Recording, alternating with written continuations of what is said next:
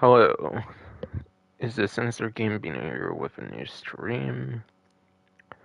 And this stream will be going over the event week for this week from very early Thursday, like per usual, in Grand Theft Auto Online. But yeah, starting off here.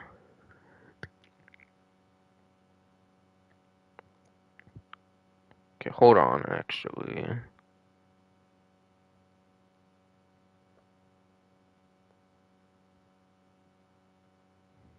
Alright. Now things look to be alive here. I'll check on my live stream here, because I don't know why, but like, I feel within the last month it's been like slower starting every time I do these like live streams. So I'll make sure everything's working fine then.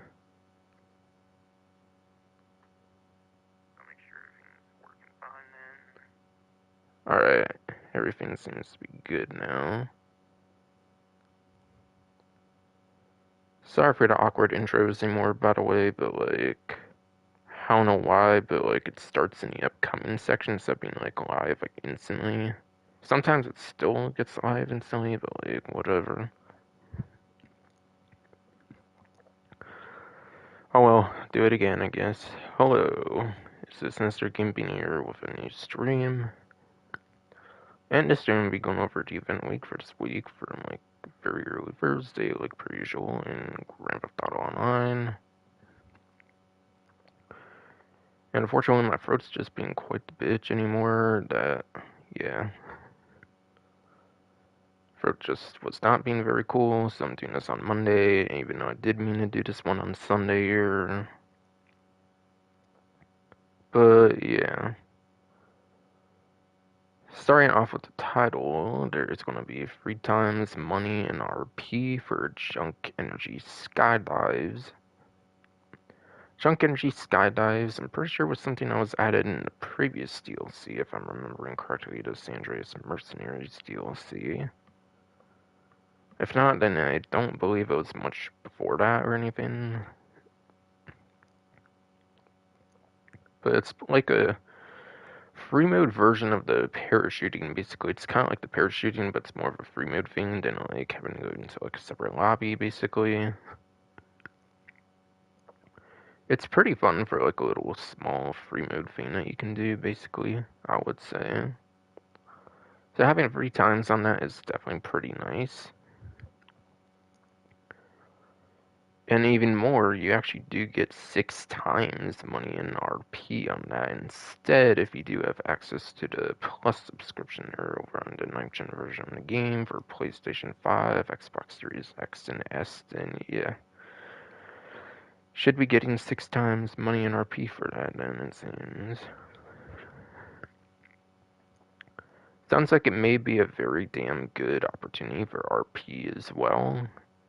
I think I saw a little like preview video thing from like Gilly Master or something. I didn't actually watch it because like I do not ever get the subscription, but yeah, sounds like it's pretty insane for the RP, especially on that 6 times if you do have that subscription. So if you want to get a lot of ranks, then it could be a very good thing for that at least. Otherwise, the money. I feel what you only get like 5,000, 10,000 or something, like a gold medal or something. So what is that, like 30,000 or something around there for 3 times then? I'm assuming something around there is what you would get for 3 times. And then yeah, like insane 60,000 for something like that perhaps. Could be pretty nice on that 6 times though. So yeah, pretty interesting I guess for the current week for Junk Energy Skydives depending on your circumstance. And then salvage yard robberies apparently will be the thing here on the like main menu. Will be the first of them that go for here. There's a new claimable vehicle. I'm pretty sure this is claimable vehicle number 3 here with the Vermont Cypher with the game banger robbery here. Now apparently I believe from what I've heard it has the like LS Panics license plate on it. I believe it should be the first vehicle you can claim as Alice Panic's license plate, I'm pretty sure. Previously, I think the first one was Las Venturas with the Communist DiCaprio, and then the second one was the, like, number FF or whatever with the LS Cartney license plate, I'm pretty sure it is. So yeah, it would certainly be the first one with the LS Panic's license plate. I'm pretty sure I've heard of it being that license plate. So if you want to unlock Cypher from the Los Santos Tuners DLC with the unique license plate, then you should be able to attain it, I'm assuming, with the license plate and everything, realistically speaking.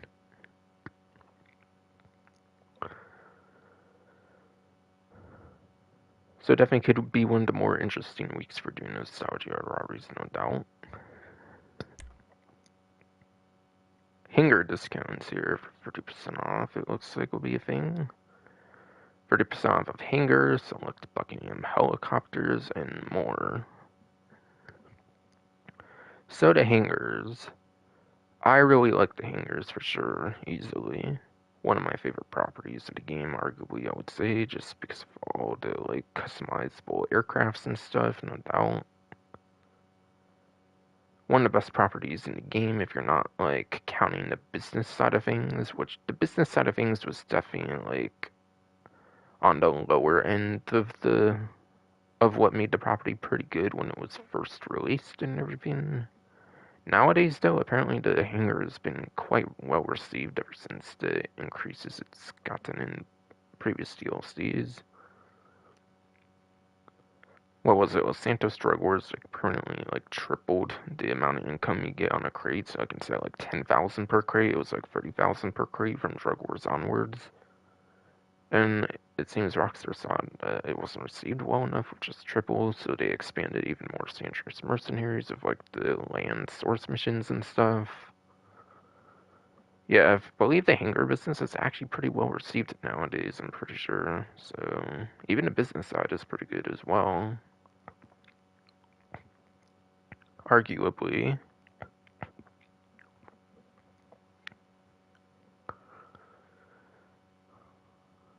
But yeah, very good property for your point E to point B transport. Weaponized helicopters seem to be some of the best, if not like the best grinding vehicles of the game, I would argue.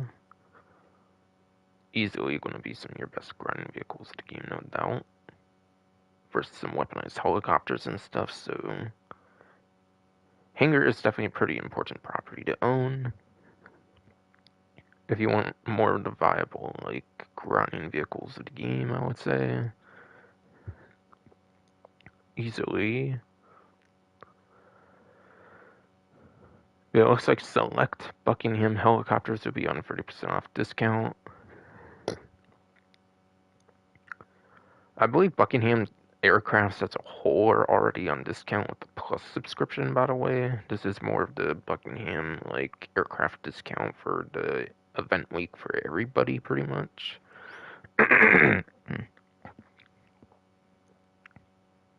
For everybody, pretty much, yes. For So, to me, it looks like the middle would definitely be this with the Lux here.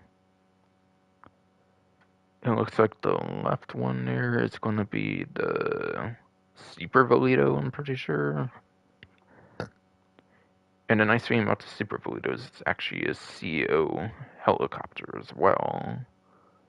So you buy a regular Super Volito, you can actually use it as a CO helicopter, which is pretty nice. So you can spawn it for free. Pretty cool on that one. And what would the right one be, like the weaponized Kanata or something from the previous Andros Mercenaries DLC? I'm trying to remember.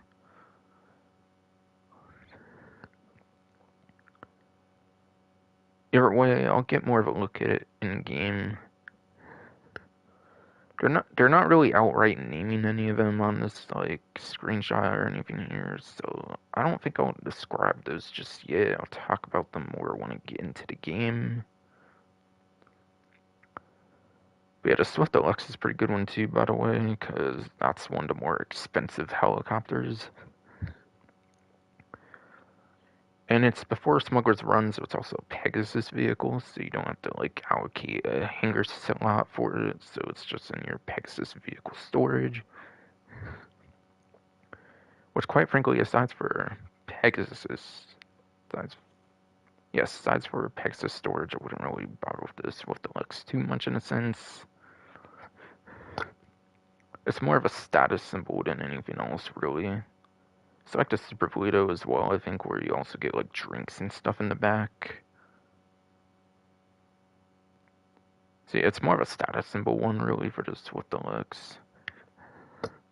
But in terms of vehicle performances and stuff, I'll probably talk more about that kind of stuff when getting in game, yeah. For another 3 times money RP thing going on for the event here, there's going to be Drop Zone, which is an adversary mode, 3 times money RP for that. Drop Zone with the parachuting on the cargo bobs, definitely giving some Battle Royale kind of vibes, not gonna lie.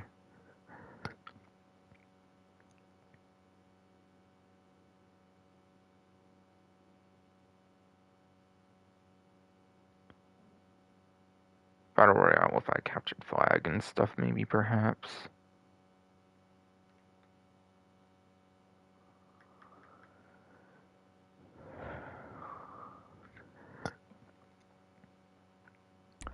But yeah, adversary modes, payouts largely depend on like the amount of rounds, like the amount of time it tends to last, amount of not pliers, whatever. I don't know, I might have been saying multipliers somehow, but I meant to say the amount of players. My verbs just kind of messed me up right now.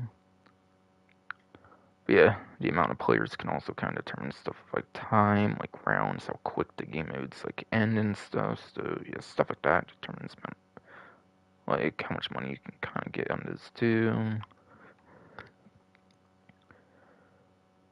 Honestly, no matter the amount of different factors I feel in these different adversary modes, I feel you never really tend to make. I do feel you never really tend to make more than like what a couple 100,000 in like an hour on an adversary mode, pretty much. But yeah.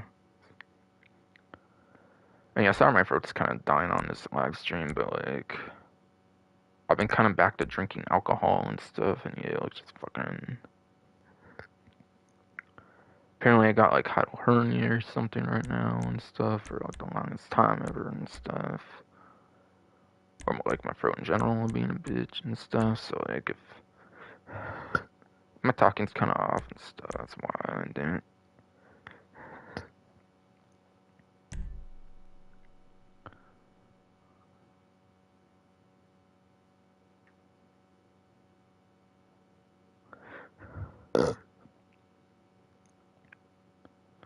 But yeah.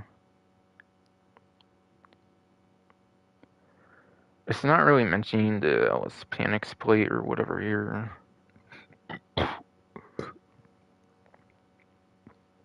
It's not really mentioning the Ellis Panics license plate, yes indeed, fruit. But as far as I've heard, it is going to be the Ellis Panics on the plate, as far as I've definitely heard. Looks like nothing really new was elaborated on here. Kind of just reiterating what was in the what's the new section or like the main menu itself or whatever. For some reason, they decided to highlight the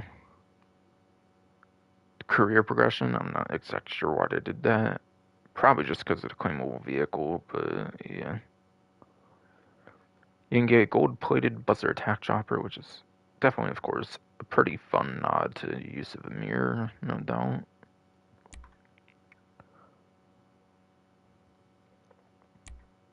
For those that played Grand Theft Auto 4, the Baltic Tony DLC. 3 times money RP on drops. 3 times money RP on drops in yes, fruit. Not really specifying anything new with anything here, it seems either. Again, you don't really, in my opinion, in my experience, really tend to make more than what, like a couple 100,000 an hour, no matter like the times and all that kind of stuff.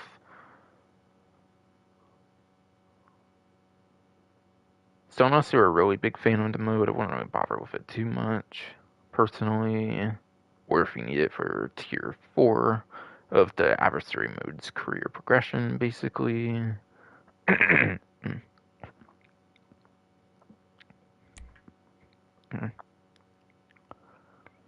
And I did not believe it was mentioned much yet here, but the Junk and G Skydives, I mean, I did mention it since I chose it for the title, but in terms of like the game promoting it, I think this is the first time the game itself is promoting it. And like I said earlier, there's 6 times if you are on that subscription, which can make it super insane. Which could definitely make it super insane, yes, Fro. Apparently the weekly challenge right now is earning a gold medal in 5 Junk Energy Skydives. That will get you the additional $100,000 like per usual. Definitely does get you that additional 100,000 like per usual. Yes, indeed, Fro.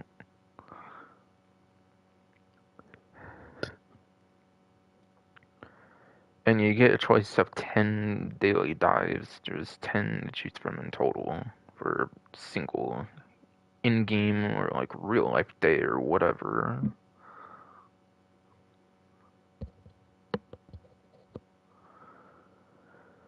But yeah, it doesn't really look like there's a additional like reward for doing the weekly challenge. It seems the weekly challenge is just going to be your usual 100,000 this time around, not some exclusive clothing item or anything. According to the looks of it here. So unless you really care for that 100,000, not necessarily too much worthwhile to do that, but I mean, it's a pretty easy task, so if you want to do it, of course, it's definitely worth going out the way for it.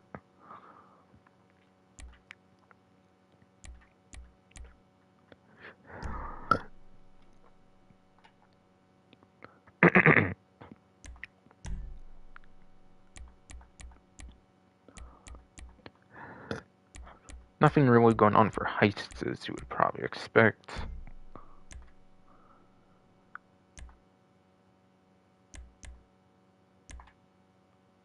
Alright, looks like I'll be going into the actual game here.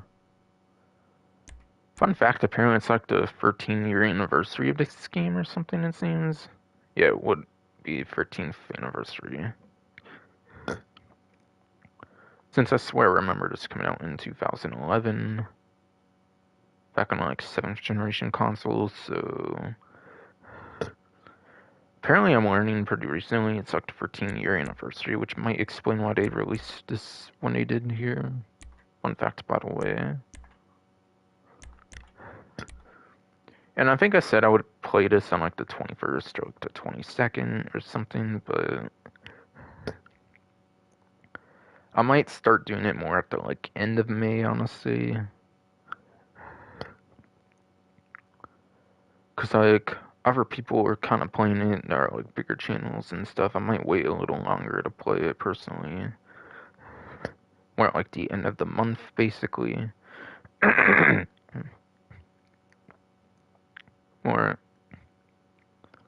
more at the end of the month, yes indeed, Fruit. Alright, now I'll go into single player so I can go to my invite only here.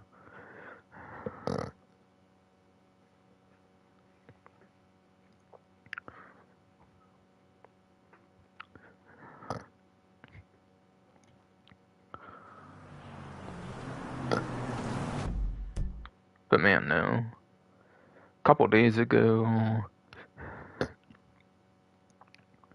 couple days ago was my day, damn it, and like I've been drinking the hell out of like amaretto, like Italian like almond liqueur and shit. My throat had a hernia and shit, sure as shit, ain't taking that well, it seems. But too bad, I'm still drinking if I want. Especially when it's been tons of people piss me off in my life for what I'm doing with the title hernia and stuff in the first place, I bet. If there weren't such aggressive shits in this world, I wouldn't be doing all kinds of stuff to myself for nothing, huh? Probably fucking not. Probably fucking not indeed, fruit. Fuck.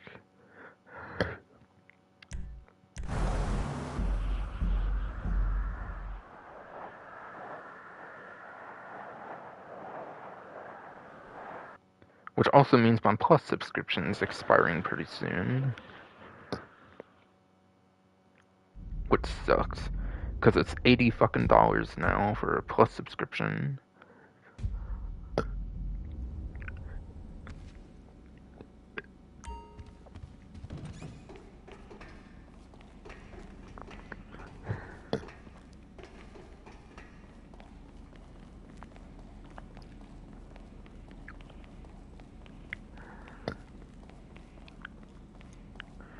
And I feel it's definitely been like a trend within like the last year that like subscriptions started going up in price and stuff. Like yeah, Plus subscription, even take the Plus subscription as an example too, from like $6 to like $8 now. Somehow the Plus subscription thinks it's more worth it than the PlayStation Plus subscription at the price points going for and everything, in my opinion. Yeah, because $7.99 times 12 is more than $80 fucking that Sony wants. Because yes indeed, for $7.99 for 12 months is something more than what Sony asks for the $80 a year, basically. For 12 months. Greedy fucking cockstar, I swear. Not that I've ever been fully interested in getting it or anything. Not that I've been fully interested in getting it or anything. Yes, indeed, bro.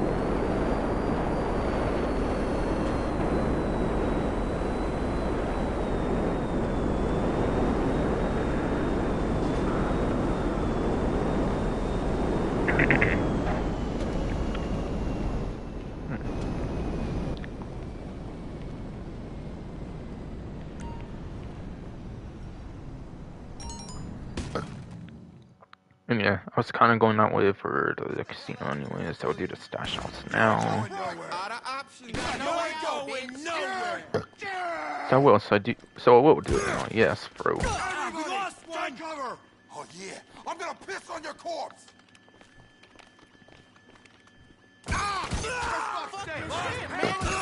He's hurt! Go to hell!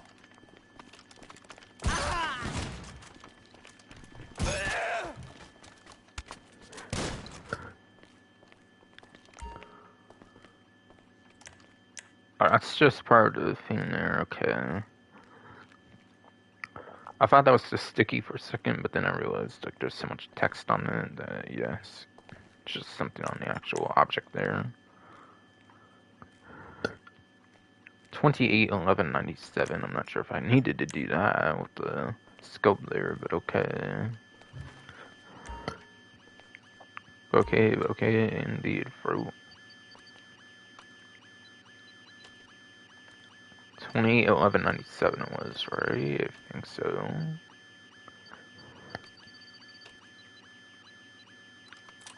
Alright, good. I did not forget it, despite my... Fruit. Stop, fruit, I swear. Probably will not, though. It's like really bad right now for some reason. And then... Surprised I did not forget with that, and then stumbling on like what the numbers were, or whatever, kind of. Well, I'm pretty good at remembering now. I don't know why I get surprised as much as I do, but okay. But okay indeed, fruit.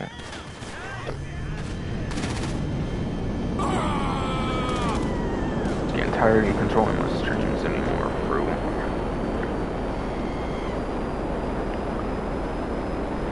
So I ain't carrying them most right now. I feel like I've been getting bunker a lot actually recently, which is pretty good. Bunker is one of the better ones you can probably get from the stash house, I would argue. I mean, it does suck for solo if you get more than one bean of supplies, which I've definitely been getting more than one bean of supplies lately. Like I said, I swear, probably been getting it the last couple times, I feel. After all, but undeniably, it's still probably one of the better options, I would say. If not considering that factor whatsoever, basically. And the fact I'm not paying for it doesn't really matter if I get the full sale or not, really, I would argue. So that bunker would arguably be one of the better options, I would say. For sure, bro.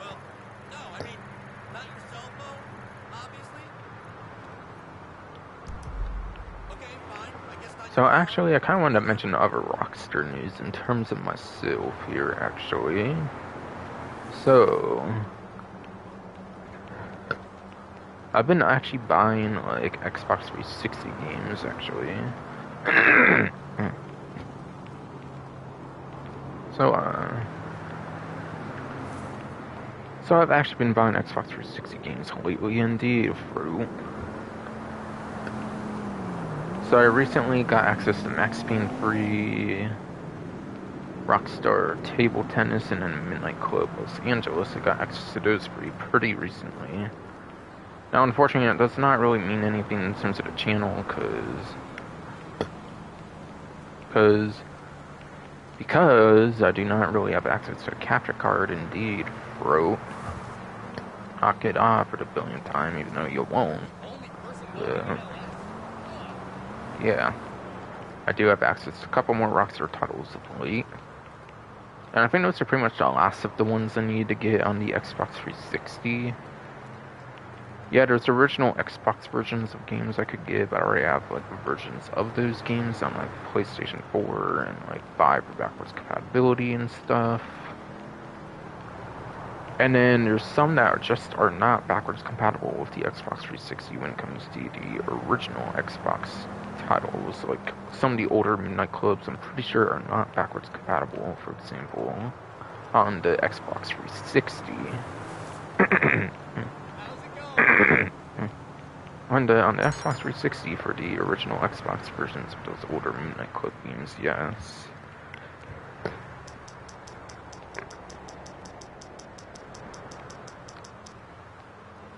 Indeed, fruit. Stop. Yes.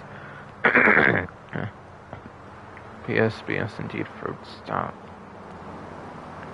Cow, poodle, chicken hawk, I feel like it's always the chicken hawk that's like one really annoying one to obtain for me every time on these lists. Oh well, whatever. I don't ever do those anymore anyways.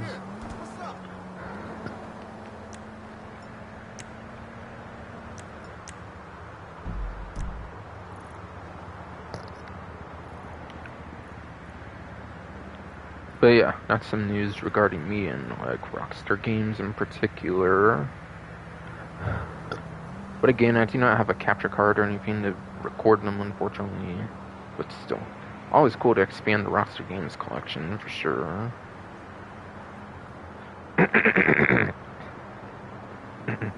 for sure, considering that's what I do content on after all.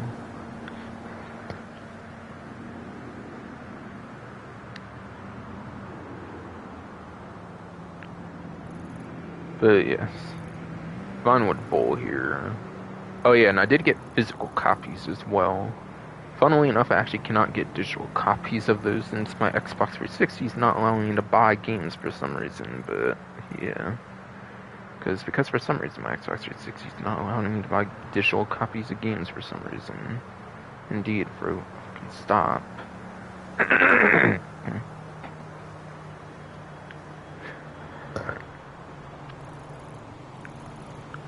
But anyways, regular time travel here looks to be Vinewood Bowl. looks to be Vinewood Bowl, yes indeed, bro. Stop. Now, like per usual, I recommend you use your best motorcycle options in the game.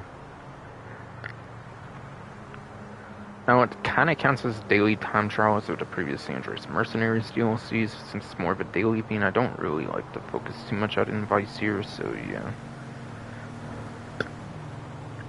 I will just simply advise to use some of the best motorcycles of the game. I will just simply advise just using some of the best motorcycles in the game. Yes, indeed, road stop.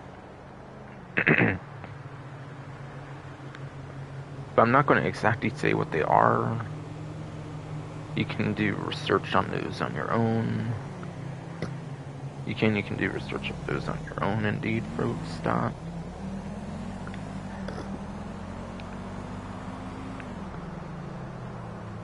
But yeah. Funwood Bowl, it looks like all the way to Plato Cove. Plato Bay's over here. Cove would be not far off of that, certainly. Yeah, Plato Cove's like right there. It looks like, okay.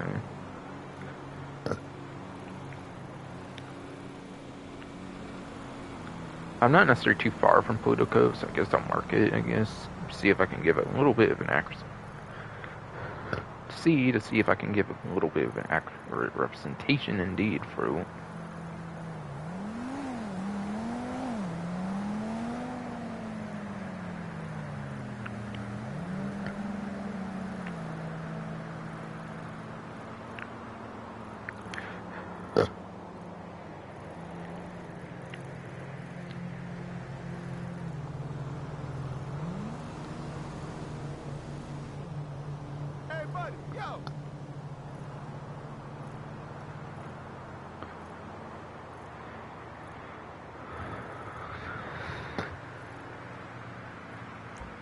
say like right there or something, I guess. I don't know.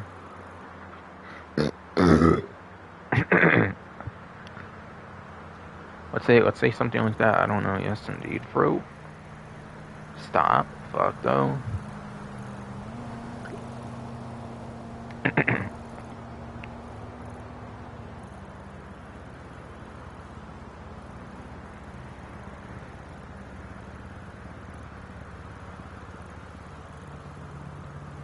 So like there are some parts where it's kind of heavy in lap time. There's enough like,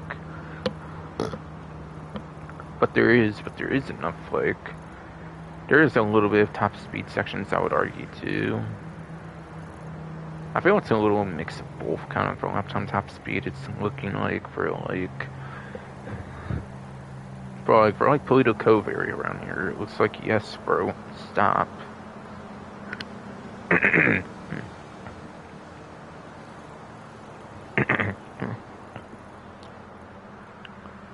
Oh yeah, as far as I know, it's more of a daily time trial. Even if it does not change, it's more of a daily thing as far as I can tell from what I've experienced. So time trial might stay the same. You might just be able to do it each day for like 50,000 a day instead of like 100,000 for like one day, and then it was like 2,000 for repeat attempts, I believe, like is what it used to be. is what it used to be, fucking indeed, for sure, when it was a weekly thing.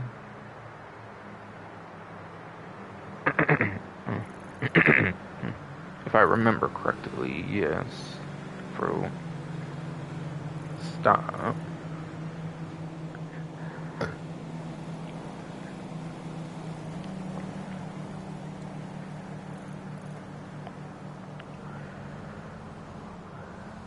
The RC Bandito Tantra, so for the day of Monday here, looks to be the RC Bandito Tantra for the day of Monday here. It looks like indeed, bro. Up though is Davis Courts, it looks like. So, yes. My usual advice pretty much goes for any of these for the most part, really. When it comes to RCB and Dito time trials, I say the main thing to worry about has to be learning the turns and like corners of the course, pretty much. Pretty much you gotta learn like about the different like lap time sections, pretty much. As long as you do that and like avoid obstacles, stuff like that, it should go pretty smooth sailing. Now, a couple ways to go about that pretty much. Now, a couple ways to go about that, yes indeed, bro, fuck. You could either just keep restarting with triangle, like Y on Xbox, whatever key on PC, or indeed, bro, damn it, fuck. Just simply look up a video guide and learn about the turns and corners, obstacles, that kind of stuff from a video guide, just learn from that. One of those two would be how I suggest going about it. No, indeed, fucking bro. I mean, there is one extra thing of advice I could kind of give in regards to Davis Court's time trial. Near the end of the time trial, I believe it goes from here to like here. As you can kind of see, it goes a little off-road. Instead of going off-road, you could actually do a jump boost, I feel.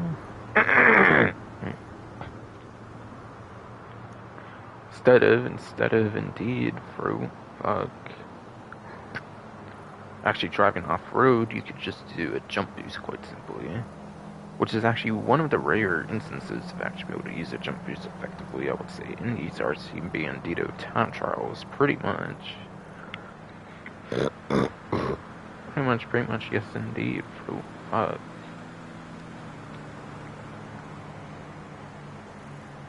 So that's the advice for the RCB and Dito time trial for the day of Monday there.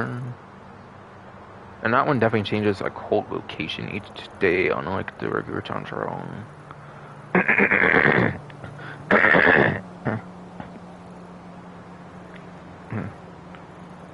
So yes, do be aware of that, indeed, bro.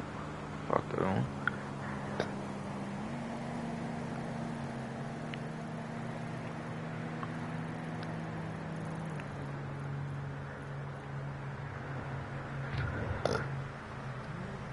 Looks like the weekly HSW town trial is going to be Textile City.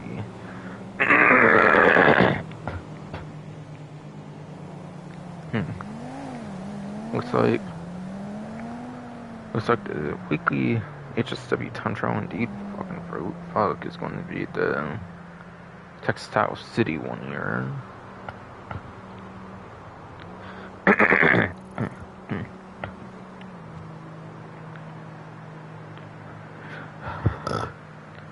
No, indeed, fucking bro. I'm pretty sure. I am. Indeed, fucking bro. Pretty sure that I'm gonna be doing a new vehicle here.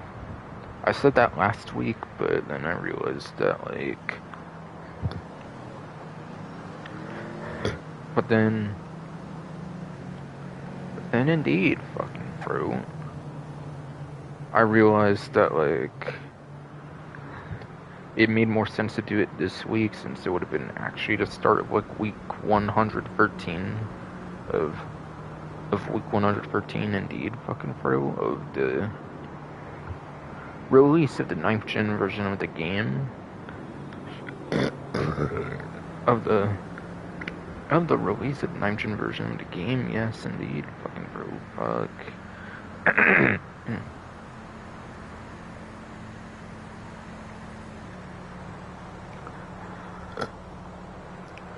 So I did one more with the Turismo Classic last week, so I did do one more with the Turismo Classic, yes indeed, fucking bro, fucking chill.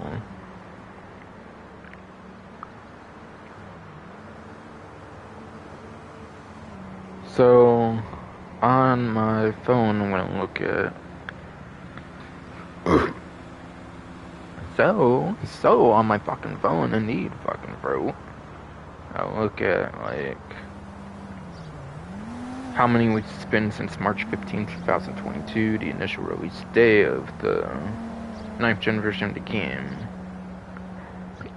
Because yeah, last time it was 112 weeks and 6 days. Yes, last time was 112 weeks and 6 days indeed. Fucking bro, damn it, fuck. Fucking throat, damn it. Fuck. Stop.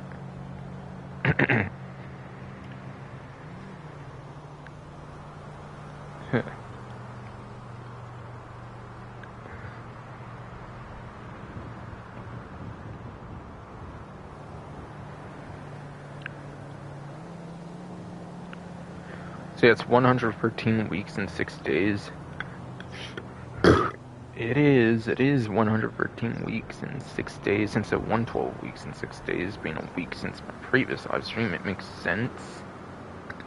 If that would be the case, yes, fucking stop. Even though you won't.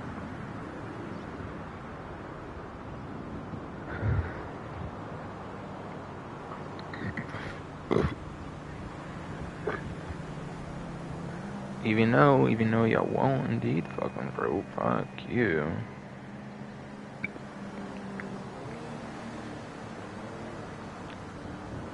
But yes. And the Newswire initially came out, and the Newswire initially came out on May 16th, bro. So, yes.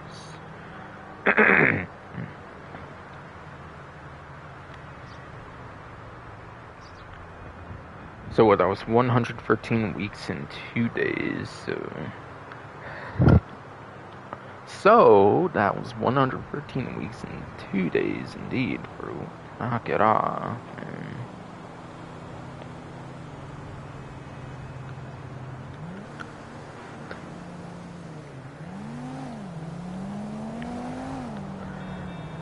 So yes, indeed, fucking bro.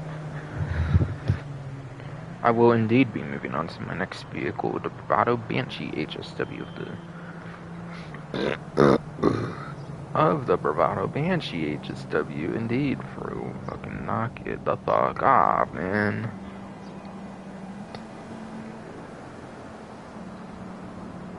Damn, man.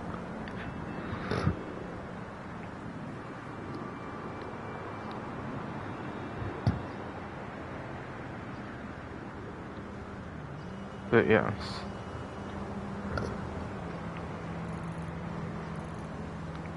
So indeed, fucking fruit.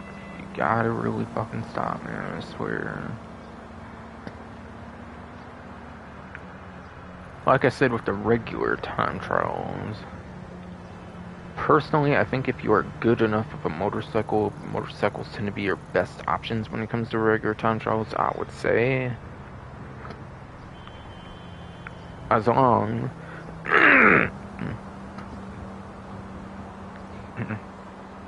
long as you're good enough of a motorcycle, yes indeed. Fucking bro. Fuck you. Then yeah, pretty much your best option would be a motorcycle.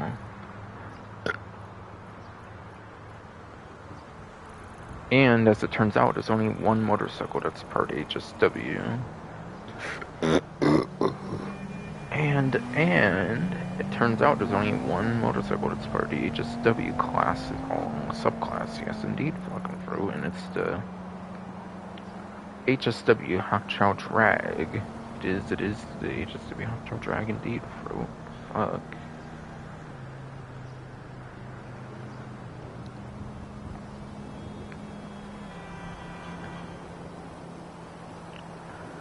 So if there's one main vehicle that I do recommend for HSW time trials, it's going to be the HSW. It is going to be the HSW Hot Chow Drag. And so I've tongue twisting me constantly, bro. Other good options can include the other good options indeed, bro, can include the supercar class HSW options, which are the weaponized Ignis HSW, which is better for lap time, but also pretty good for top speed. But again, mostly known for the lap time. However, though, since that's the weapon on it, I'm pretty sure you cannot use it regardless, though. So do keep that in mind. Though I think you can use it in races You just cannot use it in time trials for some reason, which is a really dumb restriction that they should consider changing, since you couldn't even use the gun in the first place when you could use it in the time trials when the game first came out for the 9th gen version. When the game first came out for the 9th gen version, you could actually use the weaponizing. Yes, indeed, bro. Fuck.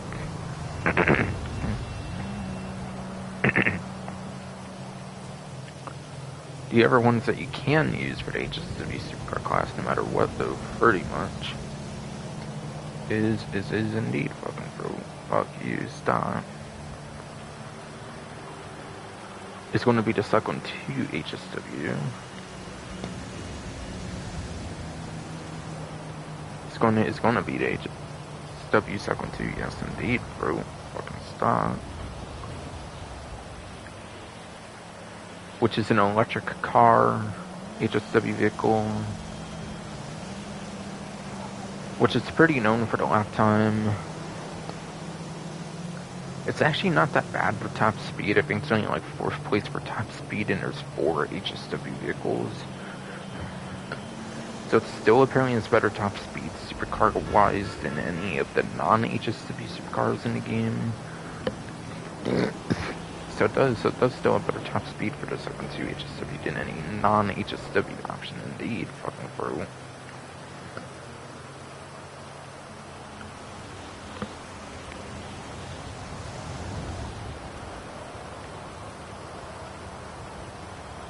So that's a pretty good one all.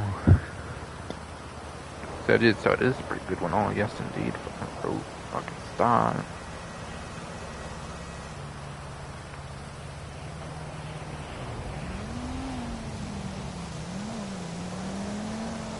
And then there is the Devastate 8 HSW, which is pretty good on the lap time, but it is mostly known for the top speed indeed.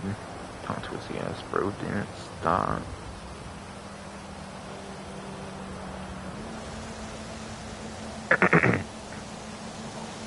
And last but not least, for supercar HSW vehicles, there is the NTMT HSW, which is like 20th place plus for like lap time, which is terrible.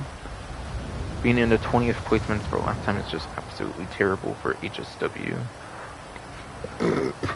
For HSW standards, yes indeed, bro. However, though, it is the #1 option for top speed when it comes to the supercar class in particular. But because of terrible lap time, I would say for the most part, it's just better off going for the Devastate 8 HSW instead. But for the most part, because of that huge lap time difference, I would say it's just better off going over the Devastate 8 if you want top speed instead, bro. Yes. When it comes to supercar class in particular, for the HSW options, yes indeed, bro. Stop that shit now. Even though y'all won't.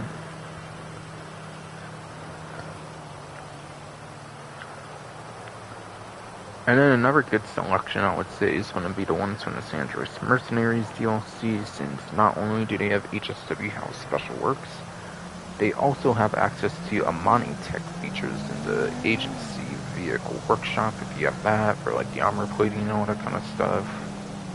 From the contract DLC.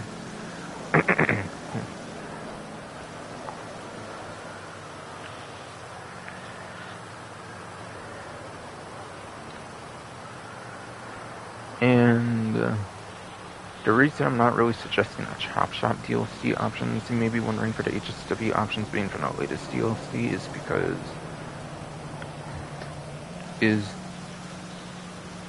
indeed, fucking bro, stop.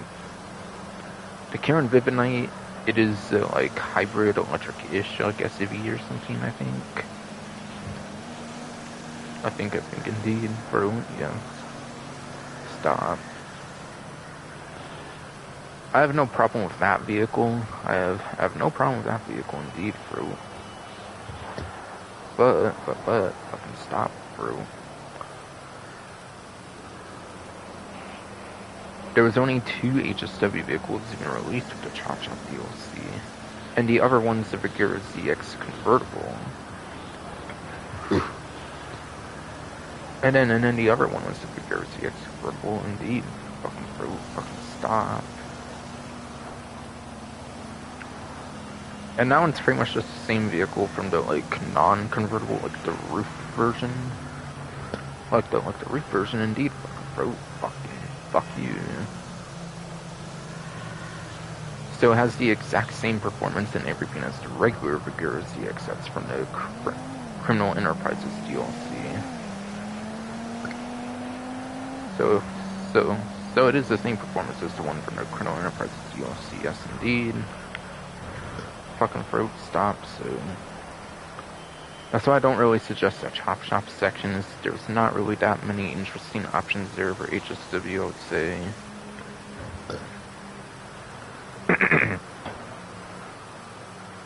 But regardless, the ones from the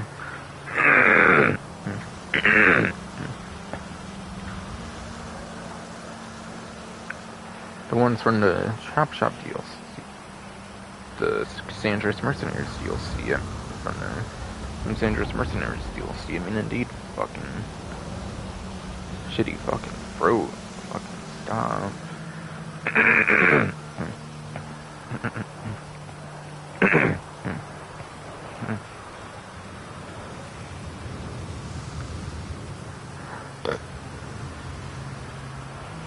You have the Mabatsu Monstrosity, which is the only off-road HSW vehicle in the game, so that makes it a pretty significant option there. Even excluding the like fact it has the HSW and the Amani Tech, it's the only off-road option of those ones, which is pretty cool.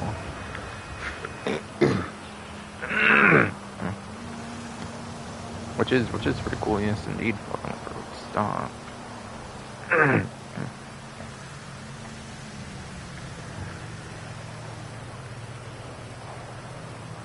Then for the next two, you have the Itali G2 Stinger TT, which is a sports car. And that one does have access to slick mines, unfortunately, as the next one will also have.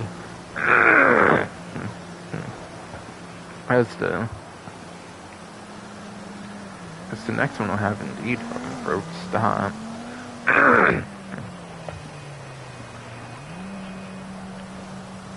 And then the other one in the pair two I was going to mention here, Fro, though not so good because of you, is the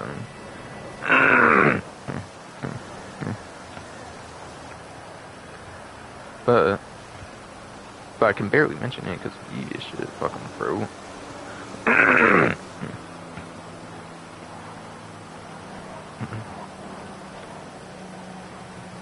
Is the Bravado Buffalo EVX, which is an electric muscle car.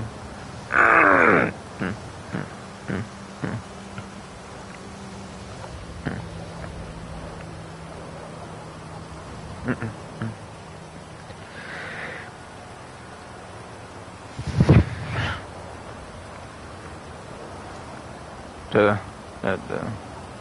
second one I was going to mention, the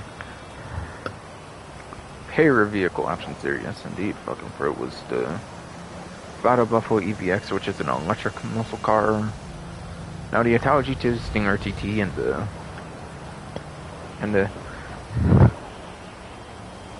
Italo G2 Stinger TT and the Bravado Buffalo EVX, they both have access to slick mines, so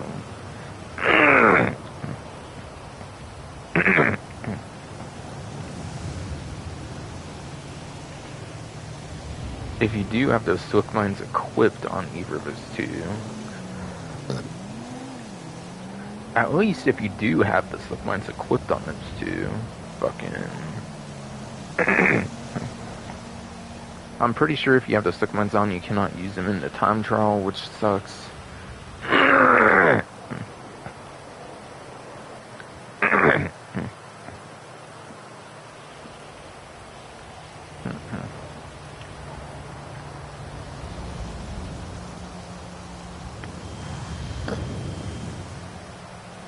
Which sucks.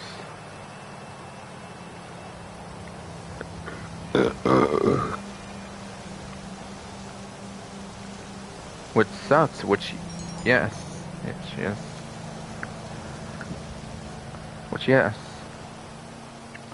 It does suck since you cannot use those as effectively as other ones.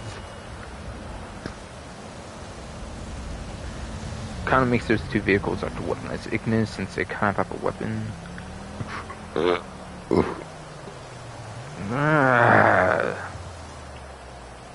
Would you knock this shit the fuck off already, fucking bro?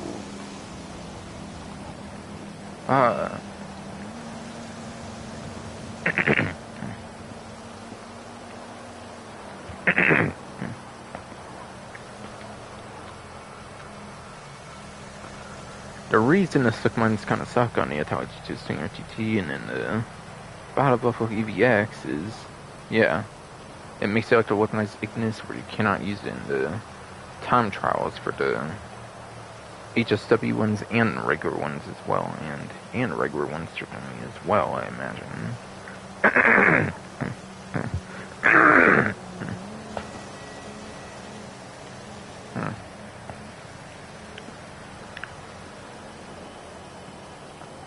But again, you scumbag fucking through. Just like the weaponized Ignis, I believe you can use it in races even with the, like, swift lines on, just not time trials for some reason. It's just a weird circumstance with those ones. Now, I'm not sure if it matters if you have those swift lines off, if you can use them or not. I'm not sure on those two if you have them off, since I've not tested them like that or anything, but still. But still, just be aware the two to have swift lines on them. As long as you have swift lines on, you cannot use them. I'm not sure if you have them off. I'm not sure if you have them off though. Yes, indeed.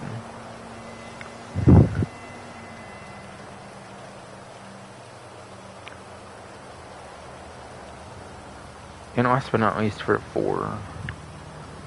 And last but not least for the 4, as part of the San Andreas Mercenaries, you'll see it's a pretty good batch of vehicles. You have the Panada, of course, from the sports class, which is like an electric, like, rally-style sports car or whatever. Or whatever indeed, yes. So, fuck you. If you get that much in the way again one more time, I swear, man, I'm gonna be pissed. Now that one, just like the Mybox Monstrosity, does not have access to slick mines, so no need to worry about that there, which... so no need to worry about that there, yes indeed, fucking bro, fuck. But yeah, no silk mines on that last one of those Beavers, Dangerous Mercenaries, so no need to worry about that one there.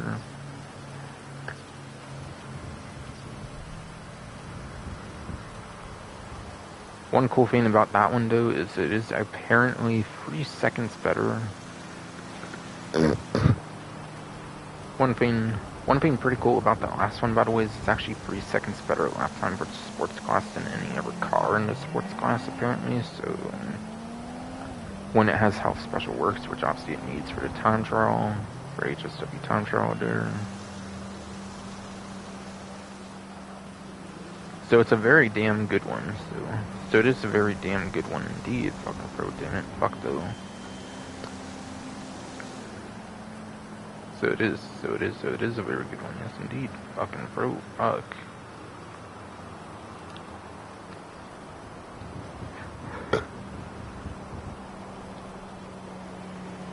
Now, as you may notice, there's not, now, as you may not notice, indeed, there is not a part-time on this one like the other ones. Now, that's not because there's not a part-time, it's just because I am not currently in the HSW vehicle. So, you need to be in the HSW vehicle to see the part-time. And the way it works, I think, is similar to the HSW races, where there's like a Class A, a Class B, and a Class C, according to the looks of it on GTA Wiki. According to GTA Wiki, it seems it would be similar to the class system that the HSW races use, where like Class A, whatever, is like the least used ones, like Compacts and Coupes, with like the Ballista and the Sentinel, for example.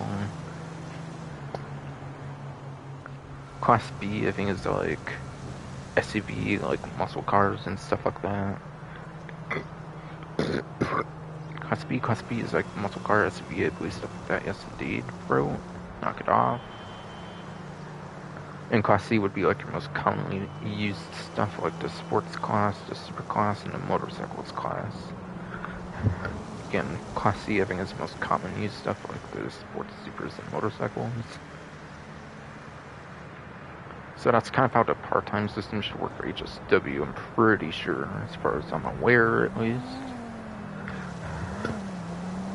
As far as I'm aware, yes, indeed, bro, yes.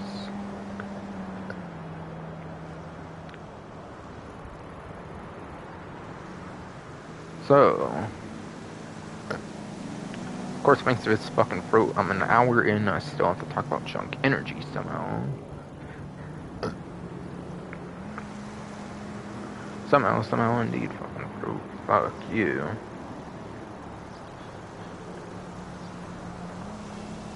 Daily RC, not RC, but daily. Daily junk energy time trial, indeed, fucking fruit, is Marlowe Vineyards. But yeah, these ones are pretty easy, I would say, for the most part. Honestly, as long as you're not falling off the BMX, not BMX, but as long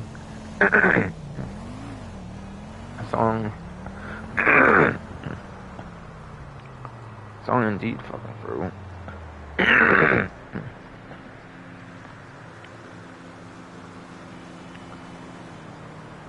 If you are not falling off of the junk energy bicycle, what the hell? Come on, bro.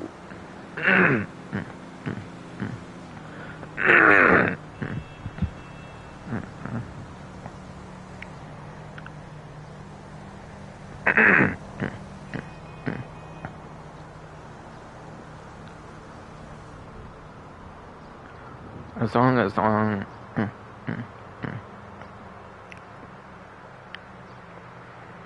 long as you're not falling off of the junk energy, like, bicycle here, and you use the curves boost, I would assume you would be mostly fine. I would assume you are mostly fine, obviously, as long as you follow the GPS route and stuff too, then yeah, it's so easy, as long as you're not falling off the, like, the bicycle and all that stuff, you should be mostly fine. Should be mostly fine, yes indeed. Fucking bro, fuck you.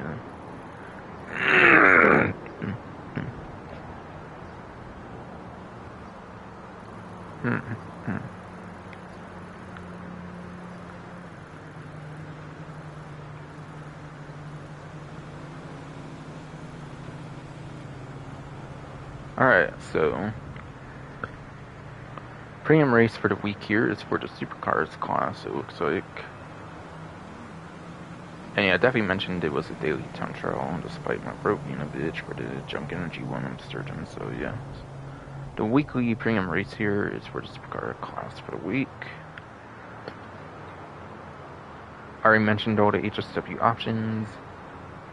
You have the weaponized Ignis, which is very good for lap time, also pretty good top speed, mostly known for lap time though. Unlike time trials, you can actually use it in races,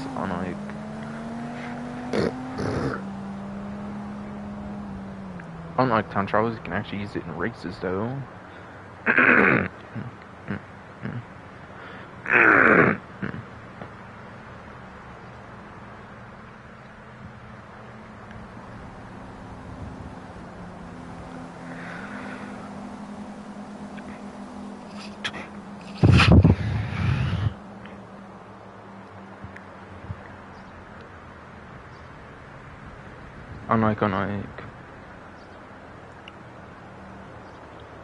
Unlike time trials, yeah, you can actually use the weaponized Ignis in races, which is pretty good.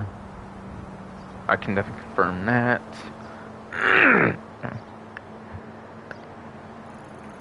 I can definitely confirm that, yes indeed. Bro, fuck you. So yes, weaponized Ignis is a very good lap time option, also pretty good top speed.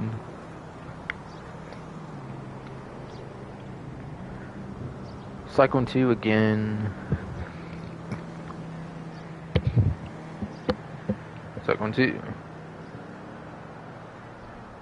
Cyclone 2 again, yes indeed. Ugh.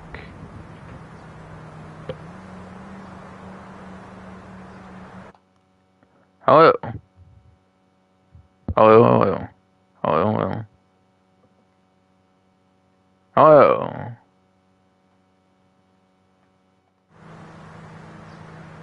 Man, this fucking throw is being quite the bitch anymore. What the fuck, man? Yes, weaponized ignis, very good for lap time, also pretty good for top speed. Again, not usable in time trials, but it should definitely be usable in races. I can pretty much confirm from my own personal experience. Cyclone 2 HSW, again, should be very good for lap time. That one's not as good for the top speed, even more so than the weaponized ignis, even. However, though, it is electric, so it does have the acceleration benefit of like how quick it gets to its top speed, even if it's not as good top speed as weaponized ignis, so do keep that one in mind. Do keep that one in mind, yes indeed.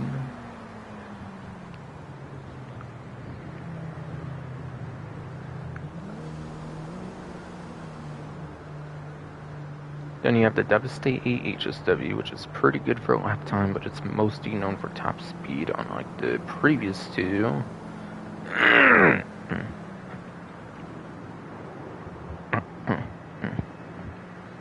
Indeed, I'm not even going to say that again. Fuck you, fruit.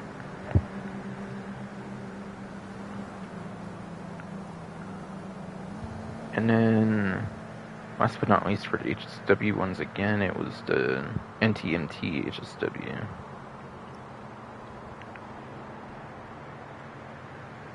Which is also mostly known for top speed, just like Devastate 8.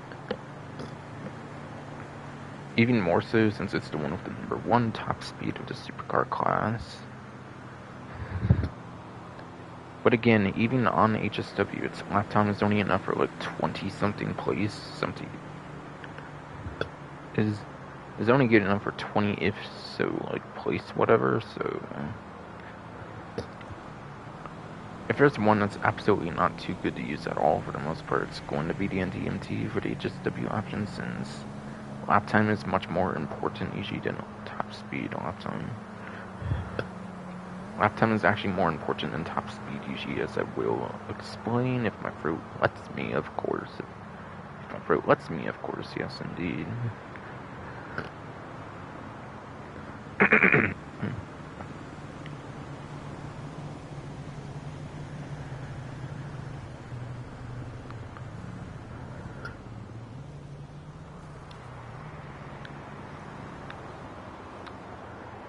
And then if you're on like the 8th gen version of the game,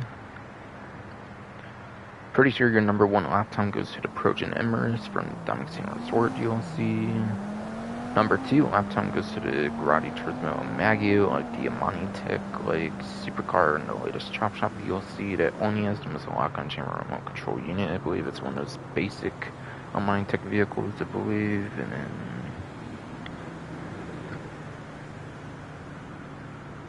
and then Benefactor Krieger, also from the Diamond Casino Resort DLC, just like the #1 lap time.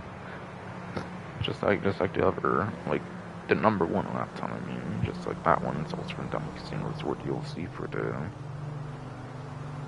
Benefactor Krieger, along with the Progen Emirates, yes. Indeed, bro. And then indeed, fucking bro. For top speed, I'm pretty sure it's Torero XO. That's your #1 top speed for the 8th gen version of the game, which is a supercar from the Colonel Enterprises DLC, which is like mid-2022. Which is mid-2022, yes.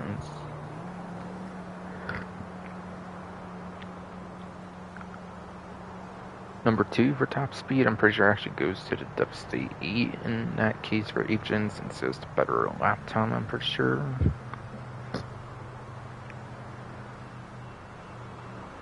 And then your third place top speed would be the regular version of the NTMT. Would be third best top speed option for 8th gen would go to the regular version of the NTMT. So yeah. Again, to quickly elaborate for 8th gen, it's going to be from best to worst top couple for a lap time. Trojan Emirates Damasceno Resort DLC. It's from then Negrati Turismo Maggio for the latest Chop Shop DLC. And then the Benefactor Krieger from the Damasceno Resort DLC, just like the Trojan Emirates for your number 1, number 2, and then your number 3 lap time options for the 8th gen version of the game. Florida for the 8th gen version of the game, yes indeed, fuck.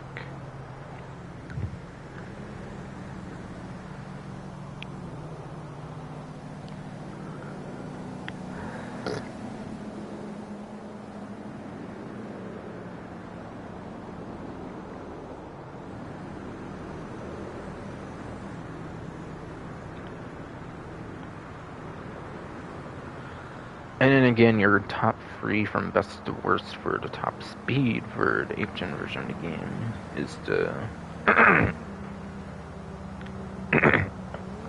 is the indeed fucking bro Torero XO from Criminal Enterprises DLC, followed by the Devastate 8 from like the Arena War DLC for the regular version, since you would be on 8th gen and I have access to the HSW in that case, and then the regular version of the NTMT from the Los Angeles Drug Wars DLC again, since you lack the HSW on 8th gen, and you would have to go for the regular version instead in that case, when you are not on a 9th gen console, basically. Fuck, sorry that was such a hassle to go through, but yeah, my throat's just not letting me speak today, apparently. Holy fucking shit, man. No, yeah. Credit to the performances, by the way, go to Bruffy1322. Bruffy1322 is a racing YouTuber, so that's where I get the performances for the supercars, for the pre-em race, for the pre-em race, indeed. Fucking throat, yes. And I'll also go through that person's spreadsheet when it comes to vehicle discounts, and I'll also go through that person's spreadsheet when it comes to vehicle discounts as well, by the way.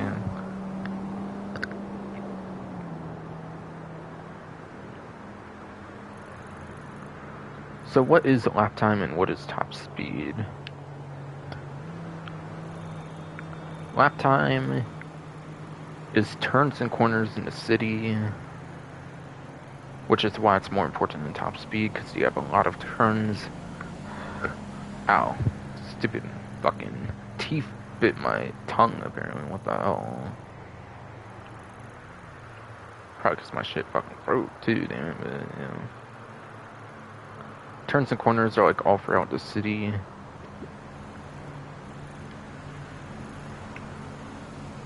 So because the way the map is, that's why lap time is much more important. So, because of the way the map is, that's why lap time is much more important than the top speed. Yes, bro. Knock that shit the fuck off, man.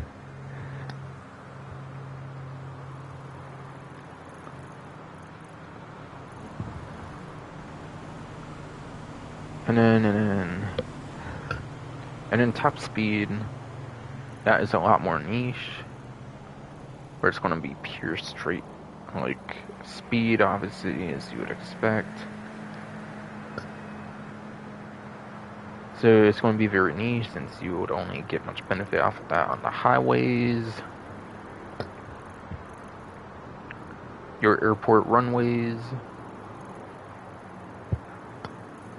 these ones as well, and then your airstrips, so like the Sandy Shores one, and then this one as well, pretty much.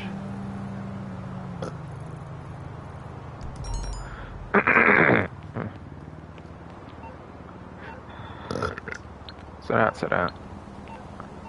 that is why top speed's a lot more niche. It is indeed, fruit, yes. Hey, let's meet up next week.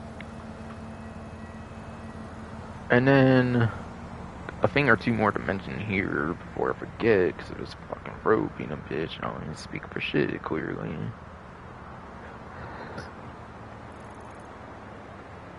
How do you know what the race course is going to be if I'm not going to say what the race course is? As you can see on the black box there, you do square. X on Xbox, I'm pretty sure it's the Xbox alternative. And then whatever key it is on PC should let you start the job as it shows down there. And then when it gets into the lobby screen, I think you do the exact same button for each platform, where then you can see like the map of the race. To where you can actually see the map of the race. Indeed, yes, bro. Stop that shit. So either on the actual like lobby screen or when you even choose your vehicle as well, I believe you can do that same button on each platform, and you should be able to see what the course looks like, so you can analyze it for lap time and top speed. Most likely lap time again. Most likely lap time again, yes, fucking fruit, because lap time is a lot more plentiful compared to top speed in the map of the game. Clearly, as I have explained. Clearly, as I've explained, yes indeed. Fucking fruit, man. Like, fuck, bro. God, it's almost 1 hour and 20 minutes, and I've not been able to get to this casino, all because my throat's just killing me constantly this whole live stream. Holy fucking shit, man.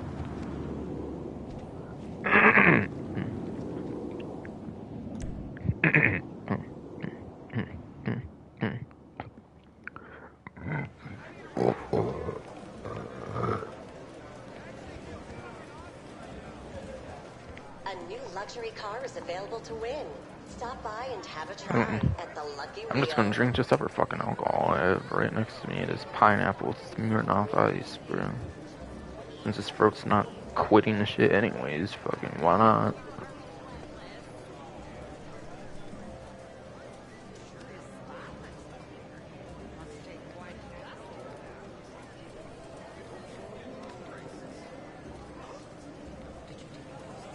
The inside track is open and the excitement is addictive. Shit, I should probably even down that shit, cause this throat ain't improving shit anyways.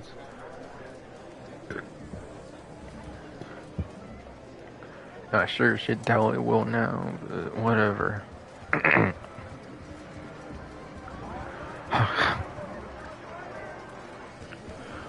but whatever, yes indeed. Fucking fruit, fuck you. I got $1,000 from the stash house where I got the bunker supplies. Fuck the billion of time lately if you anymore, yes. So, it looks like the podium vehicle for the week here, it looks to be the Karen Sultan Classic.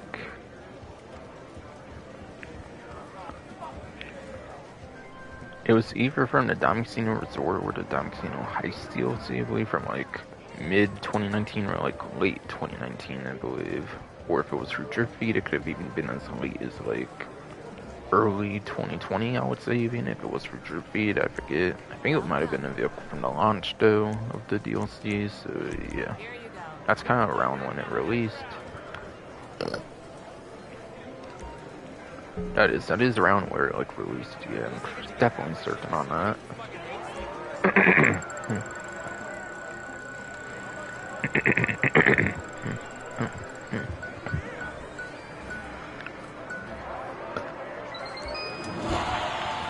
$5,000 RP, almost 906 now. Since I should be going for the claimable vehicle for the week, I should be hitting 906 for the week here, definitely, I would say. Since I shall definitely go for the vehicle for sure when it comes to the salvage yard robbery for the claimable one. So no doubt that shall happen.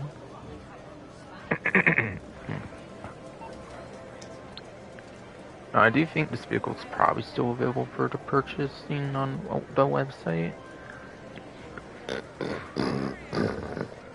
I do. I do think the vehicle should be available for purchase on the website still, I'm for sure. 4-door, obviously, for the Sultan Classic is what it would be.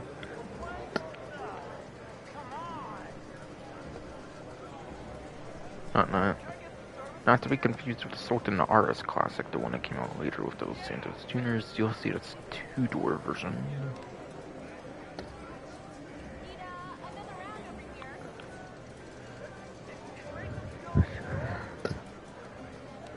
Right, yeah. Karen Sultan Classic, Damasceno Heist it was, apparently. Okay. 4-door.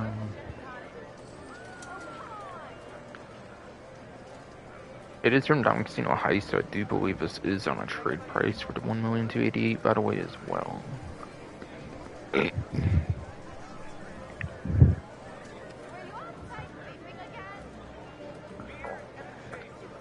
I do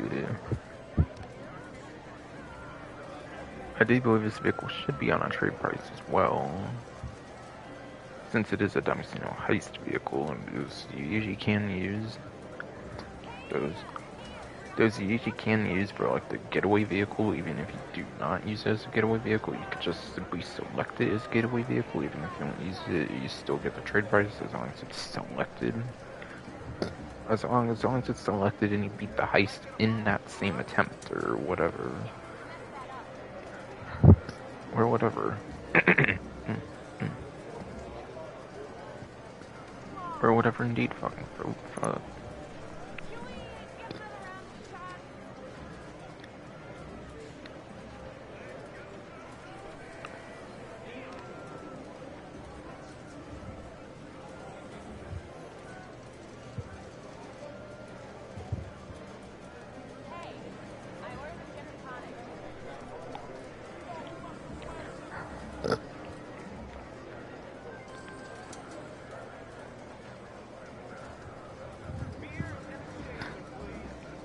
Alright, yes.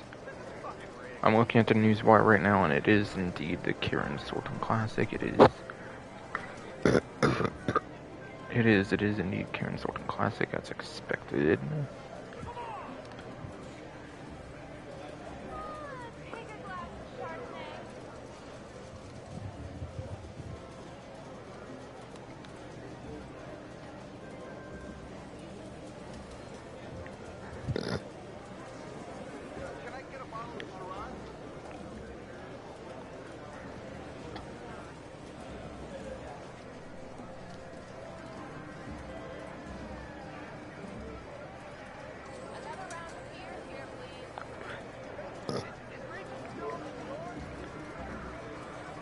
Alright, stream still looks to be going fine, good. Good.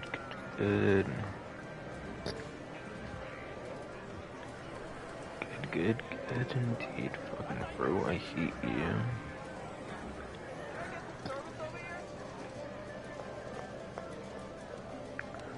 So the Sultan Classic would be part of the sports class, certainly. Yes, it is, okay. So according to Bruffy 1322's vehicle spreadsheet, the Sultan Classic is going to be in the D tier, which actually is enough for 16th place. Which shitty fucking throw is actually enough for 16th place for a lap time in the top of D tier. And then it also gets 68th place for top speed. Yes, that was... Yes, that was 68th place for top speed indeed. Bro, fuck you.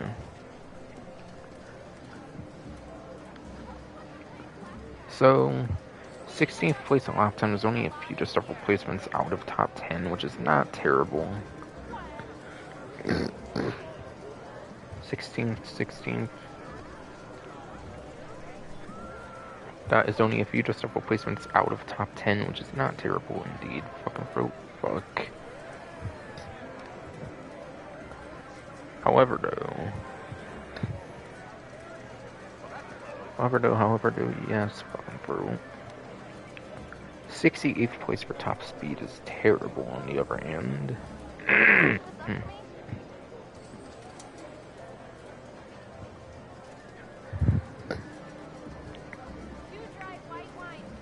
There is a total of 107 sports cars in the game and 68 for top speed.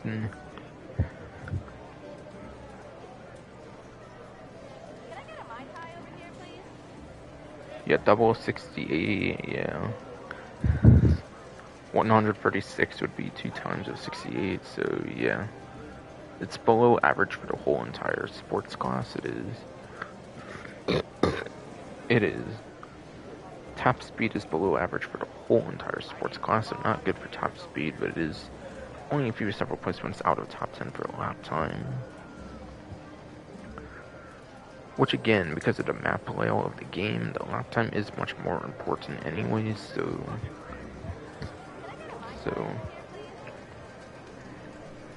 so it's good that's better for lap time than it is for the top speed, even though it's still a few just several placements out of that top 10 though. Yes indeed, fucking ass fruit.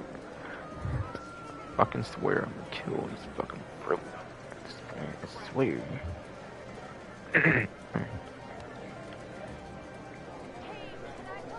No, yeah. If there's delivery for the vehicle, that starts in as well. If there's delivery that the vehicle starts with as well, then that's another like 30,000 there as well that you can probably save. That you could probably save. Yes, indeed. Fucking ass, bro. Yeah. Fuck you, bro. Fuck.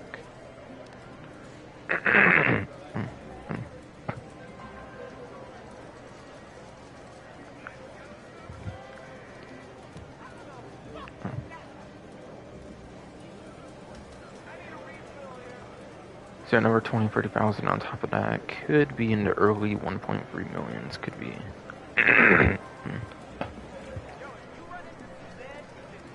Could be in the early 1.3 millions for your savings even as well, if you keep exactly the delivery that it comes with without changing it.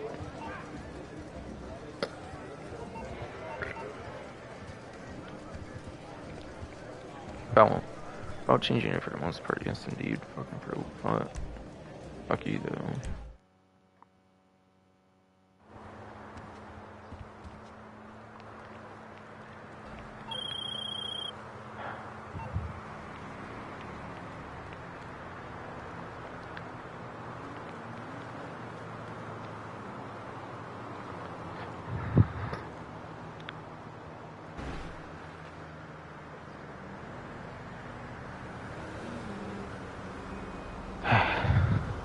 Well, drinking more alcohol it is than you stupid fucking fruit. I swear. Get some major fucking help, you fucking fruit. Fuck.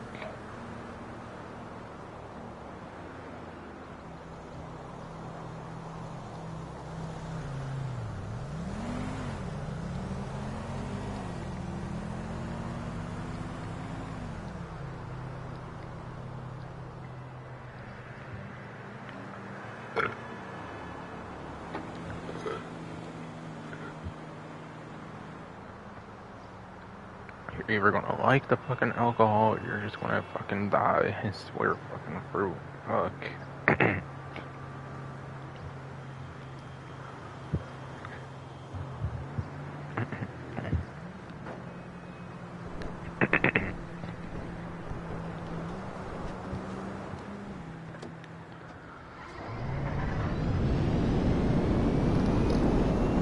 Are you ruining my fucking live stream anymore, you fucking fruit? Live streams? How many months of live streams do you run? Fucking damn.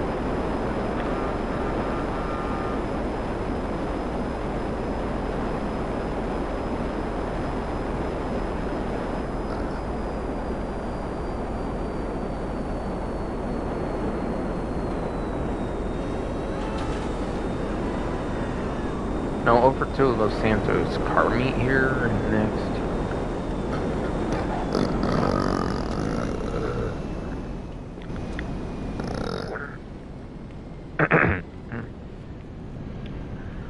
Oh no, over to Los Santos car meet next. Yes, indeed. Fucking fuck.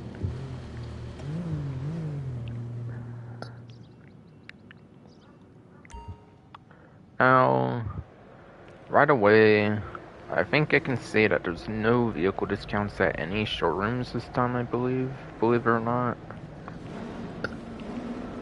Cause, yeah, there's actually a lot of aircraft discounts,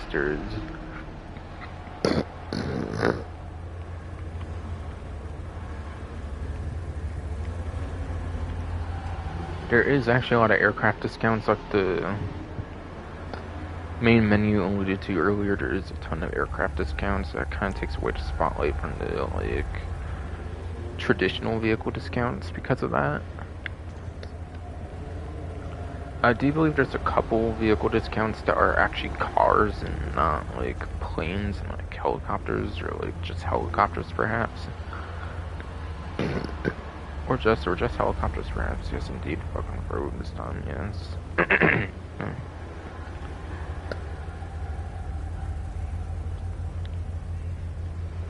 But yeah. There is apparently a couple traditional vehicle discounts, but they're not going to be ones at showrooms. They're not. But they're not going to be ones at showrooms. Fucking indeed, you shit, fucking bro, but fuck yourself.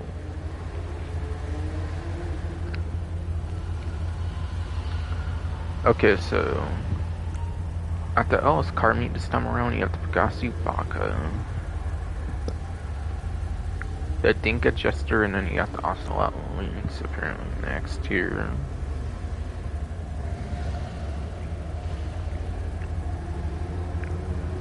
Pegasi Vodka is a supercar from day one of the game.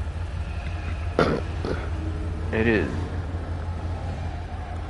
is a supercar from day one of the fucking game. Yes indeed, fucking broke, fuck yourself.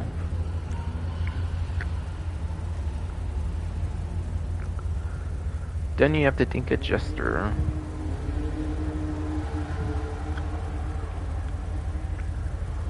Which is a returning vehicle from like Grand Theft Auto San Andreas. It is a returning vehicle from Grand Theft Auto San Andreas, fucking bro.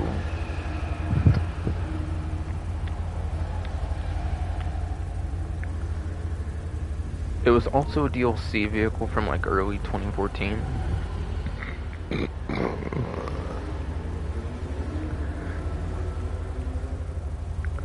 It is.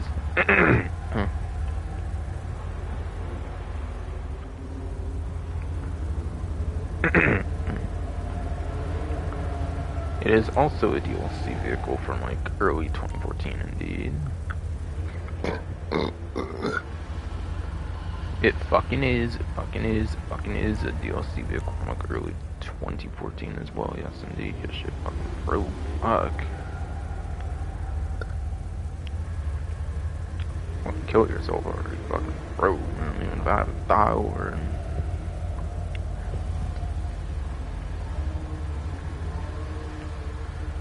And then the Ocelot Lynx, which is from the Cunning Stunts DLC. And then the Ocelot Lynx, which is from the Cunning Stunts DLC. Yes, indeed. Yes, shit. Ass fucking goddamn motherfucking ass fucking bro.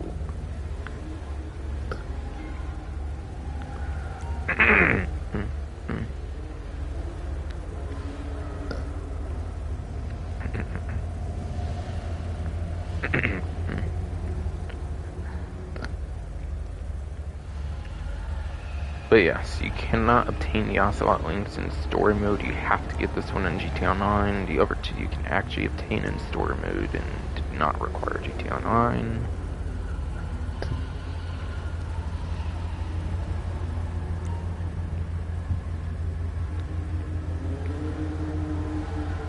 But man, fuck this shitty fucking acid reflux. But man, fuck this shitty fucking acid reflux shit. Holy fucking shit, though. fuck, bro. You have to quit, like, right fucking now, you fucking bro.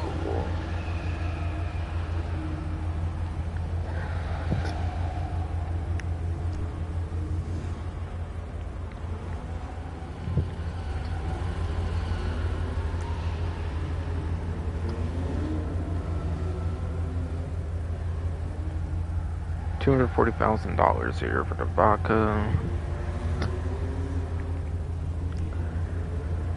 240,000 fucking dollars for the Bugatti vodka. Yes, fucking goddamn fucking DD shit, motherfucking ass fucking fruit.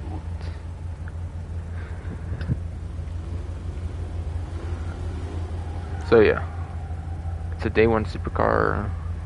It is above too hot to modify, which is anything like $100,000 or over. So indeed, fucking bro. You will need to buy one if you do want to own one in GTA Online. You will.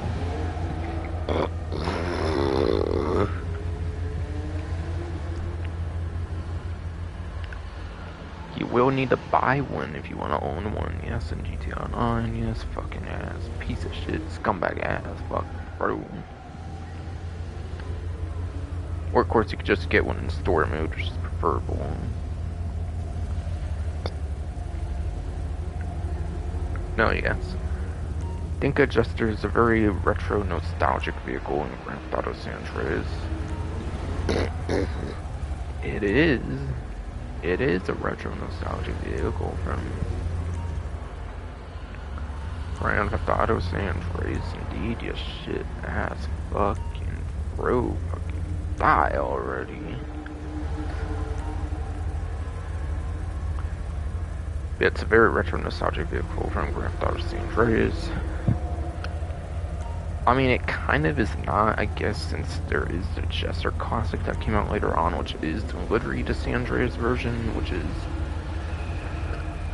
is the livery technically to San Andreas version, but you motherfucking ass, bro. Why are you making me fucking stall like 3 times per second anymore? I swear.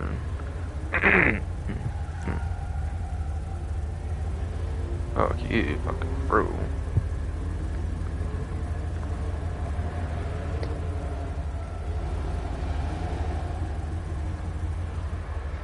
But yeah, I guess technically since there's the Jester Classic, which is the one that's based on the Supra, the Toyota Supra, whatever I'm pretty sure is what it is. If I remember what people say it is in real life and stuff. Technically that one is the San Andreas one, but like at the end of the day, it was the first Jester that was released as part of Grand Theft Auto Online.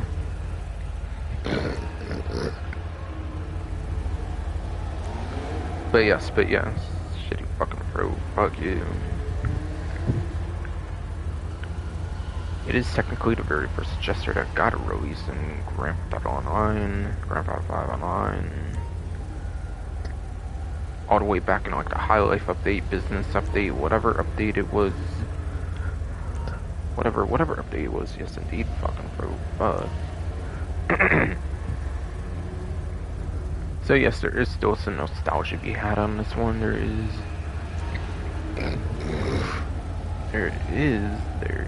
is still nostalgia to be had on this one. Mother fucking ass indeed, you shit, fucking bro, stop.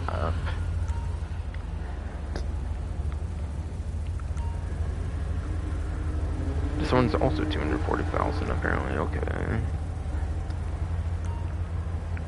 240,000 for this as well. Yes, fucking bro, fuck yourself.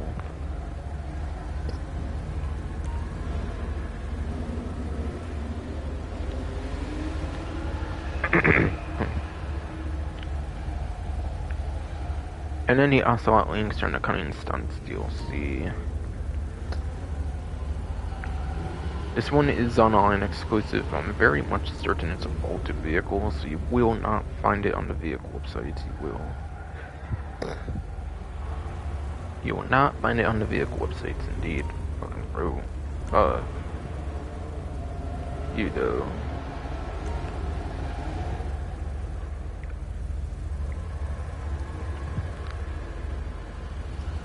So yeah, if you want this vehicle, you'll have to buy it in the showroom, because I'm definitely certain it's bolted on the vehicle websites, because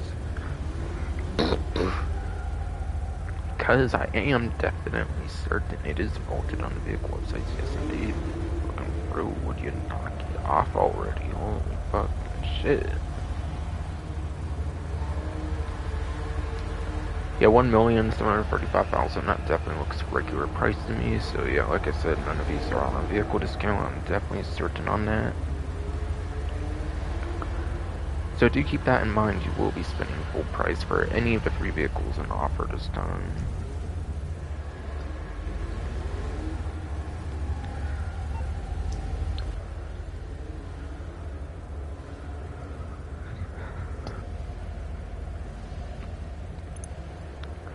Now, I do believe all of them should be on the Legendary Motorsport website. They should also all be in the 2-door section as well.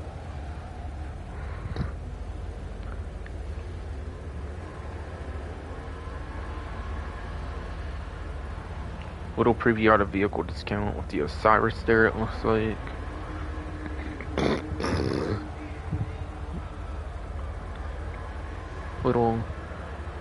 A little preview out of vehicle discount with the Osiris there, yes indeed. Fucking throat, damn it, fuck. But yeah, the Vaca's not in the, like, bottom 2 rows, which is rare.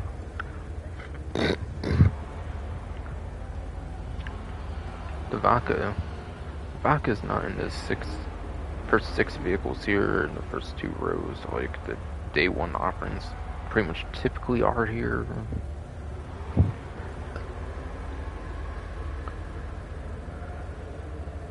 So it looks like the Vaca is vaulted as expected. I think the Vaca and the Lynx are definitely vaulted. So I'm pretty sure that means the Jester is probably likely to be vaulted as well.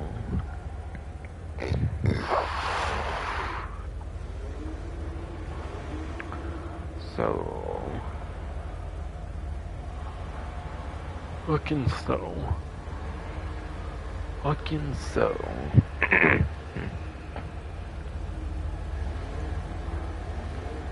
That probably makes the Jester vaulted as well. Because yeah, if the other 2 are vaulted, then the Jester's probably vaulted as well.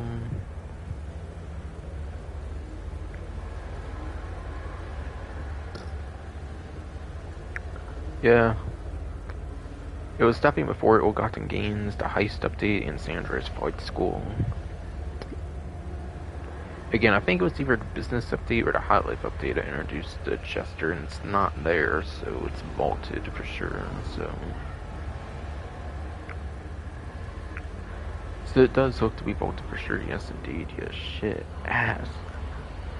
Fucking goddamn fuck, bro, fuck you.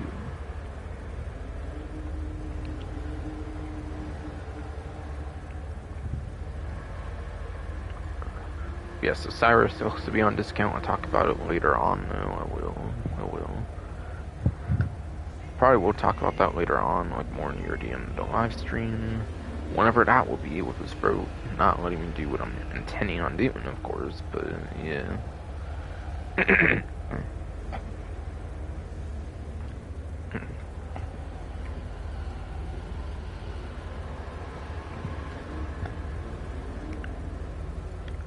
Oh yeah.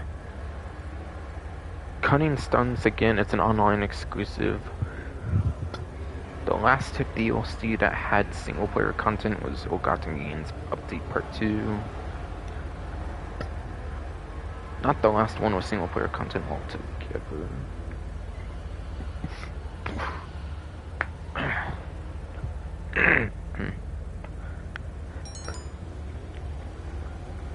No.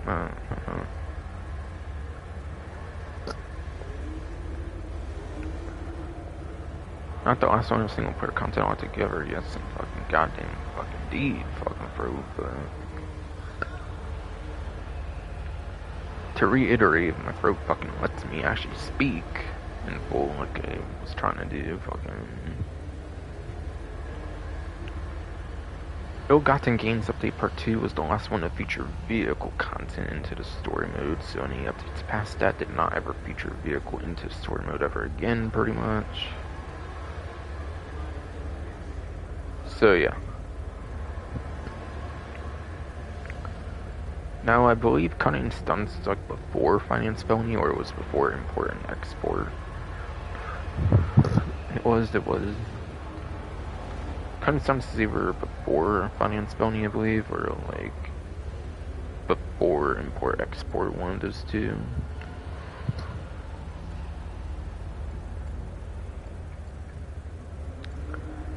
And to verify that, and to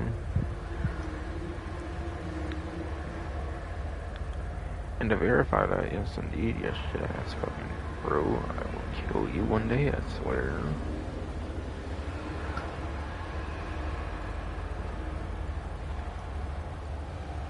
To verify that, Cunning Stunts Special Vehicle Circuit, which was a specialty version of Cunning Stunts, came out in like early 2017.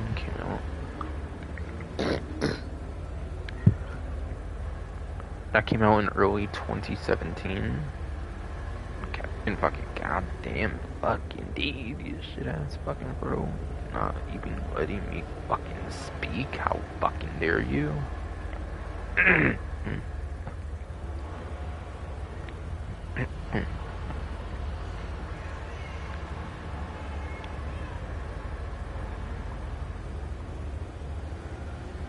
But again, that's a specialty version.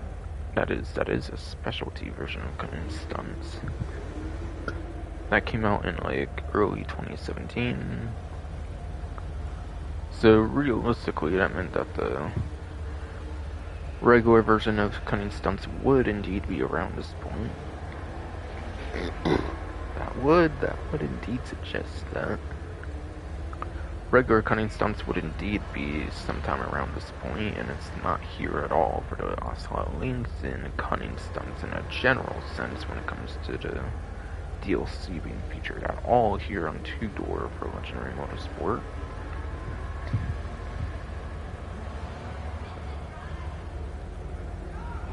So that pretty much all but confirms that the Ocelot links is not available then. And is indeed a vaulted vehicle. Sorry for the long pauses there, but again, my pro is not letting me speak apparently, which is fucking bullshit. Yes. Yes, indeed. Fuck though.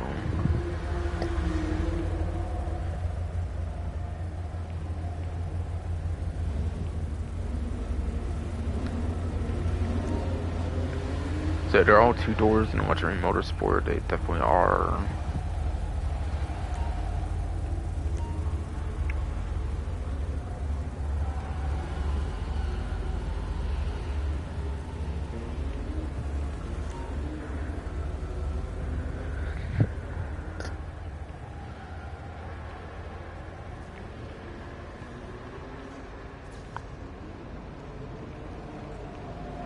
Prize ride vehicle this time around looks to be the Vapid Dominator ASP on the other hand. This one is one of like 15, 17, however, like around 20 like tuner vehicles in the game.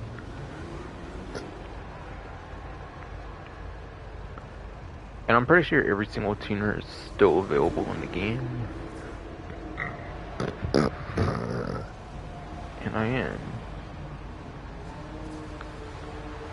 And I am certain every single tuner is still in the game, so...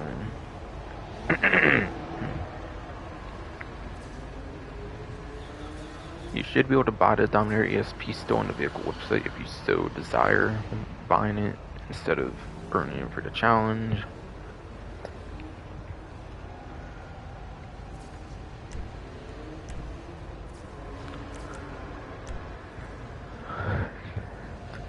However, the challenge seems pretty easy actually, and that's because you only have to place top 5 for 4 days in a row.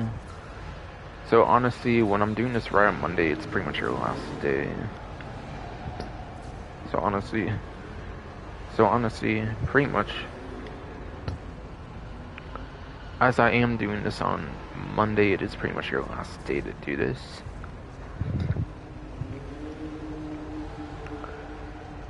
But quite frankly, you shouldn't have got to this any later than Sunday, I would say.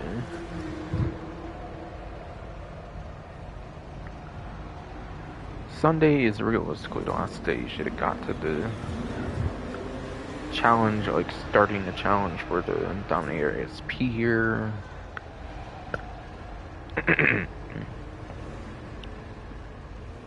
Since, yeah. For first day, at least in Pacific Standard Time, you have to get on for like the first hour or two. For Pacific Standard Time, motherfucking ass indeed, you shitty ass fucking annoying dick of a fucking throat and everything. This acid reflux tidal hernia bullshit, whatever the hell. Fucking knock that shit the fuck off right now, man. It's weird.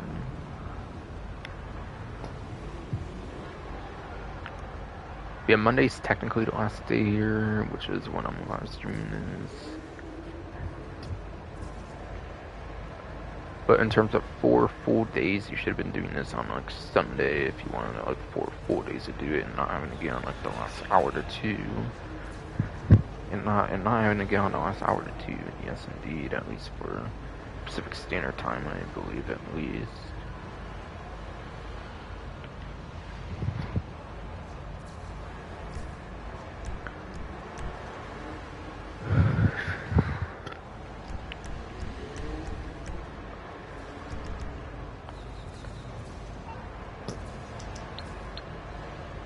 Alright, cocaine business there for the biker business, okay.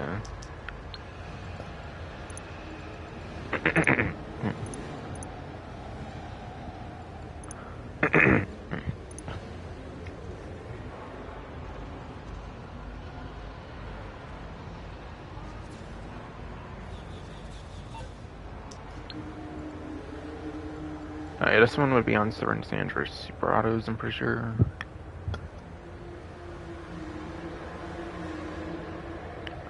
Pretty sure both muscle car tuner vehicles are on San Andreas here. And most tuners are 2 doors, this one's no exception.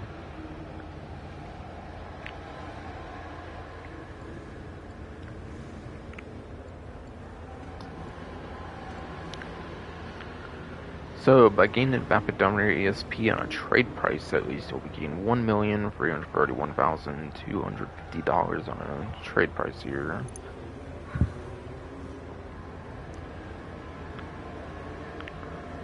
No. For this trade price, this one you have to get one of the, like,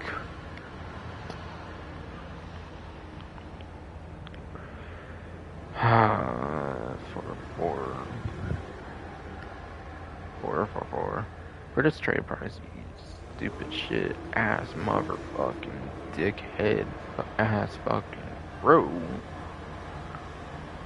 You have to get like one of the first few ranks or whatever of like the Los Santos car meet, like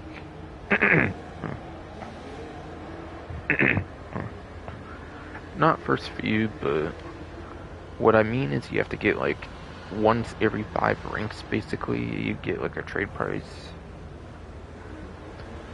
And I think it goes to like rank 75 or like rank 85. So I think it's between like rank 5 and like rank 75, I believe, since 80 and 85, I think they're the ones for the Criminal Enterprises DLC, which was the coupe ones, like the Kanjo SJ and like the Post-Delude, I believe it was for those two.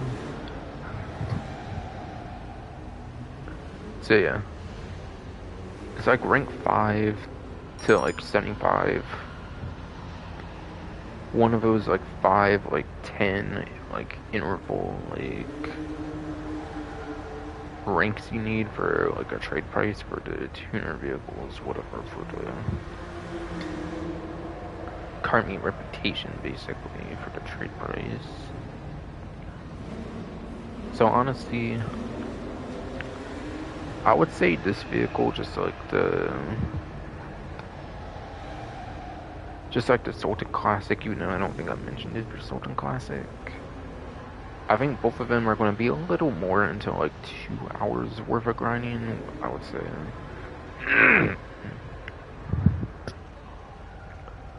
I would say this and the Sultan Classic are like more in the 2-hour grind and the 1-hour grind by just a little bit, I would say.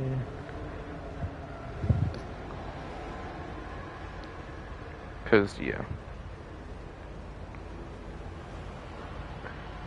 1-hour grinding, you can usually make like a little over $1 million, I would say. I say like 1,100,000 around there at most for like 1 hour of grinding. So I'd say it goes a little more into 2 hours. So I'd say this and the Sultan Classic are a little more in the 2-hour grind, honestly.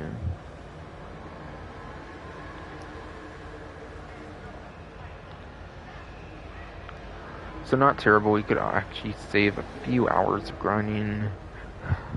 Not terrible.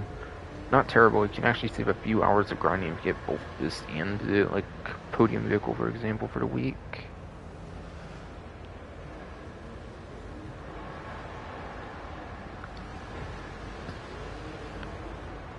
But yeah. Now I don't really feel like going over performance of this vehicle since it's more, not really more known actually. It's a muscle car, so it's actually pretty good for the muscle car class and the tuner subclass, kind of as well. kind of the tuner subclass, yes, as well, yes indeed, but yes. Tuner subclass vehicles are pretty special actually when it comes to like what they can do for their capabilities for money making and whatnot. So instead of talking performance all that much, I'll talk about its capabilities pretty much. So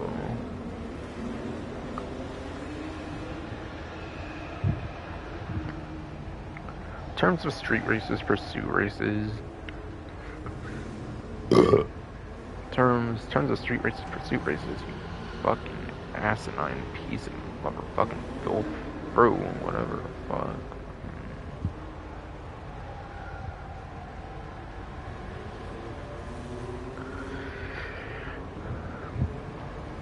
Instead of talking about general performance, I'll talk more about its capabilities, having some interesting capabilities being a tuned subclass vehicle.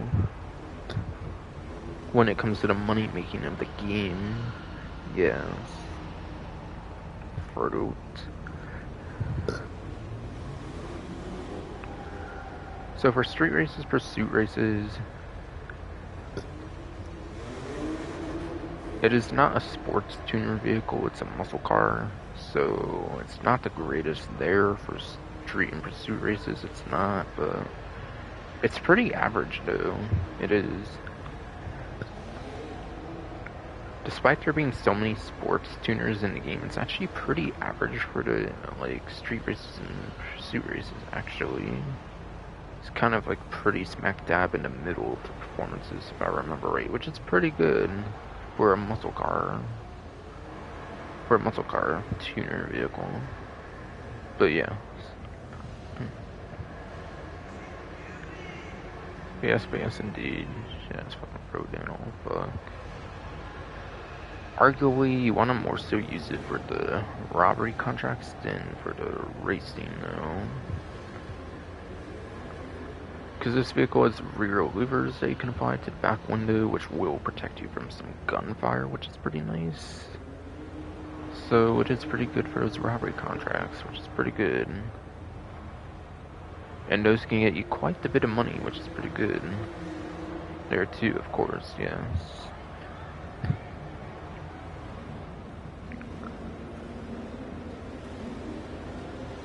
So Sure, you could use like the Adjuster RR, which is the best top speed of the tuner subclass, I believe, and it does also have rear louvers too for the Adjuster RR, which is definitely your best option, I would say, for crappy contracts. But this is a pretty good runner-up. This is a pretty good runner-up, I would say. Yes, and fucking goddamn, fucking indeed, yes, stupid ass, fucking mofo ass, bro, fuck you.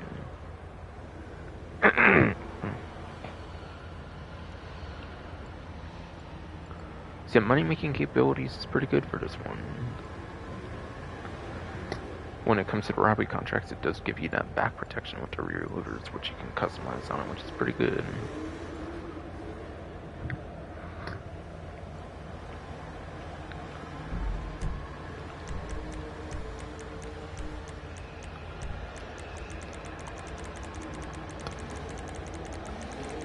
But again, top 5 is pretty easy.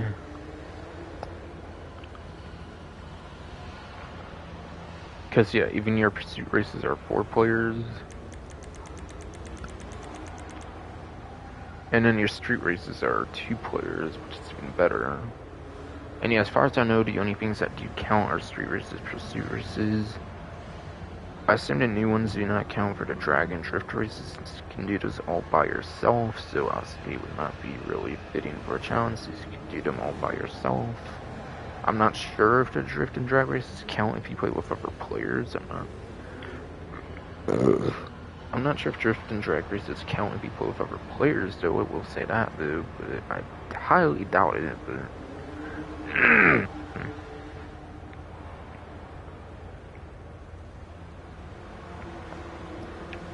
But I do highly fucking doubt that shit. Yes, indeed, you scumbag.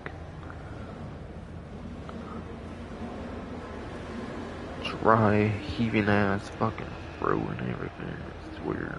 Fuck.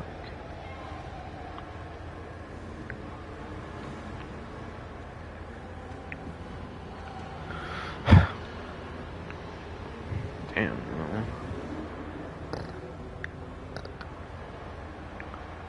no. Damn though, indeed. Fuck though. But yeah.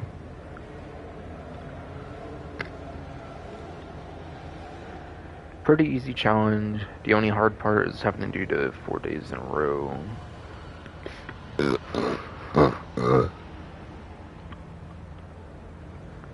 only hard part is having to do 4 days in a row, arguably, yes indeed.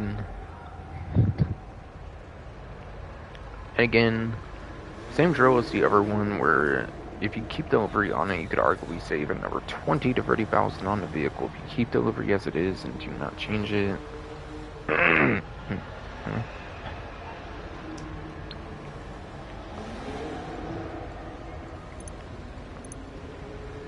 For savings, I could add another 20 to 30,000, yes.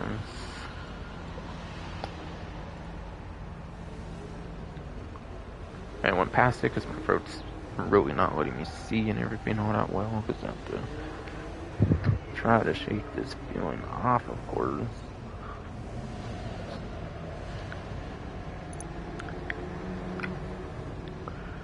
So 1,331,250 could turn to 1,551,000, or not 551, but 351 indeed. Yes, scumbag ass. Fucking sick shit ass fucking bro, man. I swear. Like 351, 361, even 1,250. 351, even like 361,250 indeed.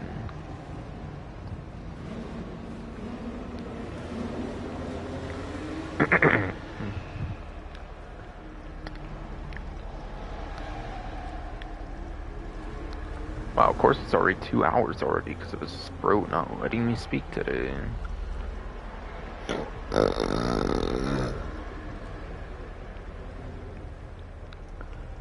Of mother goddamned fucking course, it's fucking 2 hours of his live stream already when this bro ain't letting me talk for shit. Wow.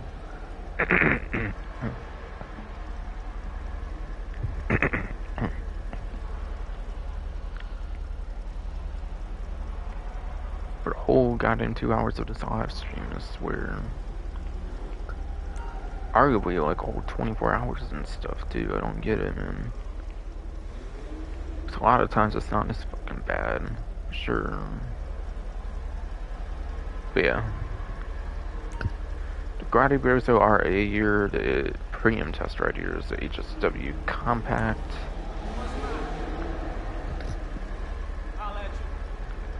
It is the only HSW Compact class vehicle, so I do highly recommend picking this one up. So I do highly recommend picking this one the fuck up, yes indeed. Fucking bro, go fuck yourself.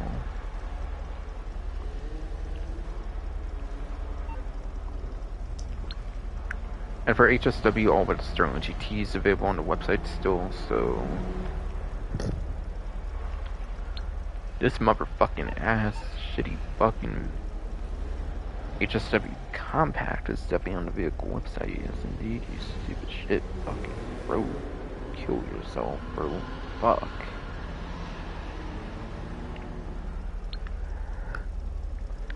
Probably a biker business tax, I didn't really get to pay attention to what it was, but it's not like it really matters for the most part anyways.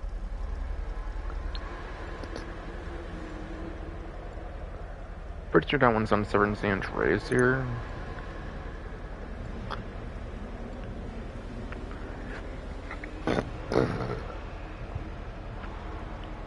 Pretty sure that one's on San Andreas, indeed. In the two-door section, pretty far down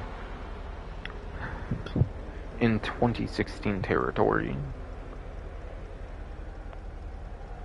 There it is right here for 155,000.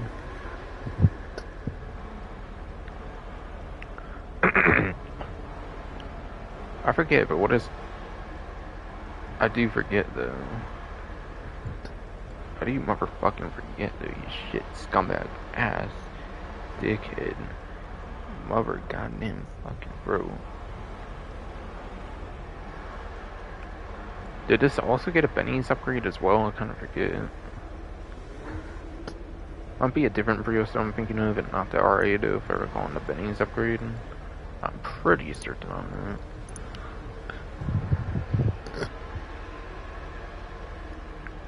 I am definitely very much certain on that, yes indeed. Yeah, it must be a different one there, yes. Either way I showed, it's available on the vehicle website regardless. So, I can finally be fucking done here with this interior. Fucking finally, yes shit, fucking bro, I can be done out of here. I can't wait till we get this Prop 208 passed. Man, I know, right?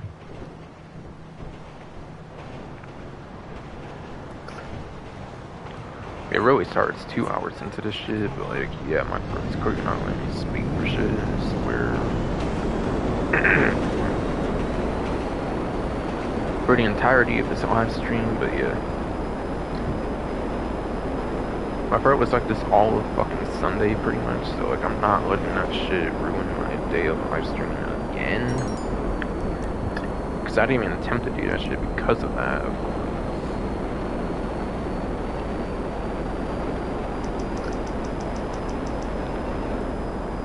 Side export vehicle should still be there for a while. I'm not going into interior.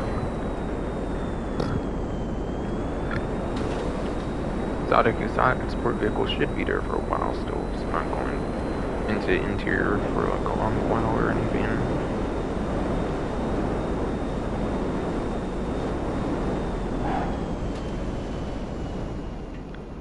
Indeed, you should, scumbag fucking bro. Fuck.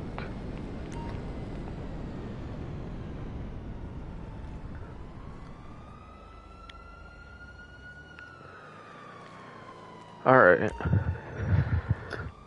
So it seems to be in the usual format where it's going to be 2 vehicles from the latest Chop Shop DLC for the luxury autos vehicles here this time around. In this case, it'll be the Bravado Dorado, and then it's going to be the Albany Cavalcade XL. both of which are on the latest, both of which are our latest DLC vehicles for Seven Sanders Super Autos DLC, or Seven Sanders Super Autos website. I mean, yes.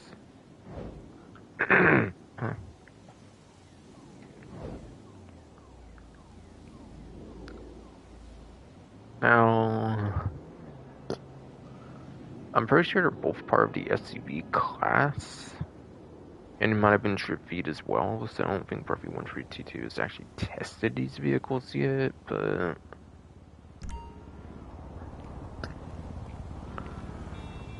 Vado Dorado, even though it's in the SUV class, is kind of a little more of an off-roader in a way. Oh my motherfucking shitty fucking Jesus fucking God, you fucking throat.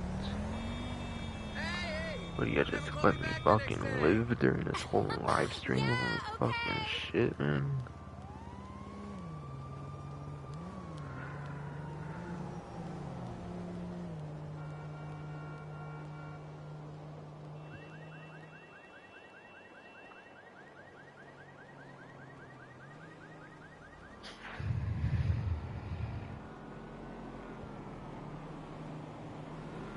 God, that's scam bearable anymore. What the hell?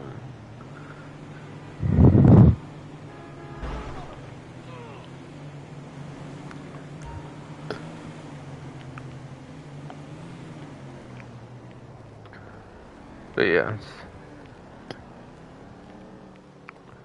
I meant to say it a little differently, but yeah.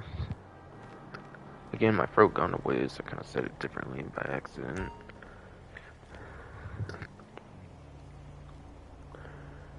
Pretty sure that one's in the SUVs class, but the wheels seem a bit off-roady to me here, so like I could see this one being a bit of a good off-roading performance here for the Dorado. In terms of the actual SUV class, I do not see it being all that impressive for the actual SUV class compared to other options that are already at the top though from like previous DLCs, from previous DLCs indeed. Fuck them.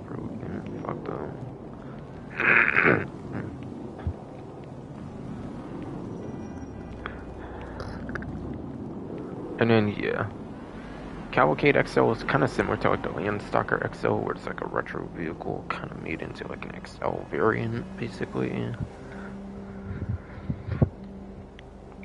Which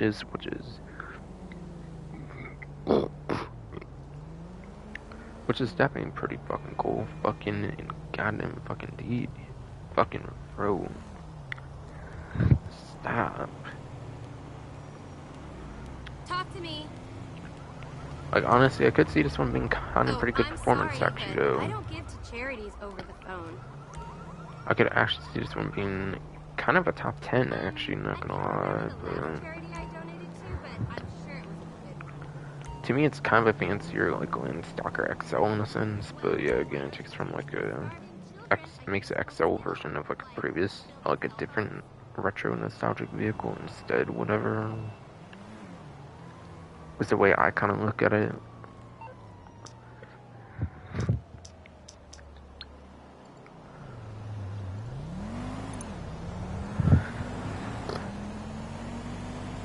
Yeah, they're both very much next to each other on the Dorado and the Cavalcade XL indeed.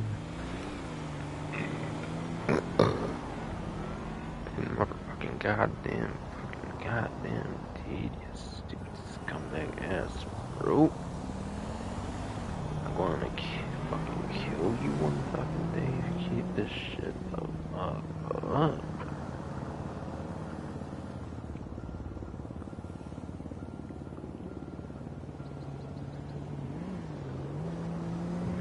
Damn, I swear I can't even fucking live with this shit anymore. Hello? Oh, hey. I'm the same. Which actually reminds me, I forgot to drink some more of this pineapple Are you all at liqueur Prosperity Street Promenade? when I got out the other interior because of this stupid scumbag bro makes me forget, of course.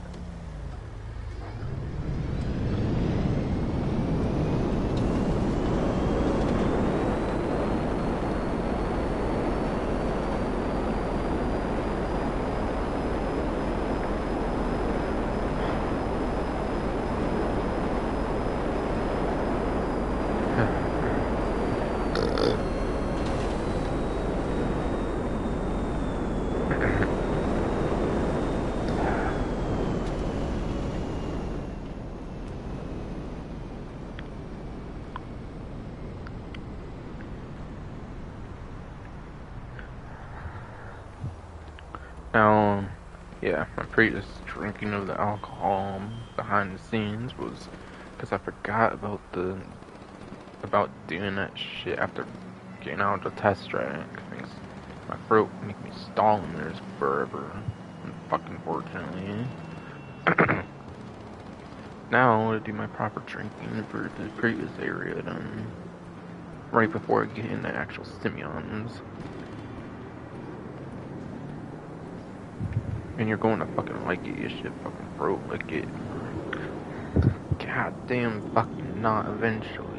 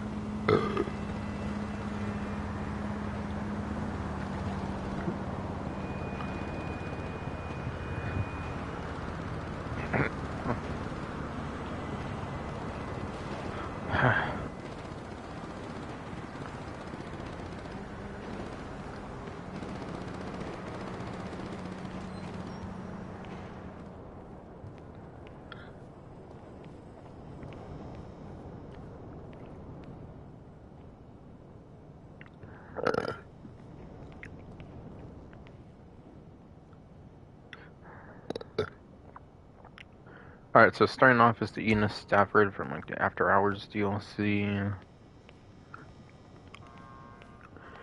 Very cool, nostalgic retro vehicle there from Grand Theft Auto San Andreas, from the exports and imports side mission, whatever. From the 100% completion.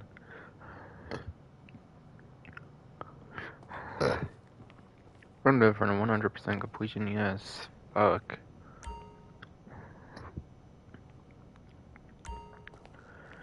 The Lampadati Pagali, which has the interesting European license plate from the I Am Not a Hipster DLC from like early mid 2014. I'm pretty sure it was actually mid 2014.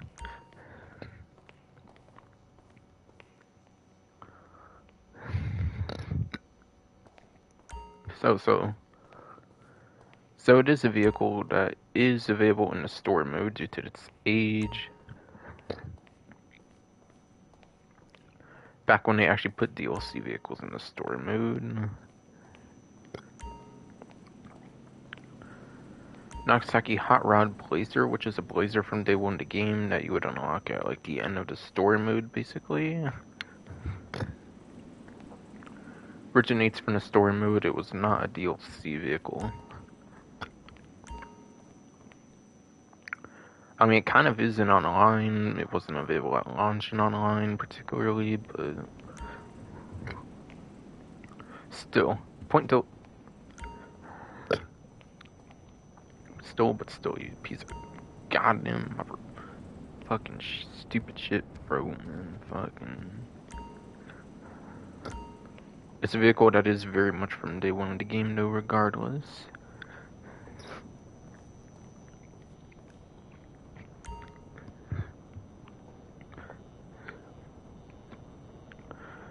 Vapid Riata, was that the...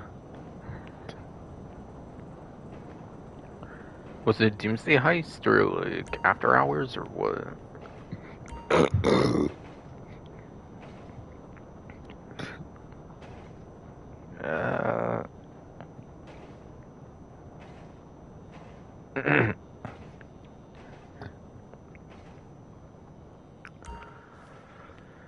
Was it Doomsday Heist or After Hours or what though?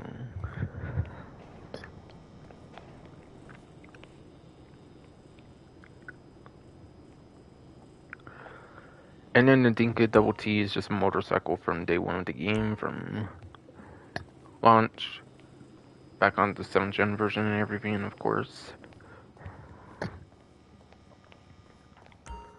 So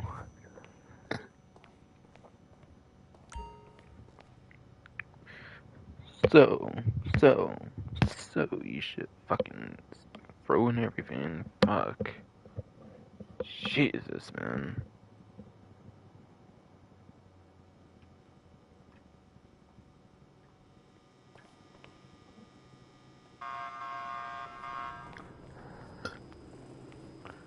wanna sock the motherfucking goddamn shit out of your fucking cunt ass right now, fucking bro.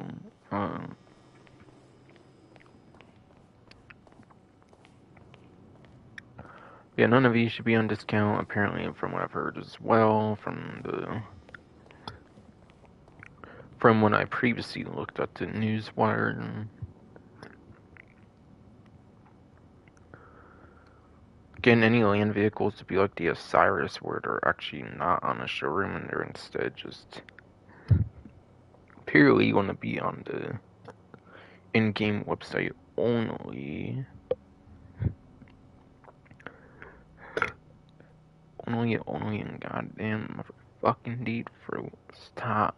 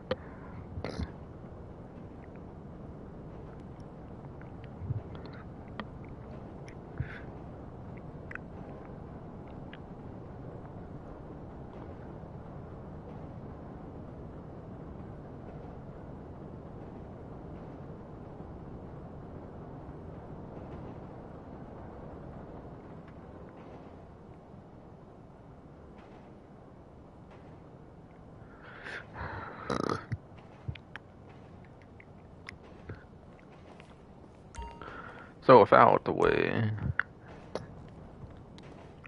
not going to talk too much about these vehicles. If it takes so long, then it's because my throat's just a bitch, of course. Like, it has been this whole, like, 2 to 3 hour ass live stream after all.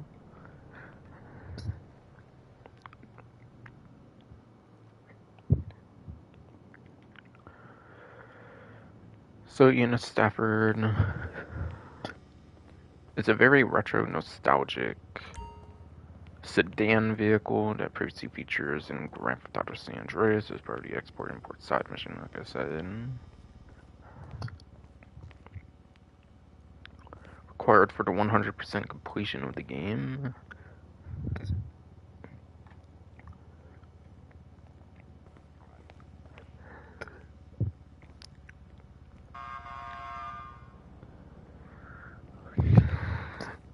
But yeah, it's not very good performance. Definitely not a good performance as you would expect looking at it.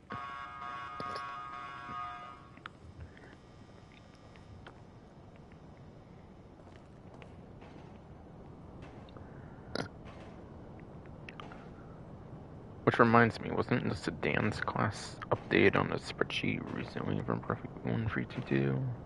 I'm pretty sure it was, if I remember right. Yeah, that part of the spreadsheet definitely got updated pretty recently.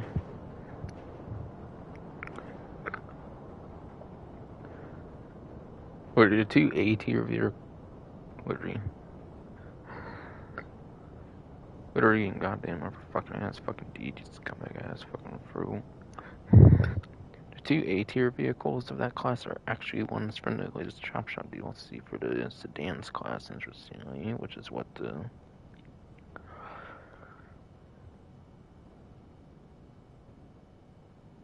Stafford is obviously in, like I said.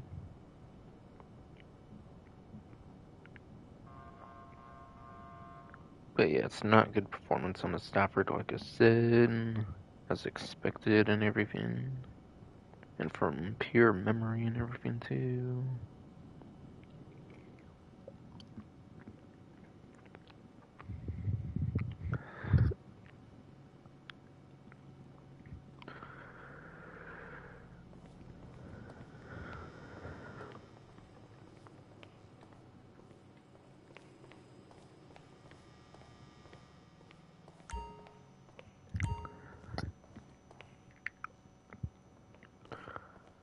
Was Pigali also a sedan, or like what? I'm trying to remember. But either way, wait, no, I think this one's Sports Classics actually, if I recall, in the Pigali, believe it or not. I believe it might somehow be surprisingly good actually in top speed too, if I remember.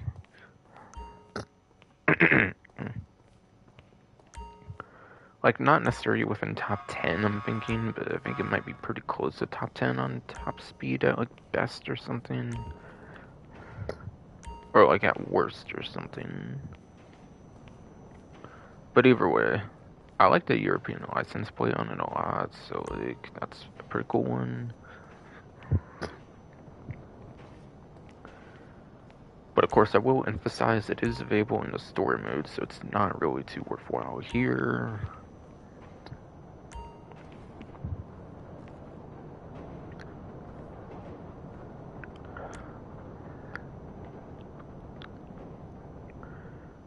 I know in story mode it can be on the street, I'm not sure about online, but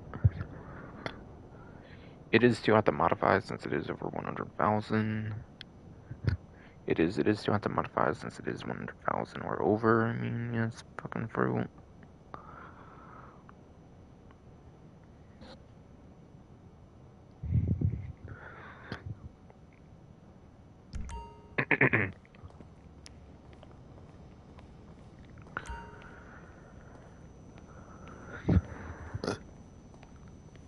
Yeah, Nagasaki Hot Rod Blazer.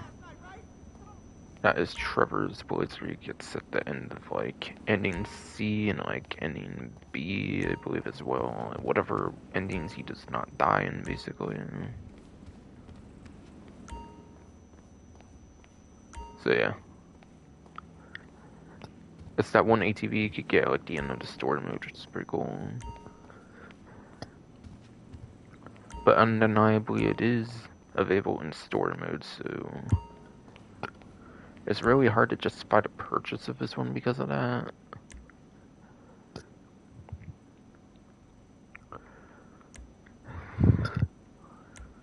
It is only 69,000, but yeah. It's barely obtainable in story mode. You have to obtain it like the end of the story mode. And it's not a street spawn there, so it's not a street spawning online as well, I'm pretty certain, so gotta buy it, I'm pretty sure, since it's vaulted from the vehicle website, I'm pretty sure too. I want to say all these are going to be vaulted vehicles as well, by the way.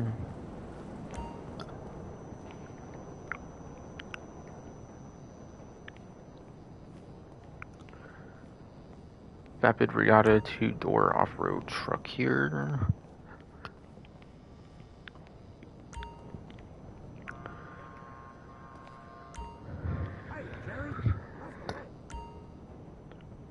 Not gonna lie, but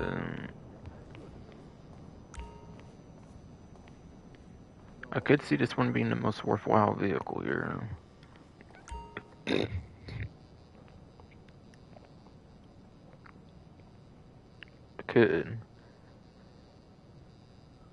Could see this goddamn fucking.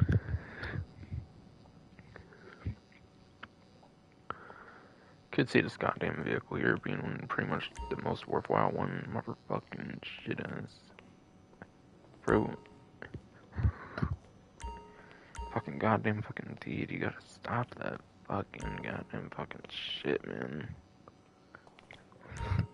I'm tired of this fucking bullshit. Fuck.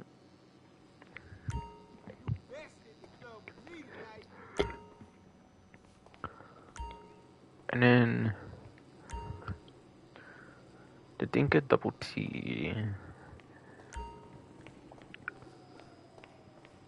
This one's literally a street spawn from day one of the game. Certainly it's under the 2 have to modify as well, being a motorcycle too. Yeah, it's 12,000. You could find this shit in the street, let's be real. That one's a waste, honestly, especially.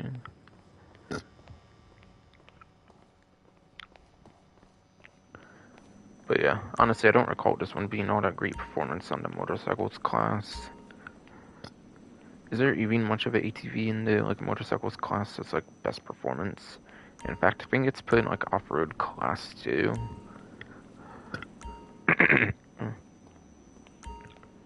And in the off-road class, I think it's either like dirt bikes or like true off-road vehicles that are in the top, and not the ATVs. I believe they're in like the top of off-road too.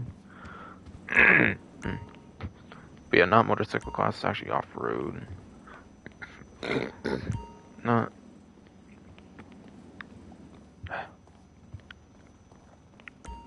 Not motorcycle class, actually off-road class, yes indeed. Fucking road, you fucking chill.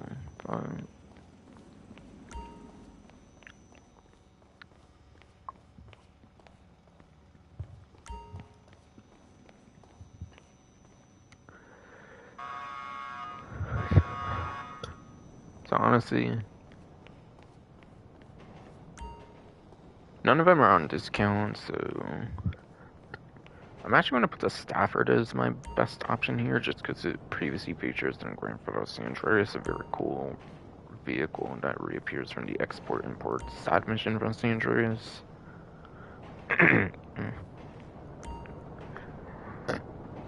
Only because I really enjoyed it for the University GTA games, I am going to put this one over that.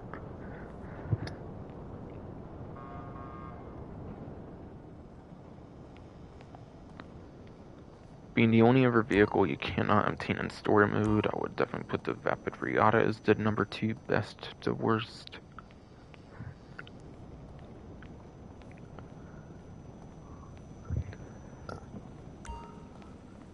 Honestly, I think number 3 best to worst, I may have to put the Hot Rod Blazer over there in the number 3 spot.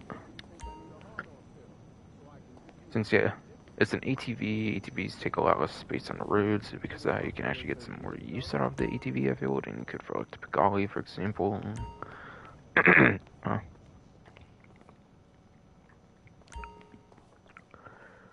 Do not get me wrong, I really do like the European license plate on the Lampadai Pigali to where it does hurt to put it in the 4th spot, but come on, this is a hot rod ATV, how could I not put this at the number 3 spot? And the worst one for sure is a double T, just because it's a common street spawn, or a somewhat common street spawn, kind of, arguably. That is under 2 out the modify, so you might as well just steal one off the street anyways. And not even worry about it here, but it is more convenient for the 1 week to obtain it regardless. For a price, of course.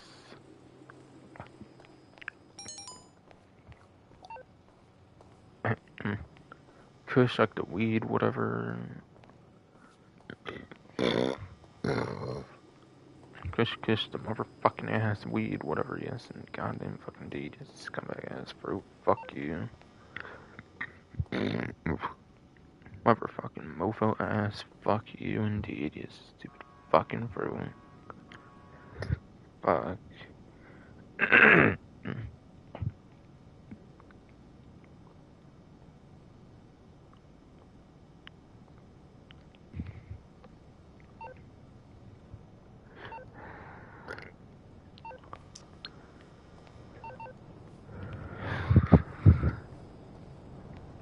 So again, without explaining my reasonings this time, how I would rank them from best to worst. Number 1, best in a Stafford. Number 2, the Riata, from best to worst. Number 3, best to worst, the Hot Rod Blazer.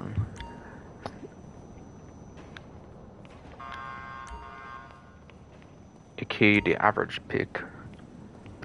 In the smack dab middle average pick there, yes.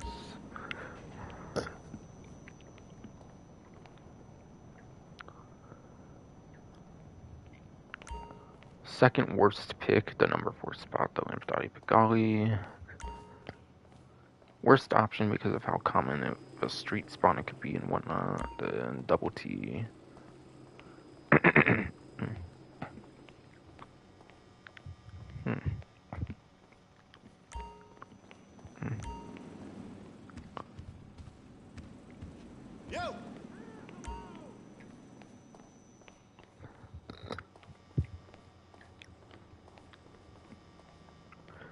And I'm not going to be surprised at all if none of these end up being available for purchase on the website.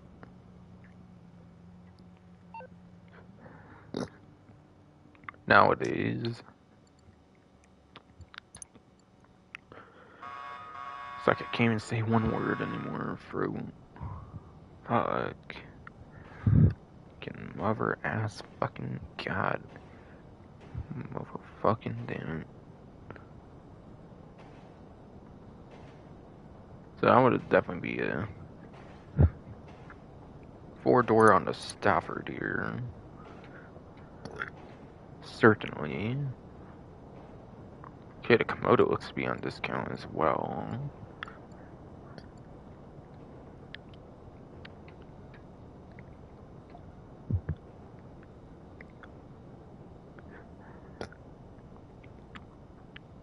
Alright, yeah, no Stafford in sight.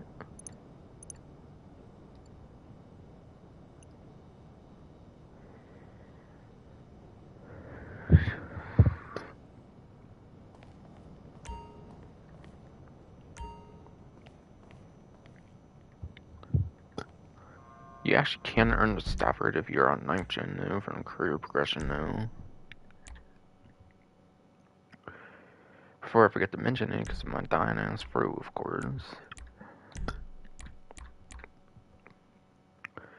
Yeah, if you are on 9th gen, you can actually get it for tier 4 though. On After Hours DLC. So it's not entirely vaulted on 9th gen, but it is on the 8th gen for the most part though. So if you are on 8th gen, I would get it. If you're on 9th gen, I would just get it from here though. As tedious as the attacks probably are on this. Especially celebrity appearances and I think you have to have like 100 unique players go to your nightclub since there's exactly 8 platinum awards as well, and there's no extra platinum awards or anything either. So the 8th and final platinum award is pretty tedious, unfortunately. But still, regardless, it's a way you can do it though.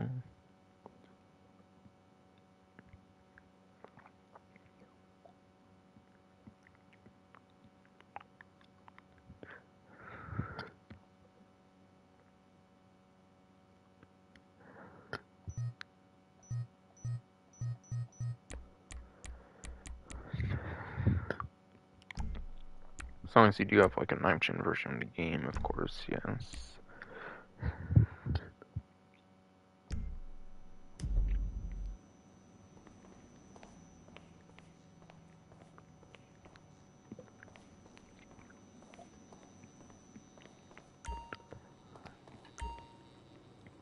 Alright, rest of the 4 are all on Southern, okay. So it should be a 2-door. It's not technically a motorcycle, so probably more in the off-road or something there. This would probably definitely be off-road, and then motorcycles.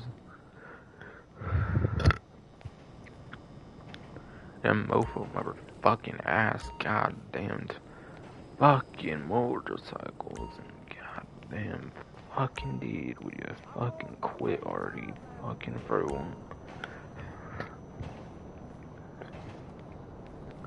So I can fucking speak proper more and then actually end this live stream at a decent time. Fuck though.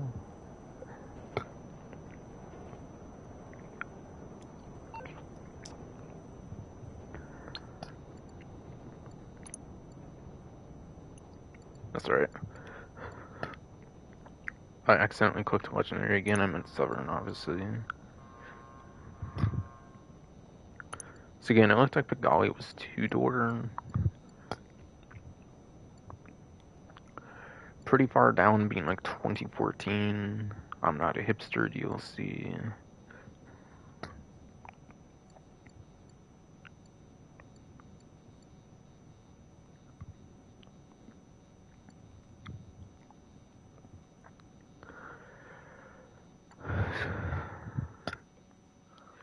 You have two vehicles that were not even properly part of the DLC, that were from day one in the game, that were just added to the website with the UGS server, and then for the two that are actually properly part of the DLC, of the Panto and the Rhapsody. Okay.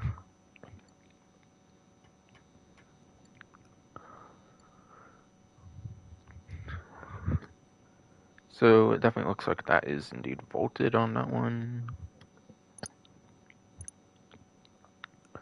And the Draugrs actually that lasted the land vehicles. I think there's only 3 land vehicles, and the Draugr looks to be the last that is free on discount. Again, none are on the showrooms this time though. So I'll go over them later still.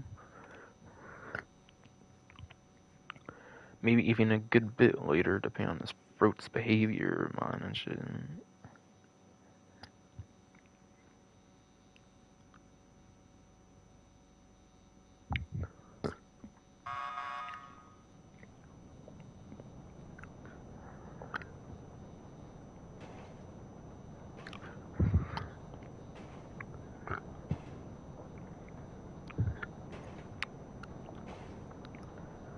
As I explained,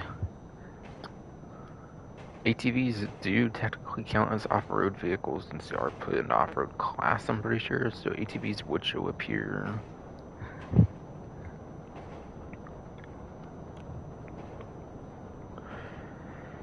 As I motherfucking ass, goddamn motherfucking shitty ass explained fucking fruit.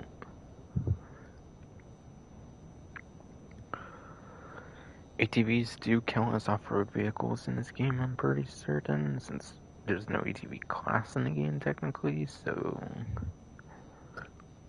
any ATV I believe would have to show up here. Or if not here, then in the actual motorcycles class section or whatever for some reason. So I'm not seeing the Hot Rod Blazer, which was introduced around I'm Not a Hipster DLC, I believe, or like the DLC was introduced in for online in particular. Again, it was a day one vehicle initially though, in story mode though. So that does seem to be vaulted on the Hot Rod Blazer. Again, I think it was like around Doomsday or after hours for the Riata. And the Riata looks like a off-roady like truck. Unless Riata was in the previous Androids and Mercenaries DLC, because I had a good bit of off-roads, but I kind of forget. I don't think it was that recent. Definitely not thinking it was that recent.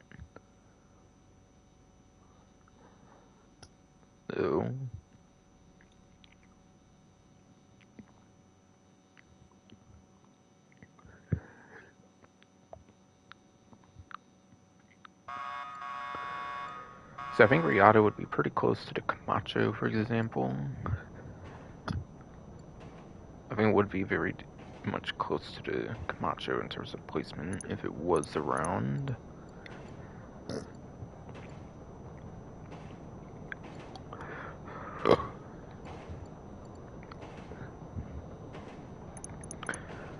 If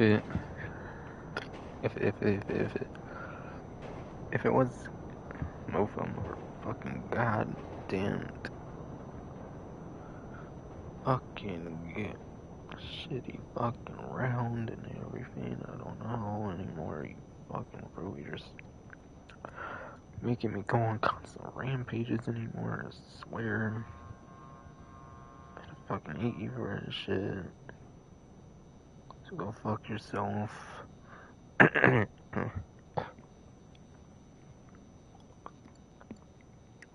You're about to drink more alcohol soon, so keep that in mind, and you still will not improve, even if it's one that's pretty soothing and stuff.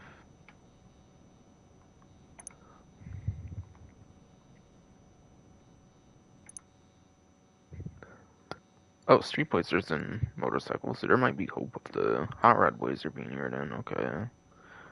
I kind of thought so, but I was not exactly 100% certain. Alright, but no, I'm not seeing it again. It would have been like next to Body 801 since it was introduced without my hipster for the on component. Whereas again, single player had it since day one.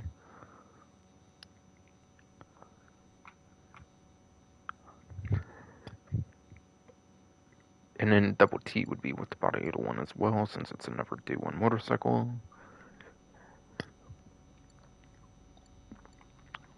So yeah, every single one of the few vehicles here are vaulted.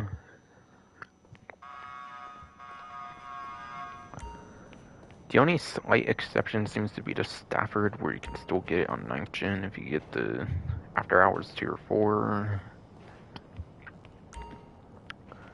So that's for After Hours Tier 4 with the Stafford. Everything else is vaulted though. And still, technically that's not available from the website, obviously still. But still.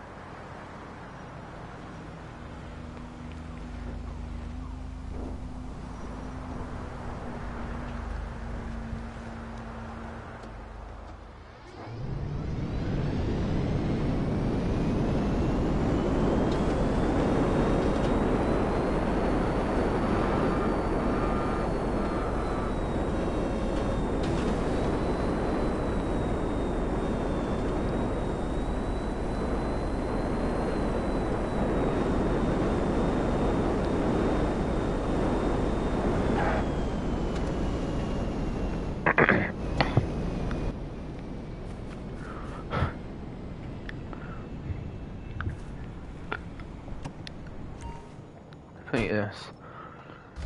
Hopefully things will get easier for the rest of the stream, because I don't have whole sections much anymore to talk over. Just talk one vehicle at a time and stuff, more so I feel after this.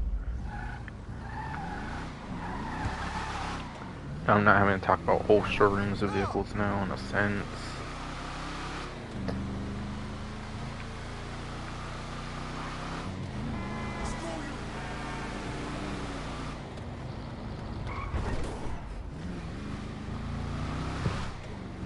Nightshade.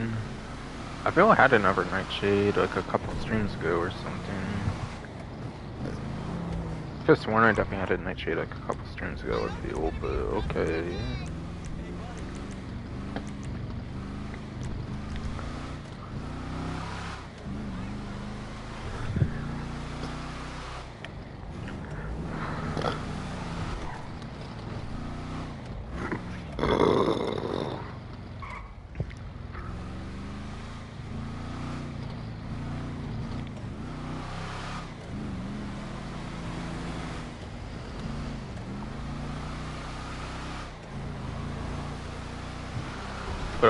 But okay indeed.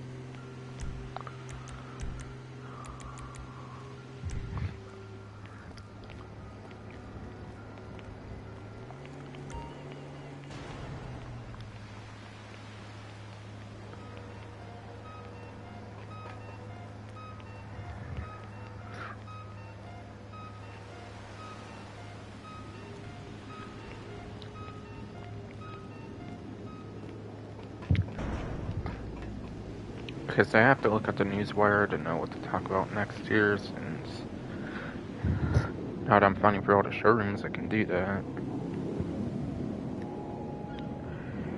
After almost 3 whole fucking hours, because this fruit would not let me move through and move along and everything. Oh, goddamn fucking... Of course.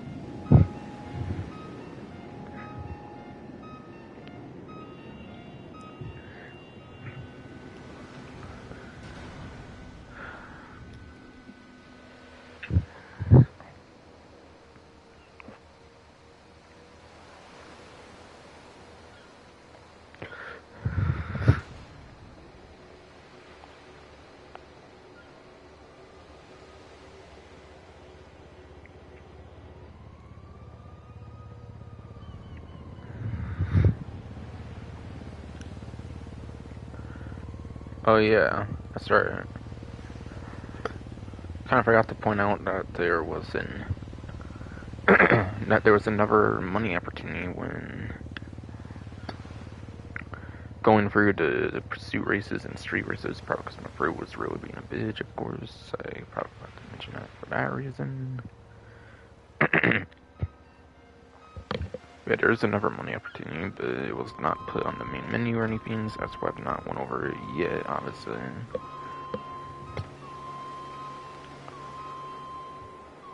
I guess I can go over to the salvage yard, I guess, show the vehicle selection now.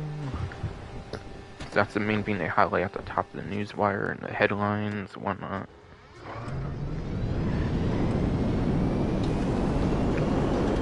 Usually I do that a little more later on, but it's really not that big of a deal.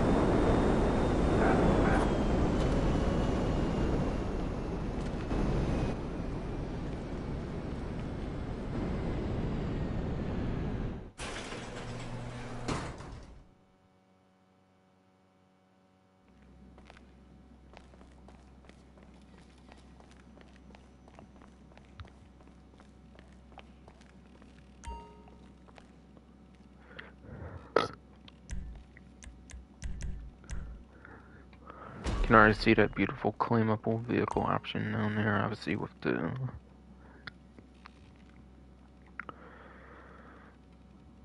outline over there and everything. Alright, so the P-Fister Neon from the Doomsday Heist deal, so I'm pretty sure this one's from. Electric P-Fister sports car, if you know here.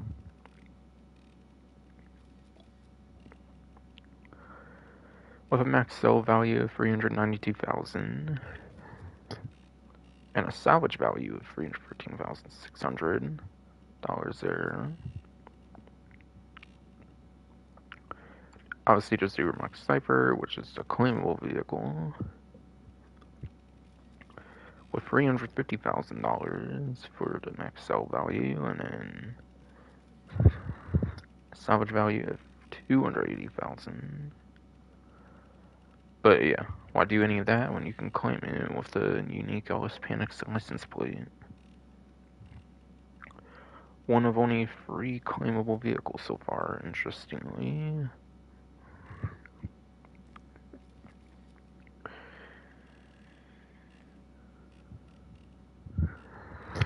Interestingly indeed.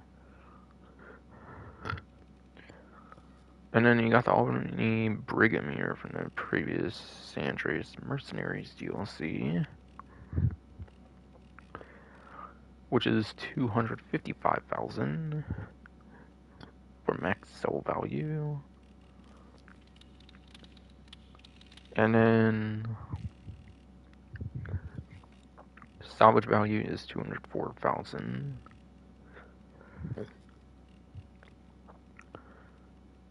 Fun fact, Albany Brigham's apparently a retro nostalgic vehicle from Grand Theft Auto 2 from the 2D universe as well, apparently.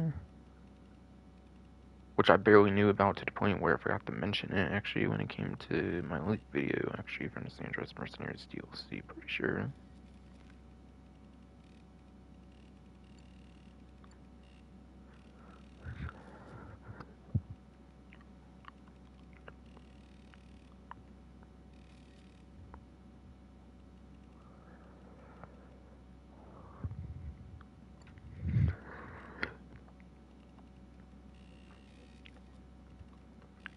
So,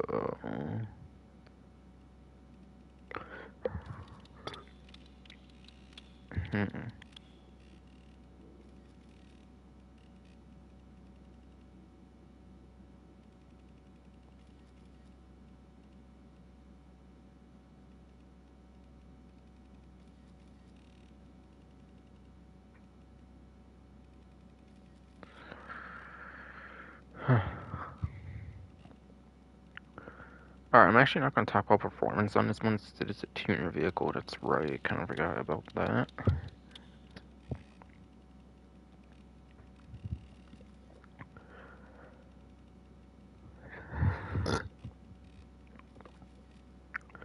Again, with tuner vehicles, talk more about the capabilities of the vehicle rather than the performance of it, since that's usually what matters more with the tuner vehicles after all. So, the Ubermax Cypher.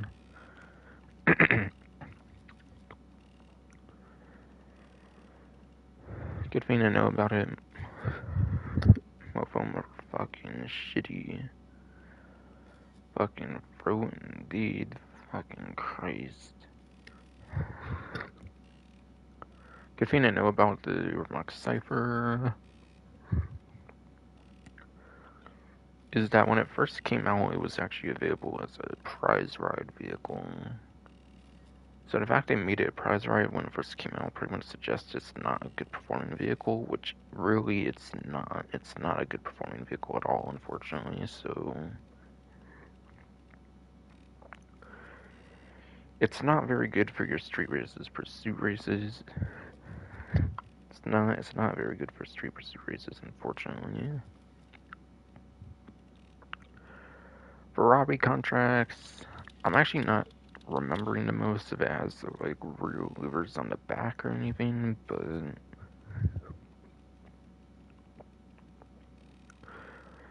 you do have the Jester RR, which is like the #1 top speed of all of the like tuner subclass vehicles. It's the #1 top speed of all of them.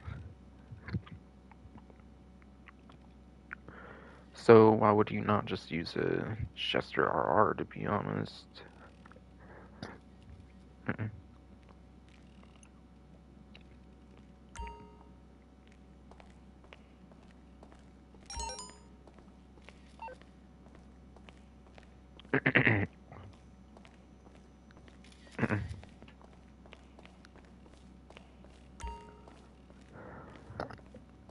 But yeah. Sure, I did not mention much on performance, but yeah, none of the sport tuners are pretty good in terms of their general performance for the sports class. Any of the sport tuners are pretty much purely like best in a tuner subclass, so it's not really too worth mentioning any of that, so that's pretty much why I just focused on the capabilities of those tuner subclass vehicles, because the performance are not really too worth speaking of anyways. So since there's a claimable vehicle there, we'll sell the jugular here. I've been pretty good about doing the ones that have the claimable vehicles. I've claimed them all so far. Unless this really prevents me from doing things much, I do not see that changing, so I'm gonna sell this Las Venturas license plate jugular here, since it's not claimable, for the $270,000.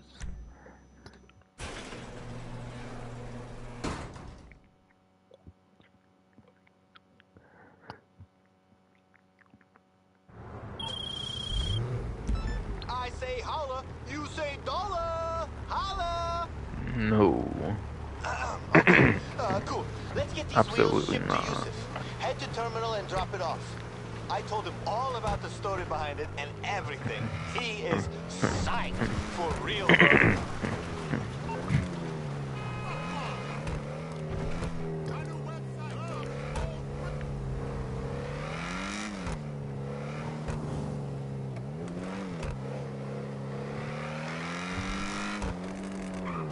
I like your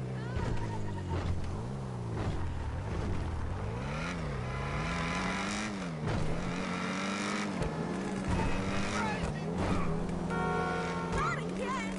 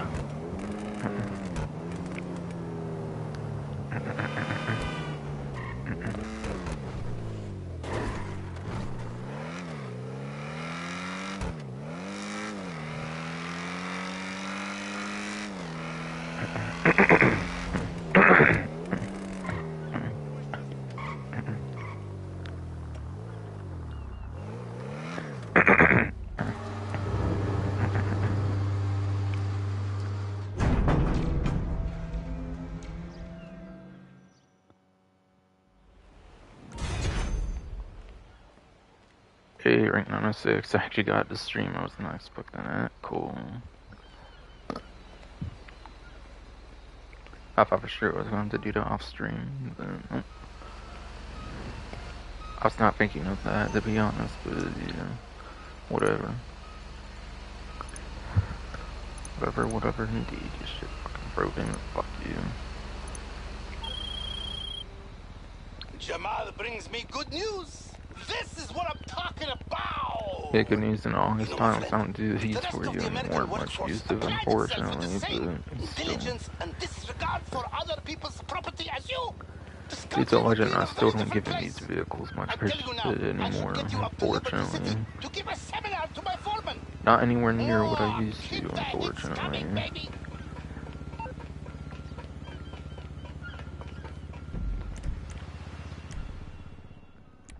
So, where am I at now here? 9,282,000. Okay. With the tourism on Maggie, I might actually have to do an extra one as well or something.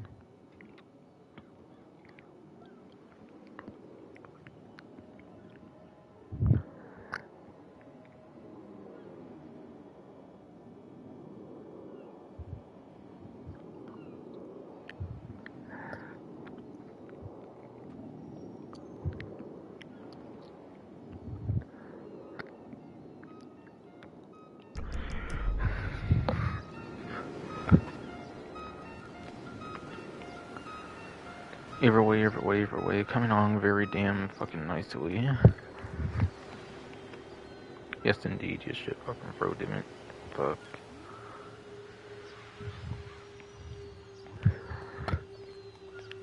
Are now at 48,454,956. A.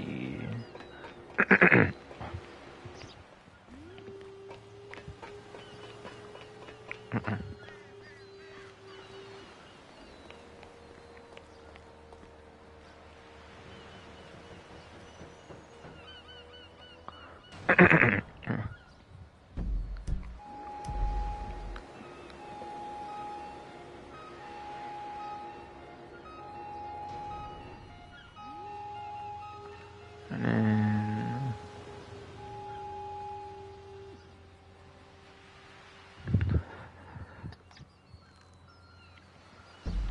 yeah, I was going to mention the money opportunities, right? I forgot to mention it again earlier, but like, yeah. People who paid enough attention probably were able to realize what it was anyways, or whatever, or can, basically. Can, basically, yes, and fucking indeed, bro, fuck you.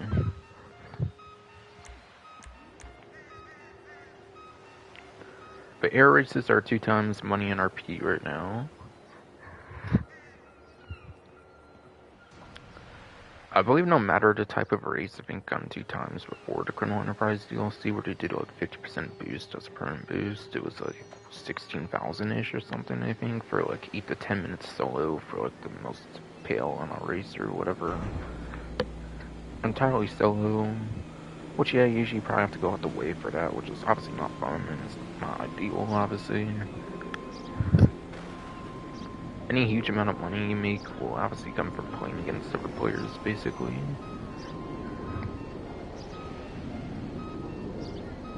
But yeah. 15, not 15, but 50% of 16,000.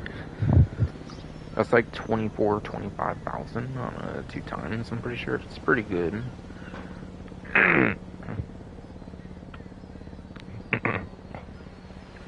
Or not pretty good, but it's pretty okay, I guess, if you do like the 8 to 10 minutes solo method, like I said.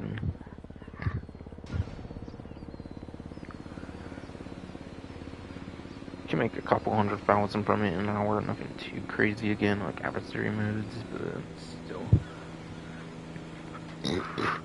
Nothing too crazy like adversary modes, of course, still, yes.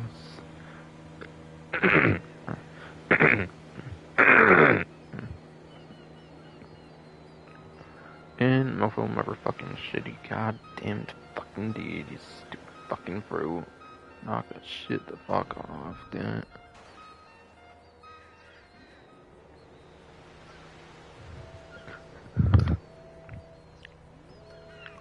Or I'm gonna murder you in your sleep, fucking fruit. So you would probably do that to me instead, huh?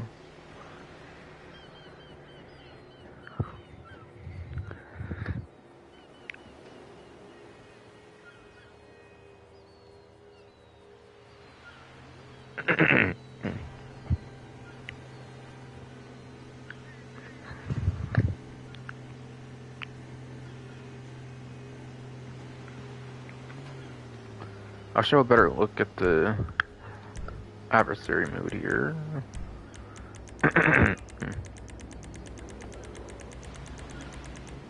Yeah, drop zone, there's only 5 maps, that's right, for this one. It's not as much map variety as like other ones, but yeah. Was it like a battle royale with the parachuting kind of thing?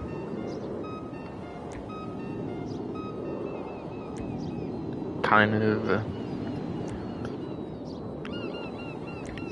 Maybe also some like captured flag like elements and stuff too, perhaps. Something like that. First map, Pillbox Hill. Second map, Richmond. Third map, Elysian Island. Fourth map, Mirror Park. Fifth map, final map here with fifth map here, yes, that's right, Vinewood Hills.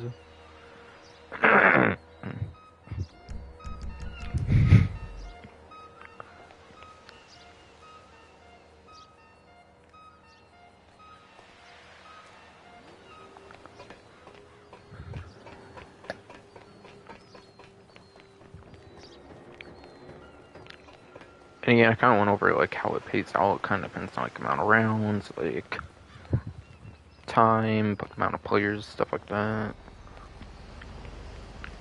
And I said like no more than a couple 100,000. I would say usually. I said no, we're nothing more than a couple 100,000 for like an hour, pretty much no matter what. I would say indeed. Fucking shitty, fucking fruit, fucking chill. But you never do this live, this whole fucking goddamn entire live stream. Fuck.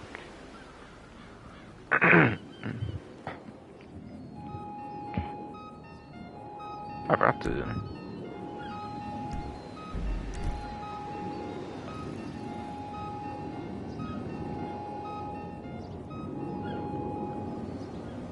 I've had to despawn mounts, right? I don't know why I was looking like, where is my thing, but I was at the salvage yard. But, is that a glitch in the game? Are you serious? Right? I have to wait a whole 5 minutes? Are you serious? Come on. What the hell? That's dumb. How is that even a glitch in the game where it just stays there and stuff? If you're gonna let me call it like that, at least just spawn it for me and stuff.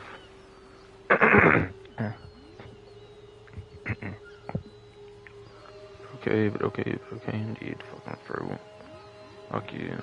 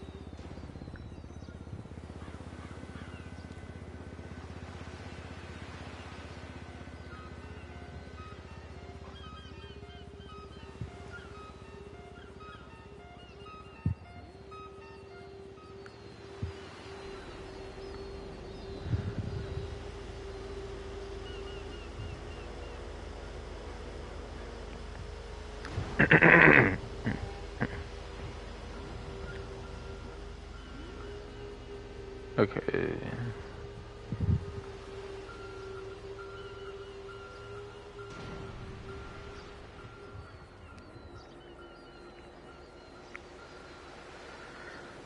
So I just have discounts pretty much at this point, looks like.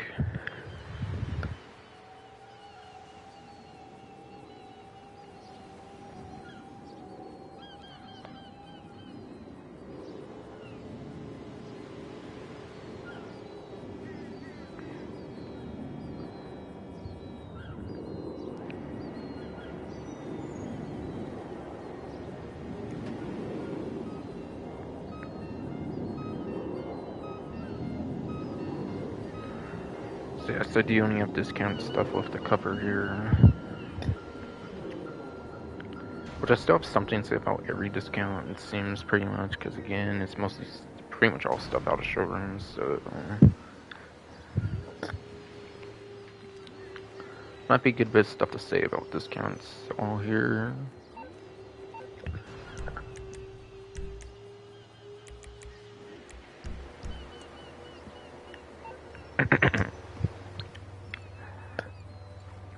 Guess I'll talk about this one while I wait for the cooldown still, since it was already on the main menu after all, and that's going to be the property one, which is Hanger here.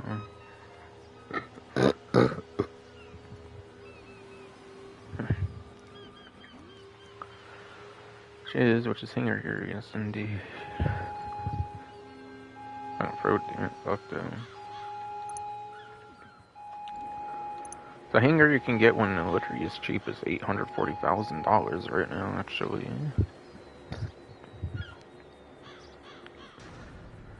With a 30% off discount there.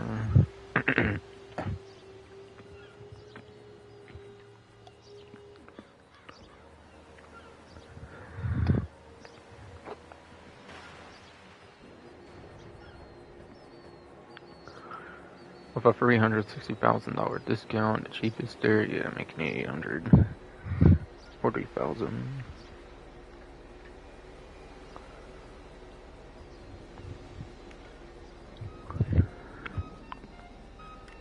Super affordable there. By the way, the main advantage of an LSIA hangar is you just pretty much get to spawn vehicles in the LSIA, where you do not have that ability otherwise. And yeah, you pretty much have to pick your poison in this case, because you can only do one hangar. You cannot own multiple hangars, so since you can only own one hangar, you have to kind of choose wisely over, like, where you want to be able to spawn vehicles. So you do get the advantage of spawning vehicles in LSI, which is nice on that at least.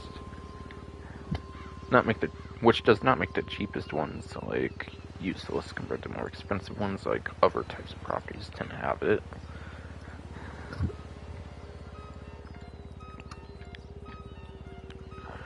Fort St. Kitts is what I prefer though, just because you do get access to a military base, which is obviously pretty nice.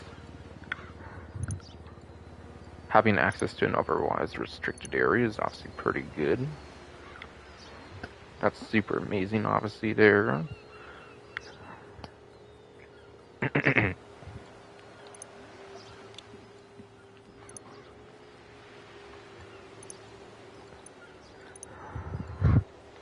So, yes.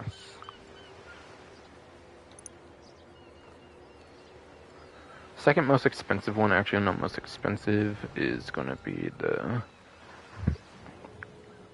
Fort St. Peter Hanger, 3,499 here, from 2,650,000, 1,855,000. $795,000 savings, basically all here.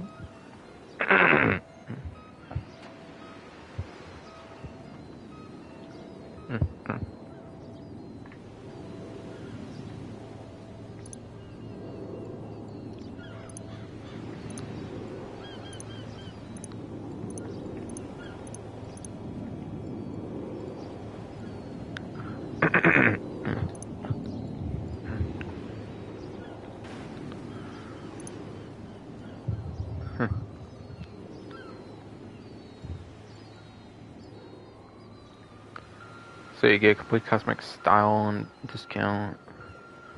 Pretty much all the renovations will be the same, 30% off discount. So complete cosmetic style, the lighting.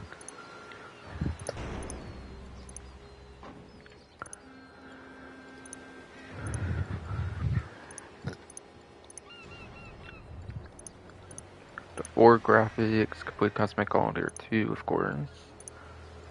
Office furniture, complete cosmetic too. Pretty much.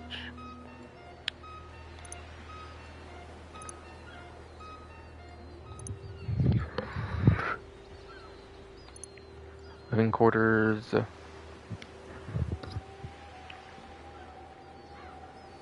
Living quarters, I'm pretty sure actually does something. I think it allows you to spawn in the property if you have the living quarters.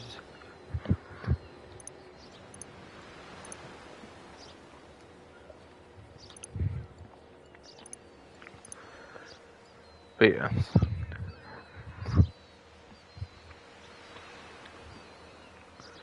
Hangar, like I pretty much said earlier, is an absolutely amazing property when it comes to being able to spawn there, so...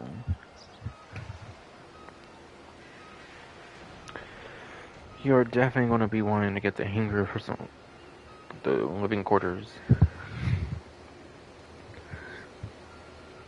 The living quarters.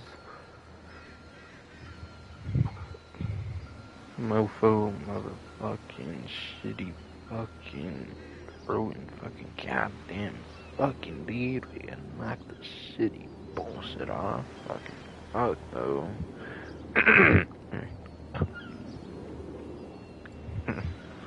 Living quarters, I would say, is absolutely essential for the hangar with how much amazing point A to point B aircraft access you get access to, whatever. Again, like I said earlier, like, weaponized helicopters can be some of your best ground vehicles in the game, so... Very important to get this one, I would say. Just any sort of living quarters whatsoever.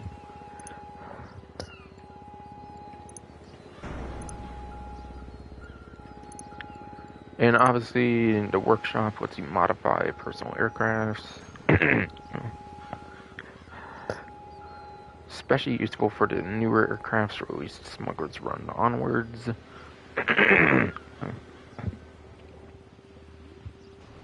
As long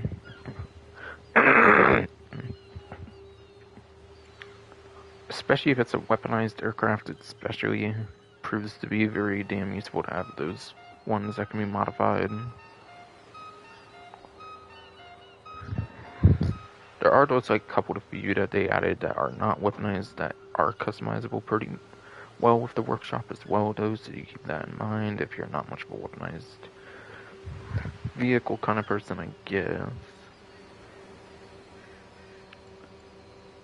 But obviously, if you're going for a workshop on there, I would hope you would be a person that likes weaponized aircraft, since that's a lot of the use you would get out of it, for the most part. Probably.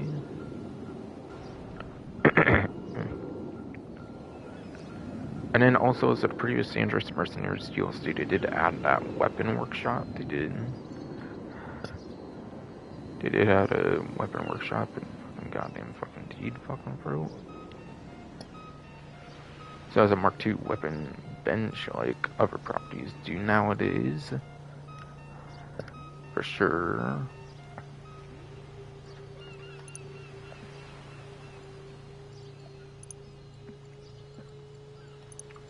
To give an idea of what the second most expensive one maxes out at, since I own the most expensive pretty much entirely. So this would be the next best to show off pretty much.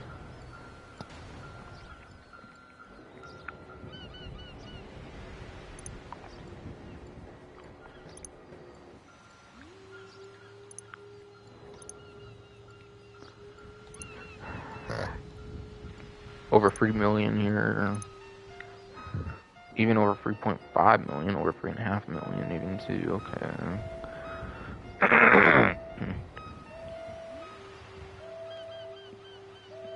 We have very amazing property there. Easily one of the best properties I would say of the game.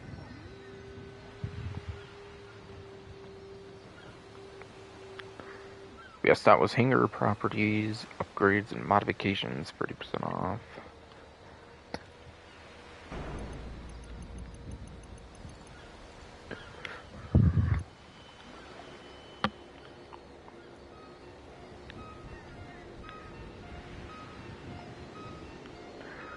For the last non-vehicle weapon discount, for the last non-vehicle and weapon discount is going to be the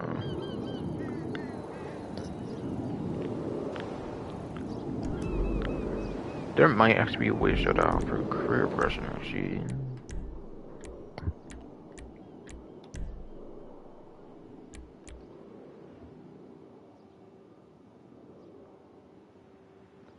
The hangar staff source air freight cargo fee. That will be 50% off. So volunteer 1, you can do that for 50% less now for the current week. You can do that for half of the cost for the week. Whatever all.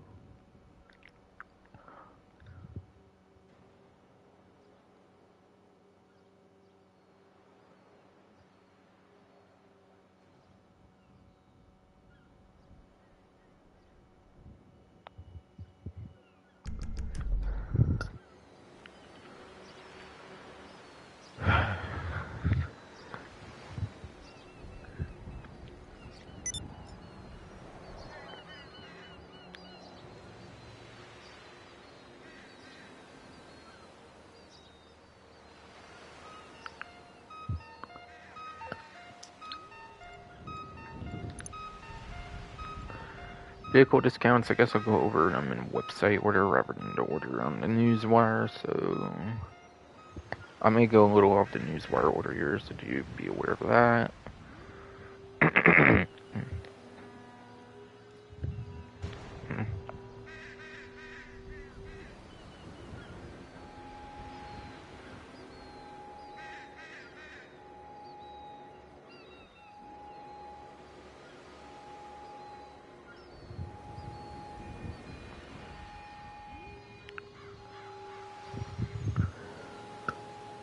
Alright, looks like Elitist will be up first, so all the aircraft discounts for the 5 of them there are. Looks like all 5 will be on Elitist with none on Warstock for aircrafts, for example. Which, yeah, I believe is obviously doing every one of the aircrafts, yeah. So I guessed on the weaponized Kanata, but apparently there's no weaponized Kanata discount, it's just a regular Kanata on discount this event. So that one on the right of the helicopters, I assume that was the regular Kanata then, since I guess weaponized Kanata. Which was the helicopter I was the least sure on.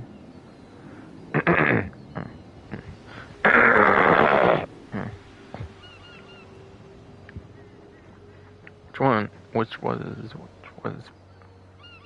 the one I was the least sure on? Yes, indeed. Fucking ass throat. Damn.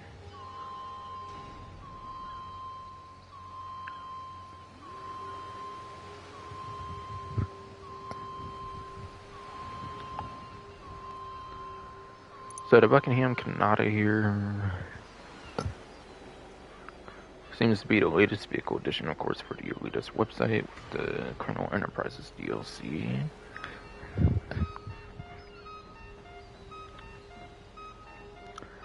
Now this one is purely a performance helicopter, since it is a civilian helicopter after all. You would want it for performance.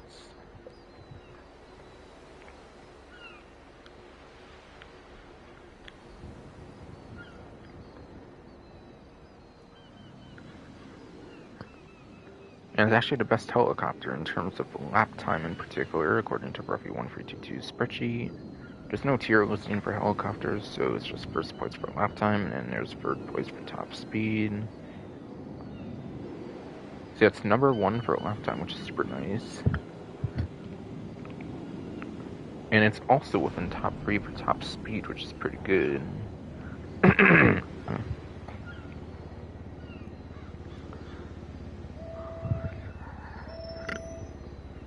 Having number 1 top speed, honestly, in terms of a helicopter would honestly probably be more impressive.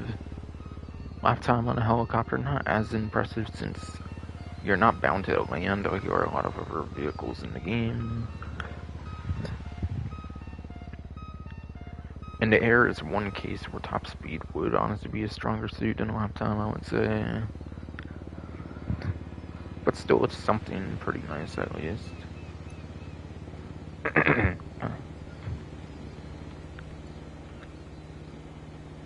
Alright, the latest is on a discount, which this is a secure reserve helicopter. So you can actually call this one on secure reserve, which is pretty cool.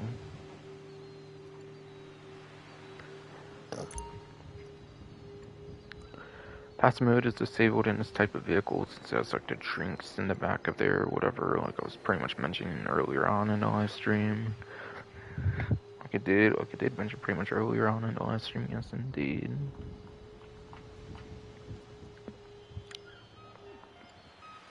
$2,295,000, 1,606,500. If I forgot to mention that, I'm not too sure because this shit fucking wrote, of course, but yes.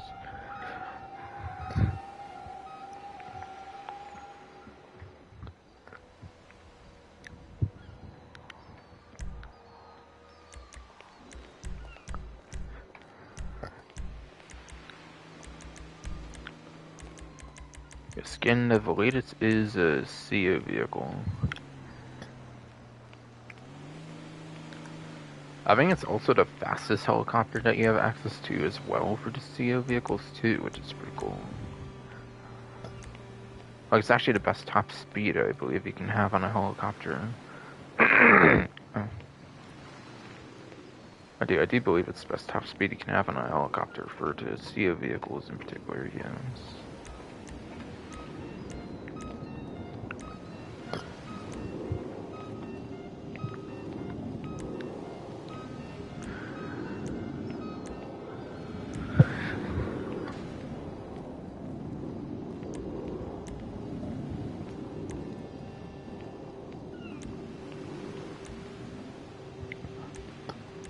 Yes, Super Volito definitely does not compare, and all the other ones do not for top speed on the Voyages. I'm pretty sure you're... Okay, just hit 240,000 on my agency. Definitely might want to keep that in mind for later here.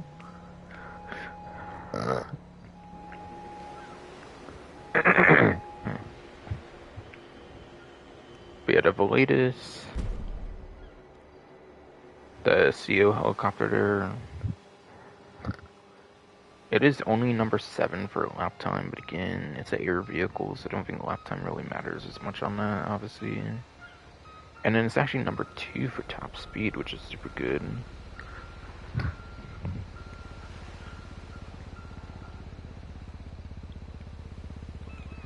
Which is only behind the regular Sparrow when it comes to that top speed on the Volatus.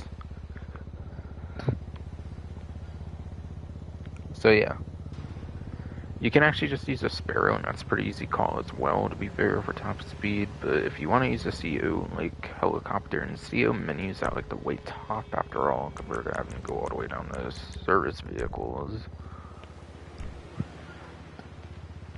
Sure, with the redesigned interaction menu, it is actually like only like a couple underneath it, to be fair, but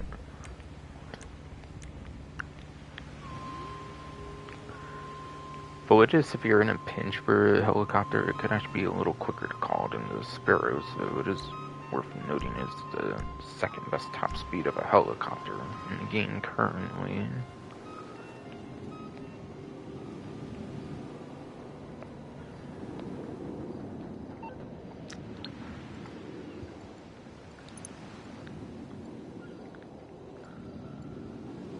The Super Volito Carbon,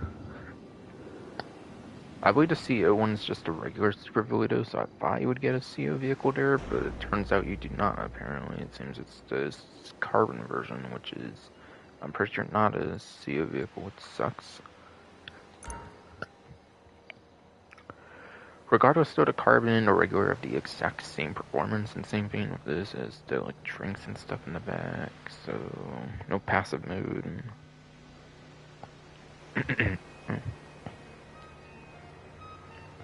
So even though this one's not a CO vehicle, you can pretty much say the performance is the same for the other one anyways, since they're pretty much the same vehicle. Huh.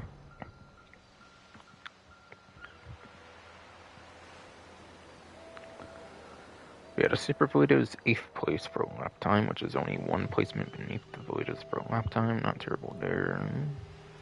However, though, it is 10th place for top speed, which is quite the numbers down compared to the number 2 top speed that the Volitos gets, of course.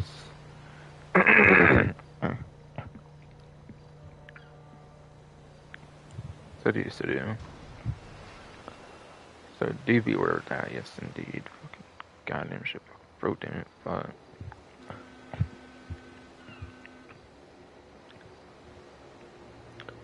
So not as good of a CO helicopter, only being number 10 for top speed, but still. Regular one is a CO vehicle, just not this one, unfortunately. And yeah, it goes from 3 million, 330,000, 2 million, 331. So what is that, like 999,000?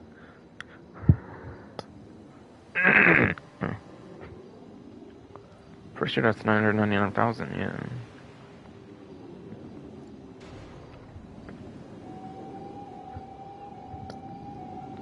It was already like right next to $1 million savings, which is pretty crazy.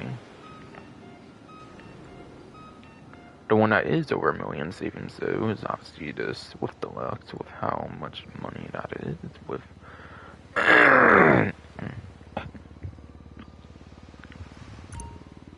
how much money that is, after all. Again, like the previous couple helicopters.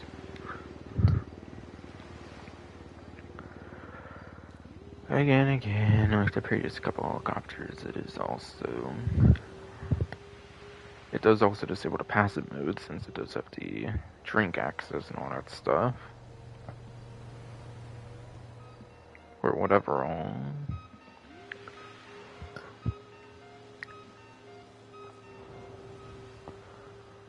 But yeah. Again, it's mainly a status simple, like, helicopter, like I mentioned earlier. You're not going to get too much use out of this one, probably.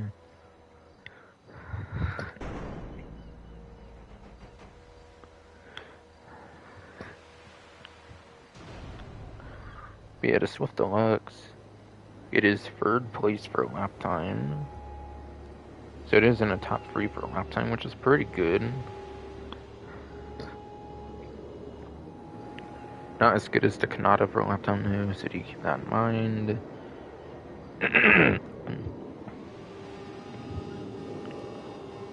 And it will also be 4th place for that top speed.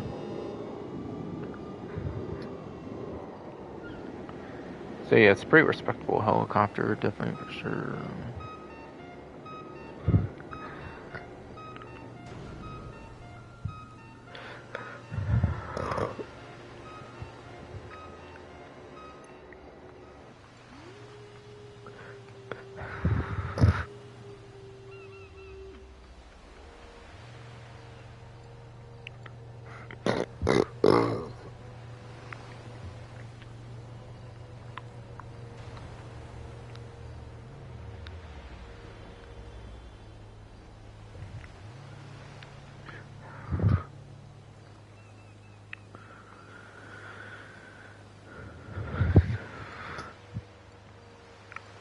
And last but not least, there's the Balaam 5-seater on discount here for the aircraft discounts.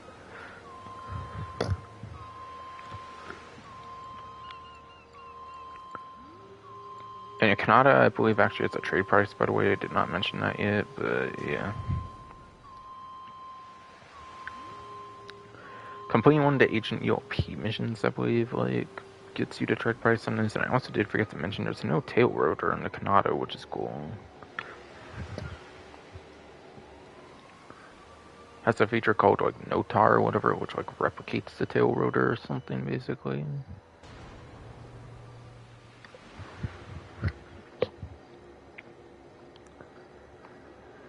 So basically the tail rotor's, like, built into the, like, tail, I believe, or something.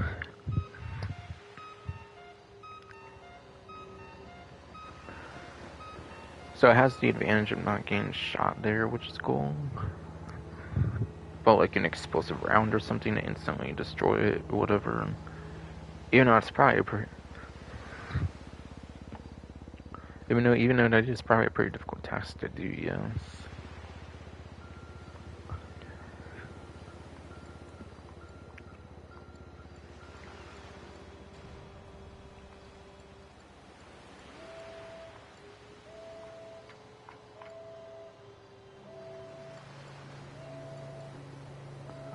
I said 95,000 on a trade price here with the Venom 5-seater.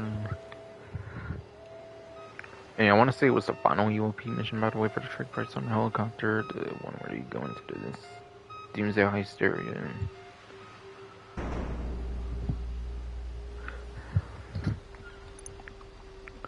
Yes, from 995,000 to 696,500, a little under 300,000 savings on the trade price.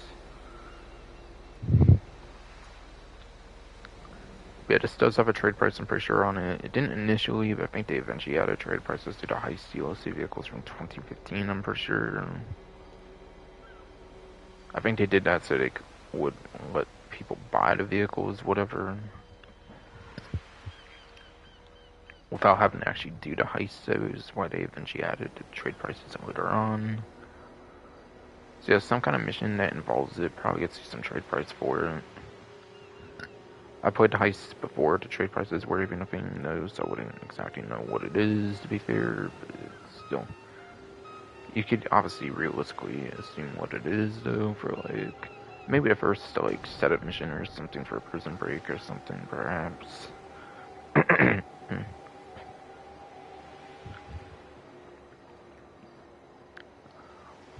But it's basically just the same thing as the regular Valen, but it's 5-seater model, basically, as the name suggests.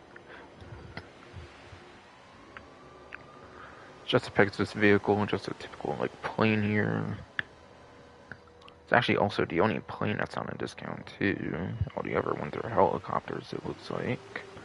And the other three are all, like, civilian vehicles, like, regular-ass vehicles for the most part.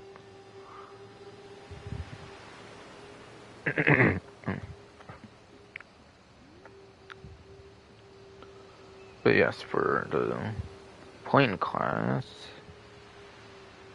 I do not see Valen. I do not see the Valen 5-seater, so I assume it's the same performance as the regular Valen, so it's probably obviously the exact same there. It is going to be 24th place, it looks like, for lap time. Again, no tiers for planes like helicopters, it looks like, so yeah, just 24th place. Just 24th place for lap time, yes, and then 28th place for top speed. With there being a total of 37 planes in the game, that's not good for either lap time or top speed, as you would probably expect from the looks of it.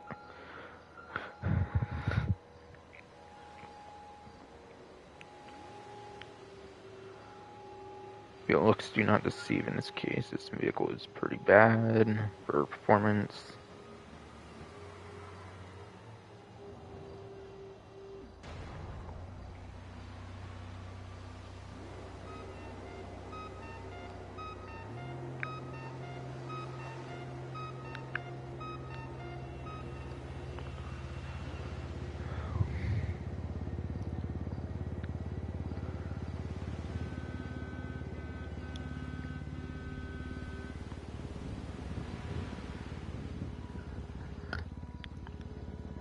So 2 vehicles, 1 legendary.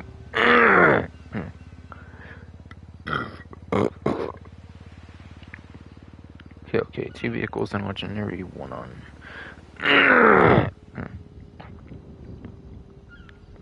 2 vehicles and legendary, 1 on Stubborn. Yes, indeed, it's scumbag ass fruit, man. I fucking goddamn fucking swear.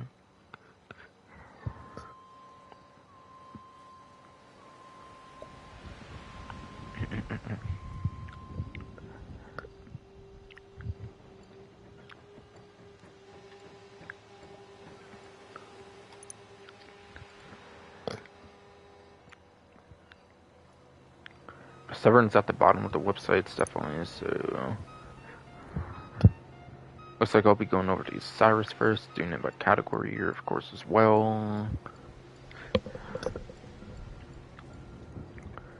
So, the Picasso Osiris, this one's part of the Ill-Gotten Gains Update Part 1. As I kind of mentioned earlier, Ill-Gotten Gains Part 2 was actually the last update to feature vehicles into story mode, so...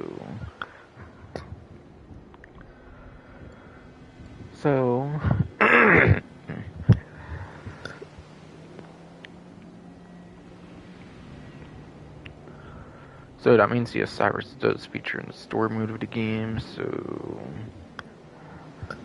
For that reason, it's not really too worth picking this one up, quite frankly, in online.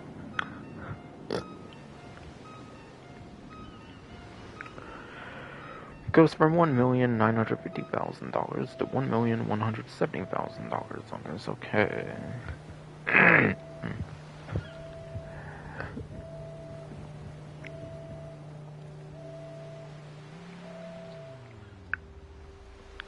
Rest of the vehicle discounts, by the way, are 40% off instead of like 30% off, so you do get extra 10% on the land vehicles, which is cool.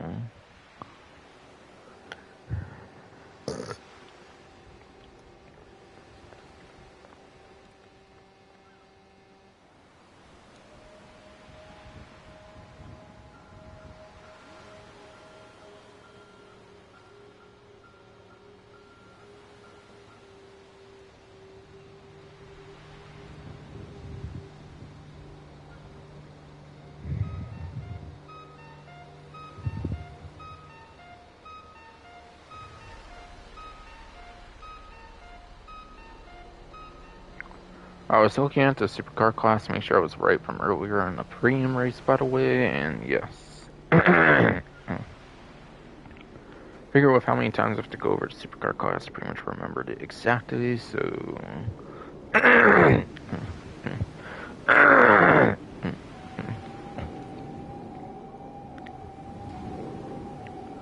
So, any vehicle advice I went over for the premium race is indeed correct, so good to know. But anyways, back to the Osiris here.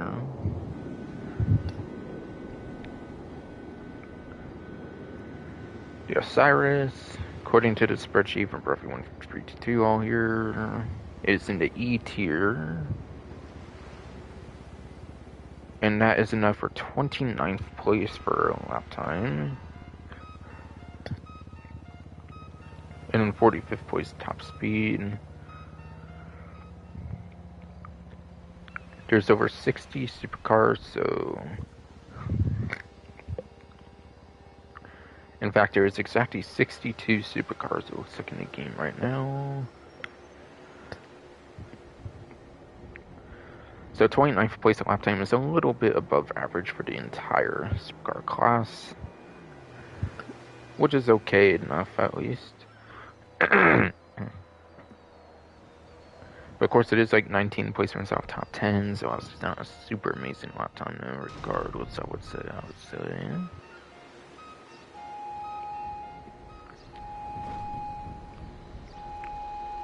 And then, yeah, 45th, obviously, for top speed. That's below average for the entire class on the top speed, though. But again, lap time is the more important one, like I've kind of mentioned earlier anyways, so, yeah.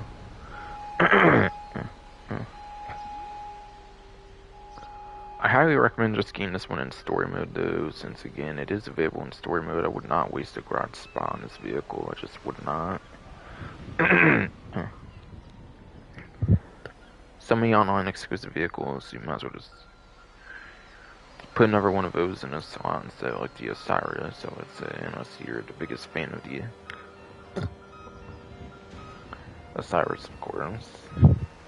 Only if you are the biggest fan of the Osiris would I maybe get one in online. No doubt about that.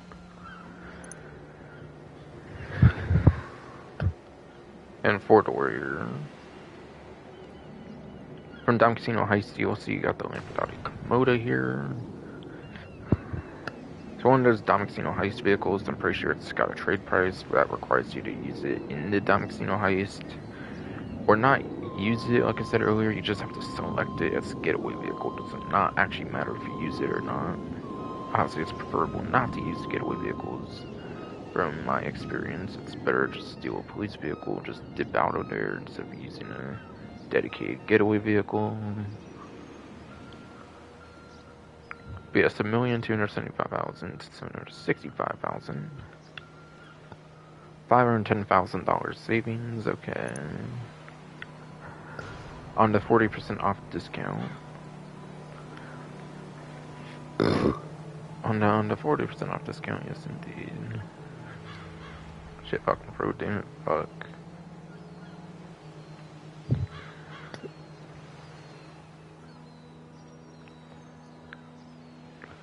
This one's a sports car, I'm pretty sure you're on the Komoda, so yes.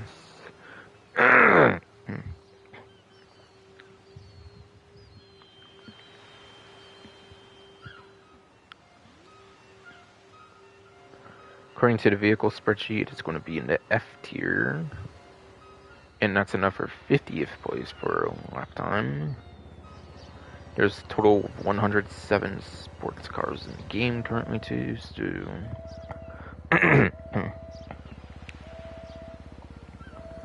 Viewed with several placements, it is definitely if you do several placements, like, above the below average point, whatever. And it's also 25th place for lap time, so it's got half the... Or, like, top speed, I think I meant to say 25th for top speed, obviously. Sorry, I mentioned 50th lap time overall. The number for its lap time is basically cut in half for its top speed. So that's obviously quite the improvement there. It is still a good bit out of top 10 though when it comes to that top speed. Definitely still a good bit out of that top 10 though for top speed though regardless though.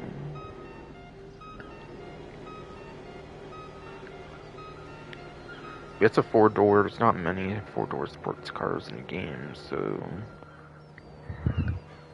for it to not be as good as 2-door like sport cars, obviously that makes a lot of sense. I think the Jugular I was selling over to Yusuf, for example, is a better 4-door sport car if you want a better option.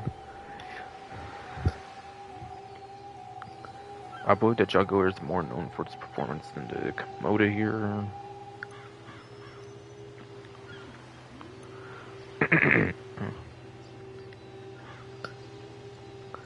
So the very last vehicle was a Drogger here for discount.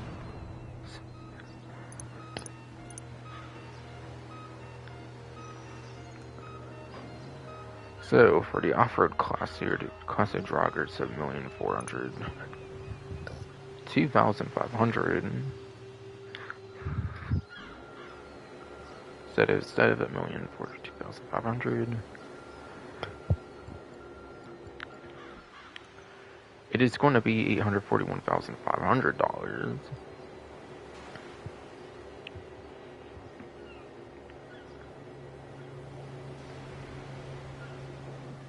But yeah.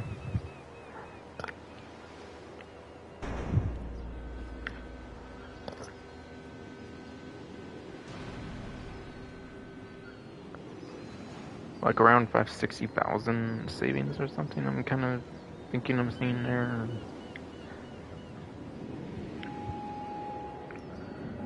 Ridish amount for a 40% off discount, yes.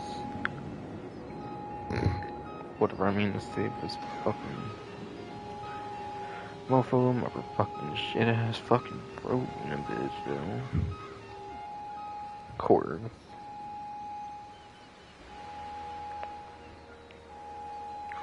Yeah, this is a very good discount vehicle here, very good performance for the off-road class.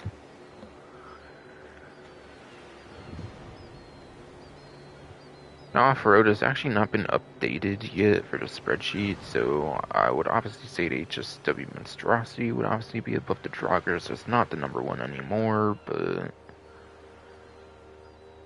like, it's at least #2 for lap time, which is really good.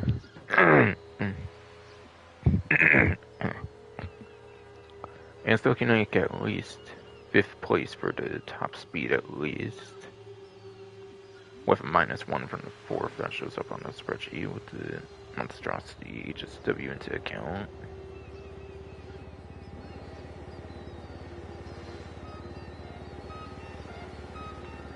So being a top 5 vehicle, or like within top 10 is obviously super good.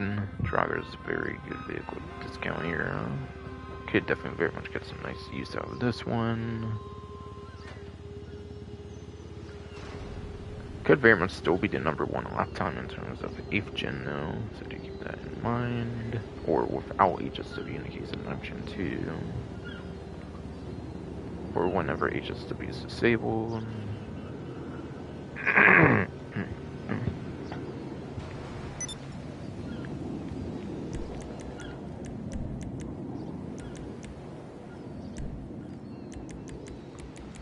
Wait, did I somehow call that again or whatever? I forget. Oh, not a big deal, honestly. But yeah, I did not find a gun van yet, I'm pretty sure, so yeah.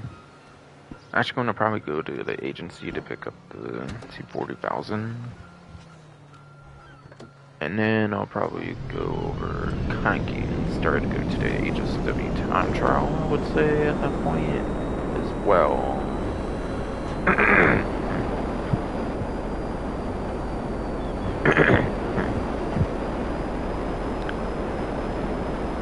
This point as well, yes indeed.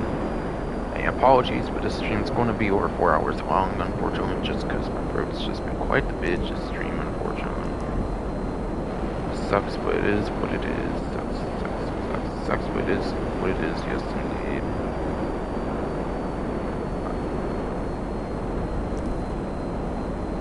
Alright, so sorry as late as it is anyways on the last stream, might as well just do this exact sports vehicle,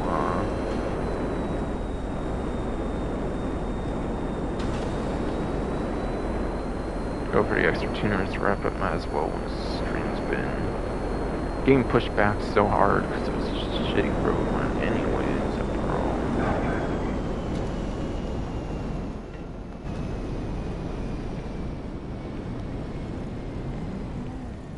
I still got gun van to go over, besides for HSW time trial, by the way.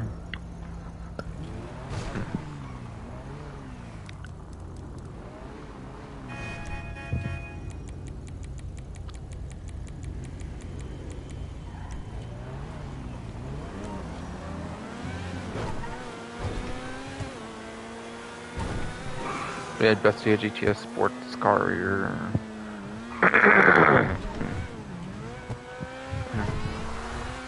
Trying to remember if it's like a retro nostalgic vehicle. Trying to remember if it's a retro nostalgic vehicle from like the 2D universe games, like Grand Theft Auto 1, 2, like London expansions or anything, but it's not really coming to mind. I've not played those much or anything. We're the opposite of 3D universe and HD universe.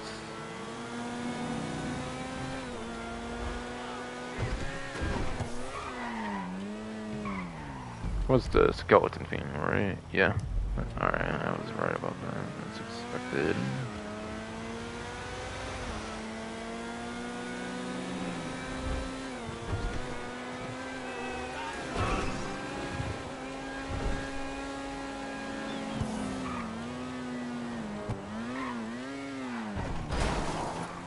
How did I crash that up there? Come on.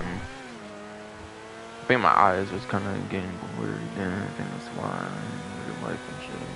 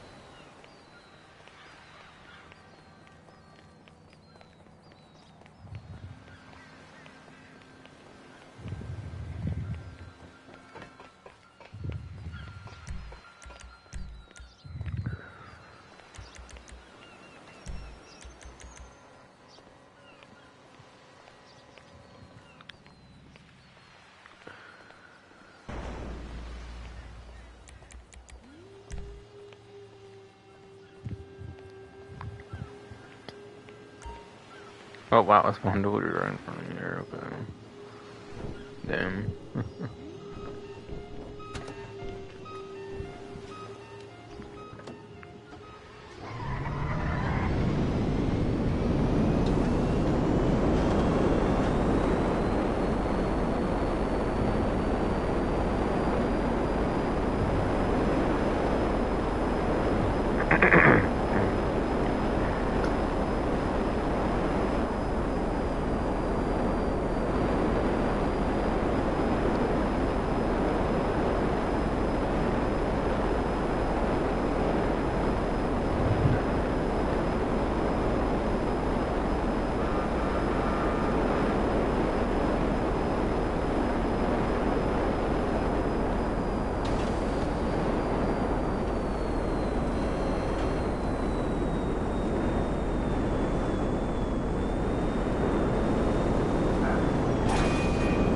Oh shit.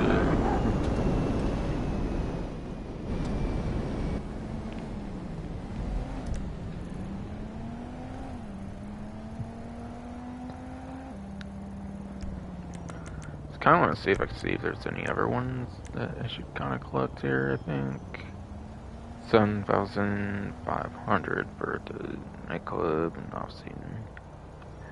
I never really bothered with that and everything.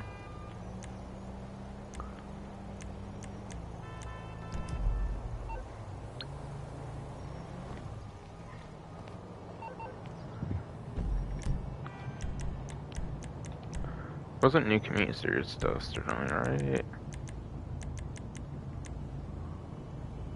Alright, yeah. Jogger Stadium, for example, is still there. Alright, yeah. I would have mentioned it on the Newswire if there was any new ones. Pretty much just being sure is all. Cannot seem to find an arcade on the notifications, so like, I'm just going for this here.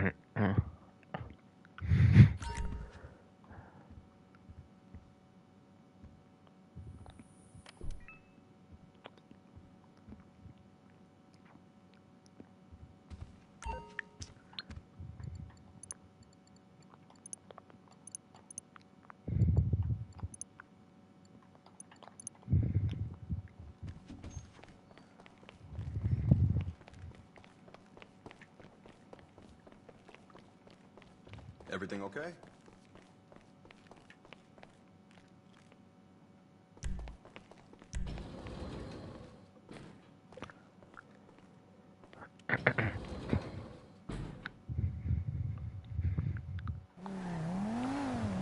Alright, so going on to the gun van weapons here. I did not find a gun van yet, so we'll just do it for the weapon wheel here. So we'll just do it for the weapon wheel here, yes indeed.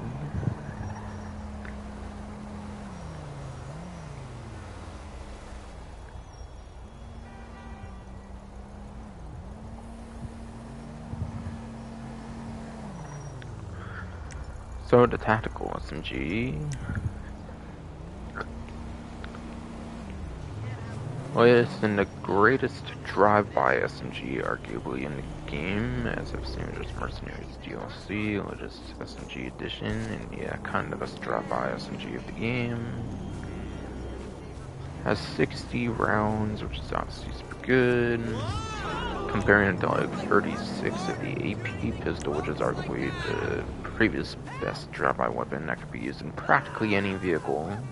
I'm not counting ones that can be used in certain stealth vehicles like motorcycles and stuff only. I'm just counting ones that can pretty much be used in like a traditional car, like the AP pistol and the tactical SMG. Plus 24 ammo wise compared to the AP pistol, that's super huge. That's a big deal for sure. Very good, very good weapon there.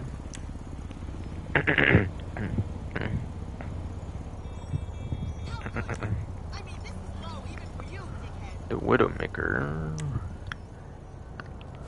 Reskin of the minigun. Not gonna lie, it doesn't really do too much more than the traditional minigun.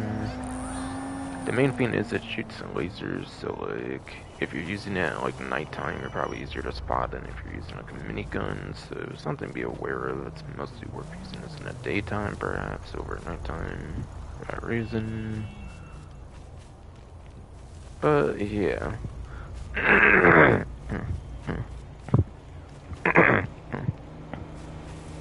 But yes. Something really cool you can do with this.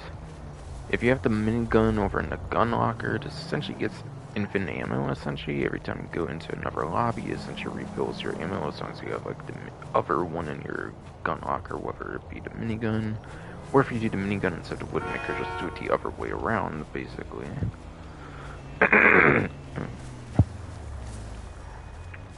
Where whatever other one is in the gun locker, the other one gets the ammo refilling constantly, basically.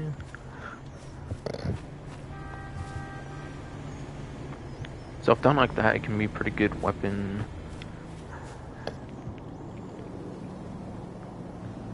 But otherwise, it doesn't really do much more than the minigun.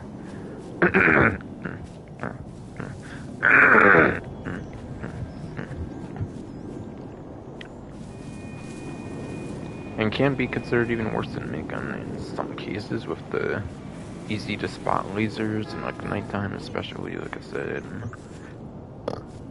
Hey! Hello! Micro SMG. Hey, dude, what's up? Oh, I'm sorry. Just one hit got Man, me high as honestly. shit. Come on, dude. Micro SMG is not that much less than the AP pistol in terms of the ammo. So I prefer the Tackle SMG. The Micro SMG was pretty good, honestly, not gonna lie. Now with the Tackle SMG, this one honestly fell off pretty hard. This one probably honestly fell off pretty hard once the Tackle SMG came out, though.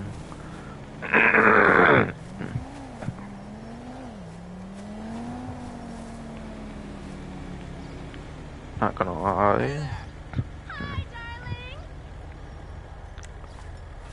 Double barrel shotgun. I can't meet for dinner tomorrow. Honestly, this double barrel shotgun kind of sucks, I feel, compared to the one in, like, even the first Red Dead Redemption even had a better double barrel shotgun. Better than going to jail, Daddy. Like, literally, if you, like, double tap the trigger, I think it shoots both barrels in, like, Red Dead Redemption, or, like, does 2 bullets at a time, basically. Whereas if you, like, single tap it, I think it just uses, like, one in, like, the first original Red Dead Redemption.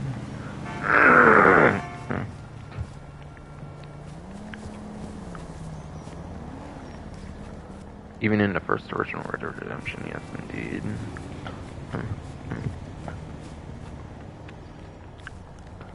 When GTA Online sucks in comparison when it compares to Red Dead, another Rockstar title, obviously, or series even.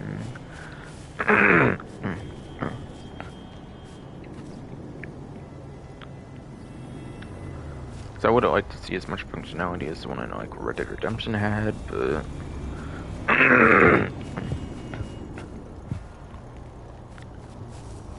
but oh well.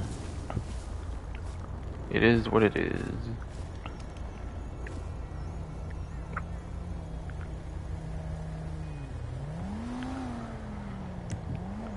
For the discounted traditional weapons here,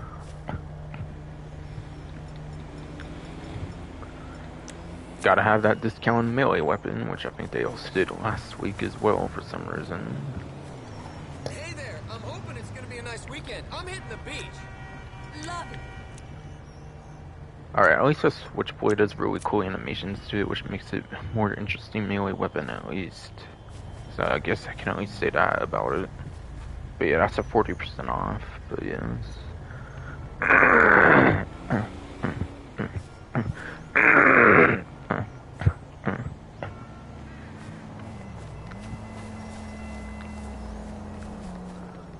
SPS and goddamn fucking SPS. Yes, Movo, motherfucking goddamn fucking Deedle, whatever the hell. Stupid ass fruit, huh.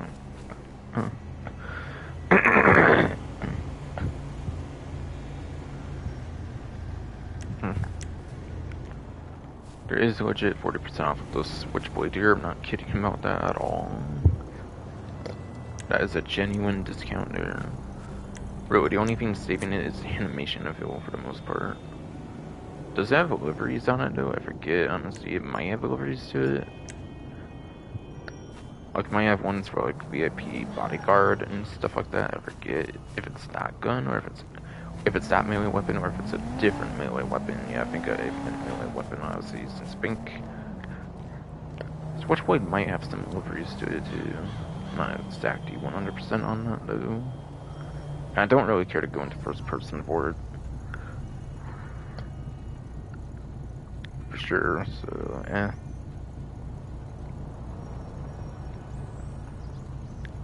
And last but not least, a heavy sniper is 30% off for plus members only here. Oh my fucking god! So yeah, only for plus members on discount.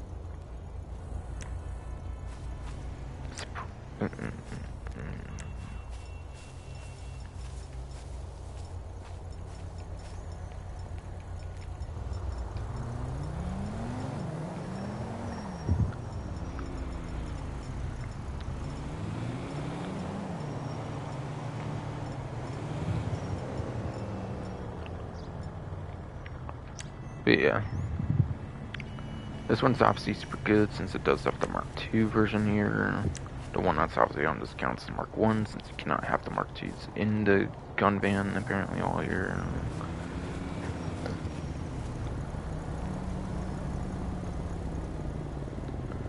And it's one of only 2 Mark II weapons that has an explosive bullet option as well, which is really good. So it's a super good weapon to have on a plus subscription discount.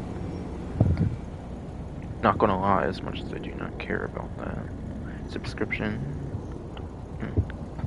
Hey, you know Mel's having a party later.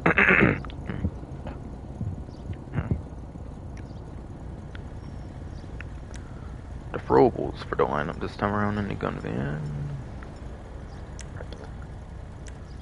You have your gun van exclusive that you cannot buy anywhere else for like actual money. You cannot buy them with money anywhere else. Is the Molotov cocktails, the Molotovs here.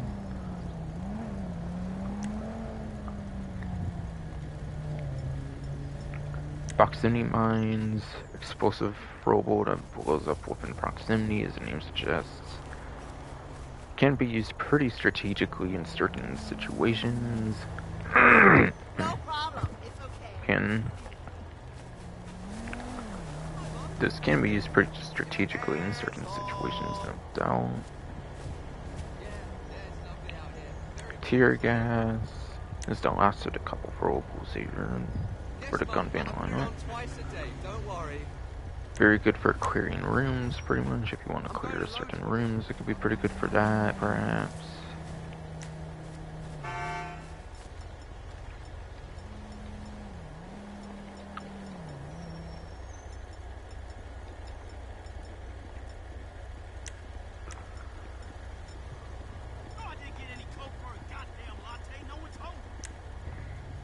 And then, yeah, last but not least, obviously, you have your armor.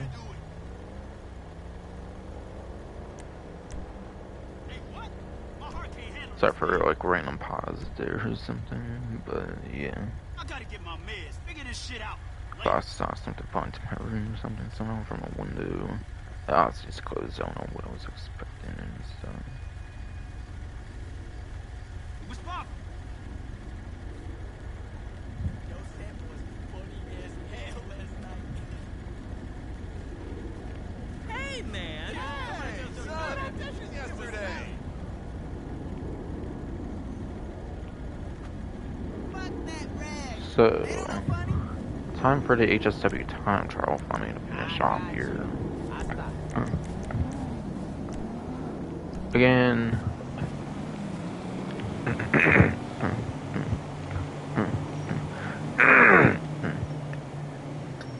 Again. Huge apologies about the stream being 4 hours long, but yeah. Clearly this bro's just been a bitch this whole entire live streaming for hella hours beforehand, unfortunately, for like a couple days straight. Unfortunately, in a case like that, not much I can do about that. It seems, unfortunately, rip.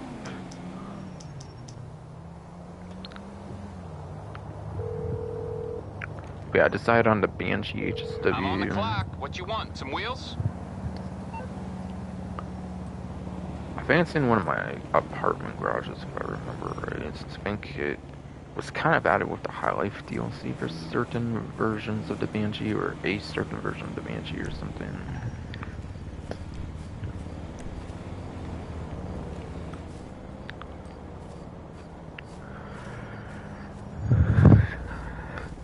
It's not in my day one vehicle garage, okay.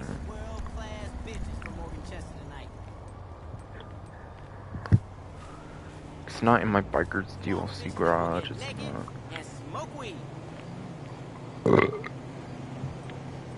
It's not in my Bikers DLC garage, it looks like, okay.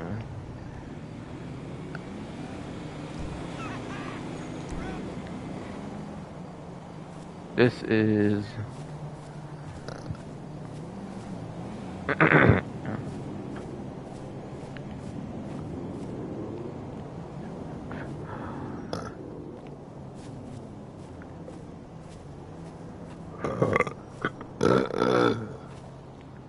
This is fucking god, you fucking shit fucking bro. Would you stop?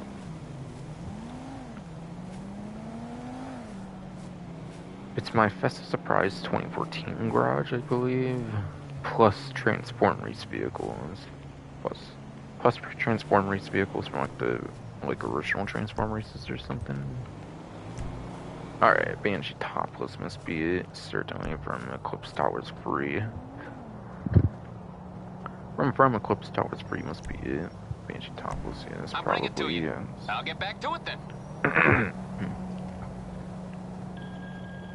Word up, Brady's be in the house. Friday was huge, man. Fucking epic.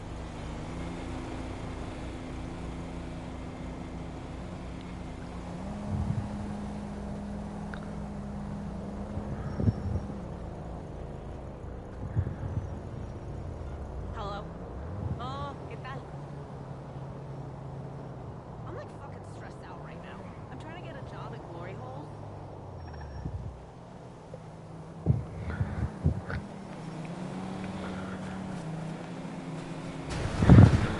Oh my god. Somebody hit that or like what? I'm not exactly sure. I'm not. No, definitely not exactly 100% sure there, honestly.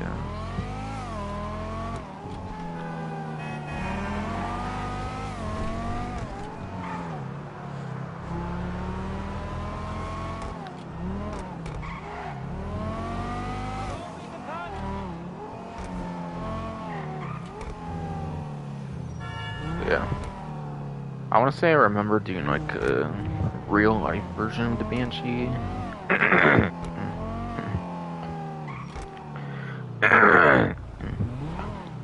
I do. Yeah, I want to say I remember doing like a real life version of the Banshee. There was like the real life one they did around the release of Grand Theft Auto 5, I believe, where it was like the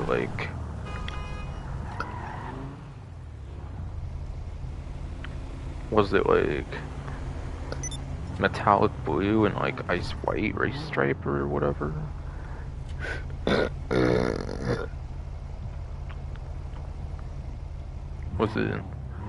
Was it indeed like metallic like blue and like the ice white like race stripe or whatever?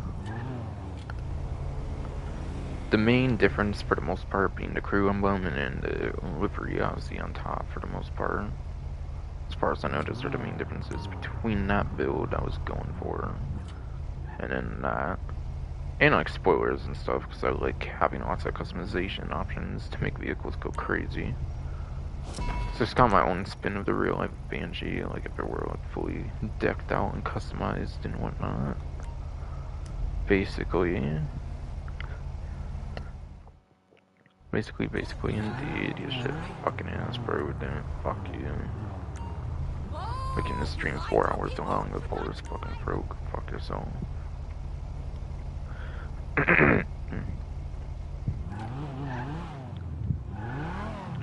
Alright, you're finishing the alcohol since you're being a bitch right now, bro. And then I'm gonna do the HSW town trial.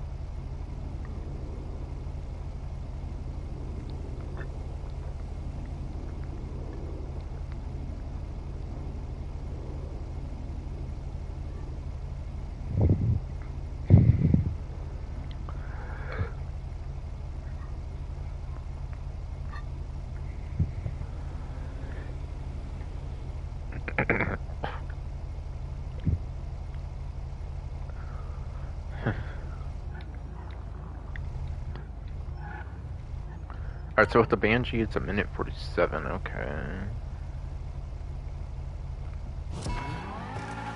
Oh, okay.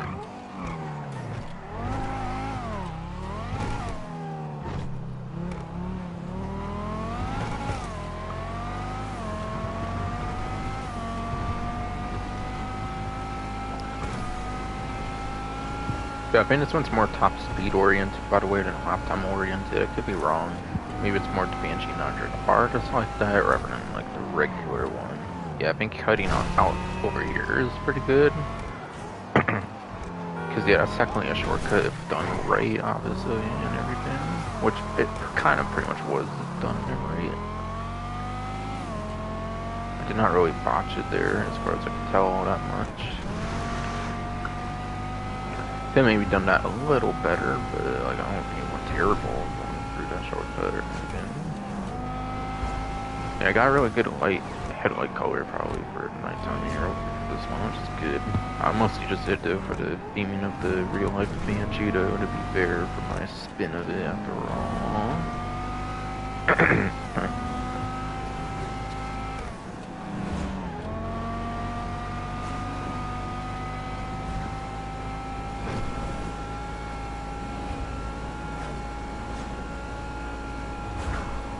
Oh, come on! Are you kidding me? Now I have to redo that, really? Bruh. I was not stopping for the car, go fuck that shit. That was just some hella fucking bullshit, what the hell? Bro, how's the whole taillight destroyed on this vehicle? Are you fucking serious?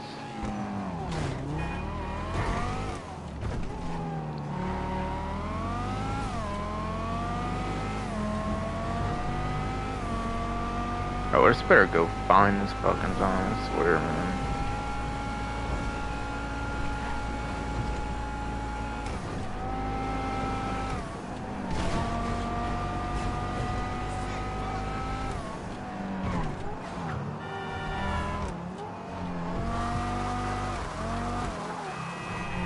Go, there's no time to waste right now. What are you doing? Damn, I might fuck the whole run now again, but I'm still going to try it. Fucking.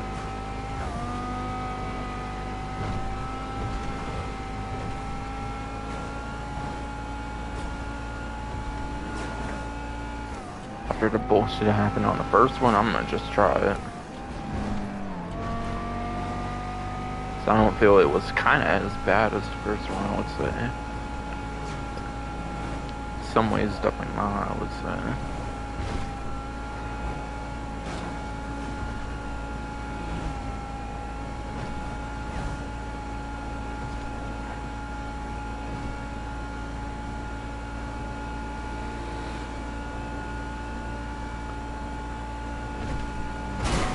What? No way. What the fuck? How is it taillights getting destroyed anyways, I would have thought these would be getting destroyed, not the taillights, but okay. Weird.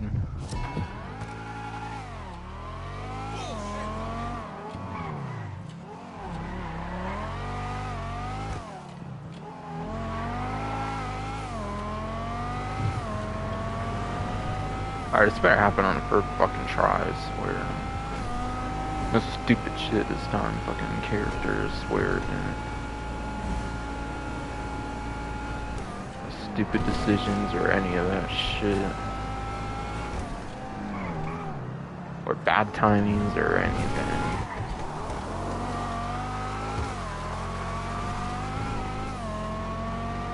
Alright, already better this far at least.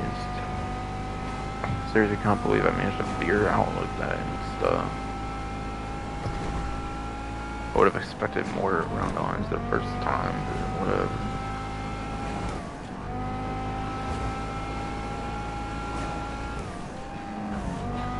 Holy damn, I thought I was about to hit the character. The Carter. Come on! Really? I fucking jinxed it. How? Oh my god, how the fuck? Game kept making me swerve and shit. I mean, let me just keep going.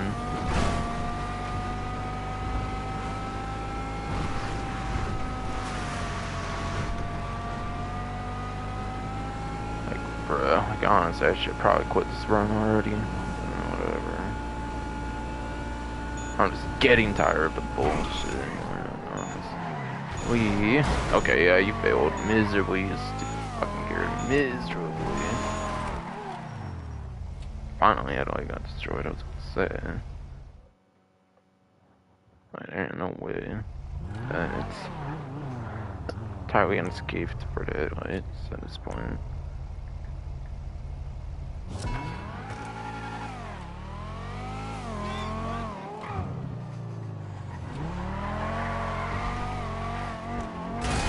What the hell? Come on! Really? Really? Are you fucking kidding me? Now you really managed to do it, you stupid fucking character.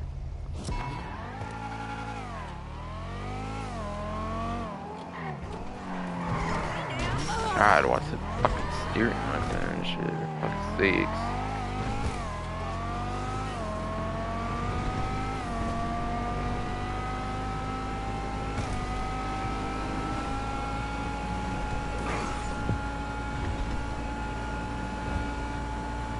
What is Earth be fucking done already with shit? I swear stupid GTA Online characters sucking so hard now. What the?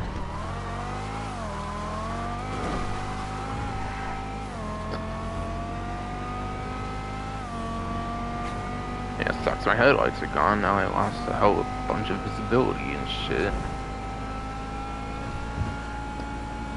Kind of.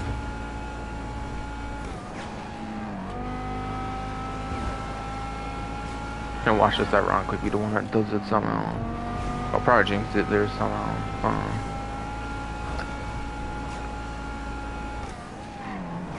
Go, there's no time for this bullshit. Let's go. I feel like I pretty quickly got out of that in like other times at least, so I should hopefully be pretty fine. Hopeful fucking lead at least.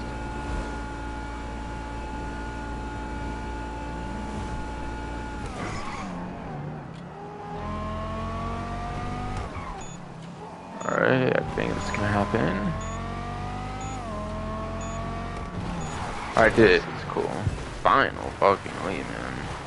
Ironically, on the first one my headlights were gone. Who would have thought? Definitely not my ass, for sure.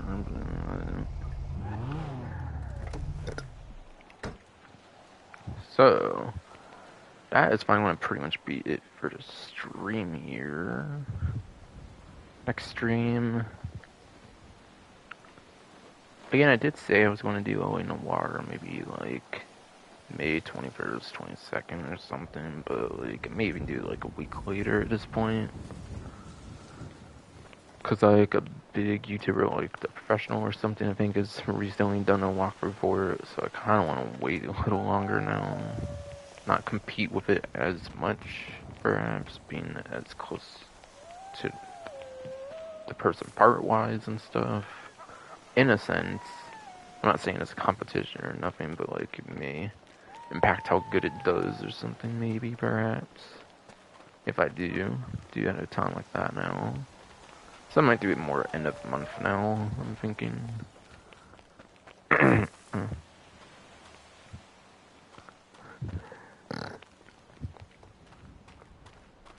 But yes. I think that'll finally be it for the stream though, pretty much. Next stream, honestly, since I am probably pushing it more back to end of month at this point, then probably another GTA 9 event stream at this point. Event week stream at this rate, for sure, I'm thinking.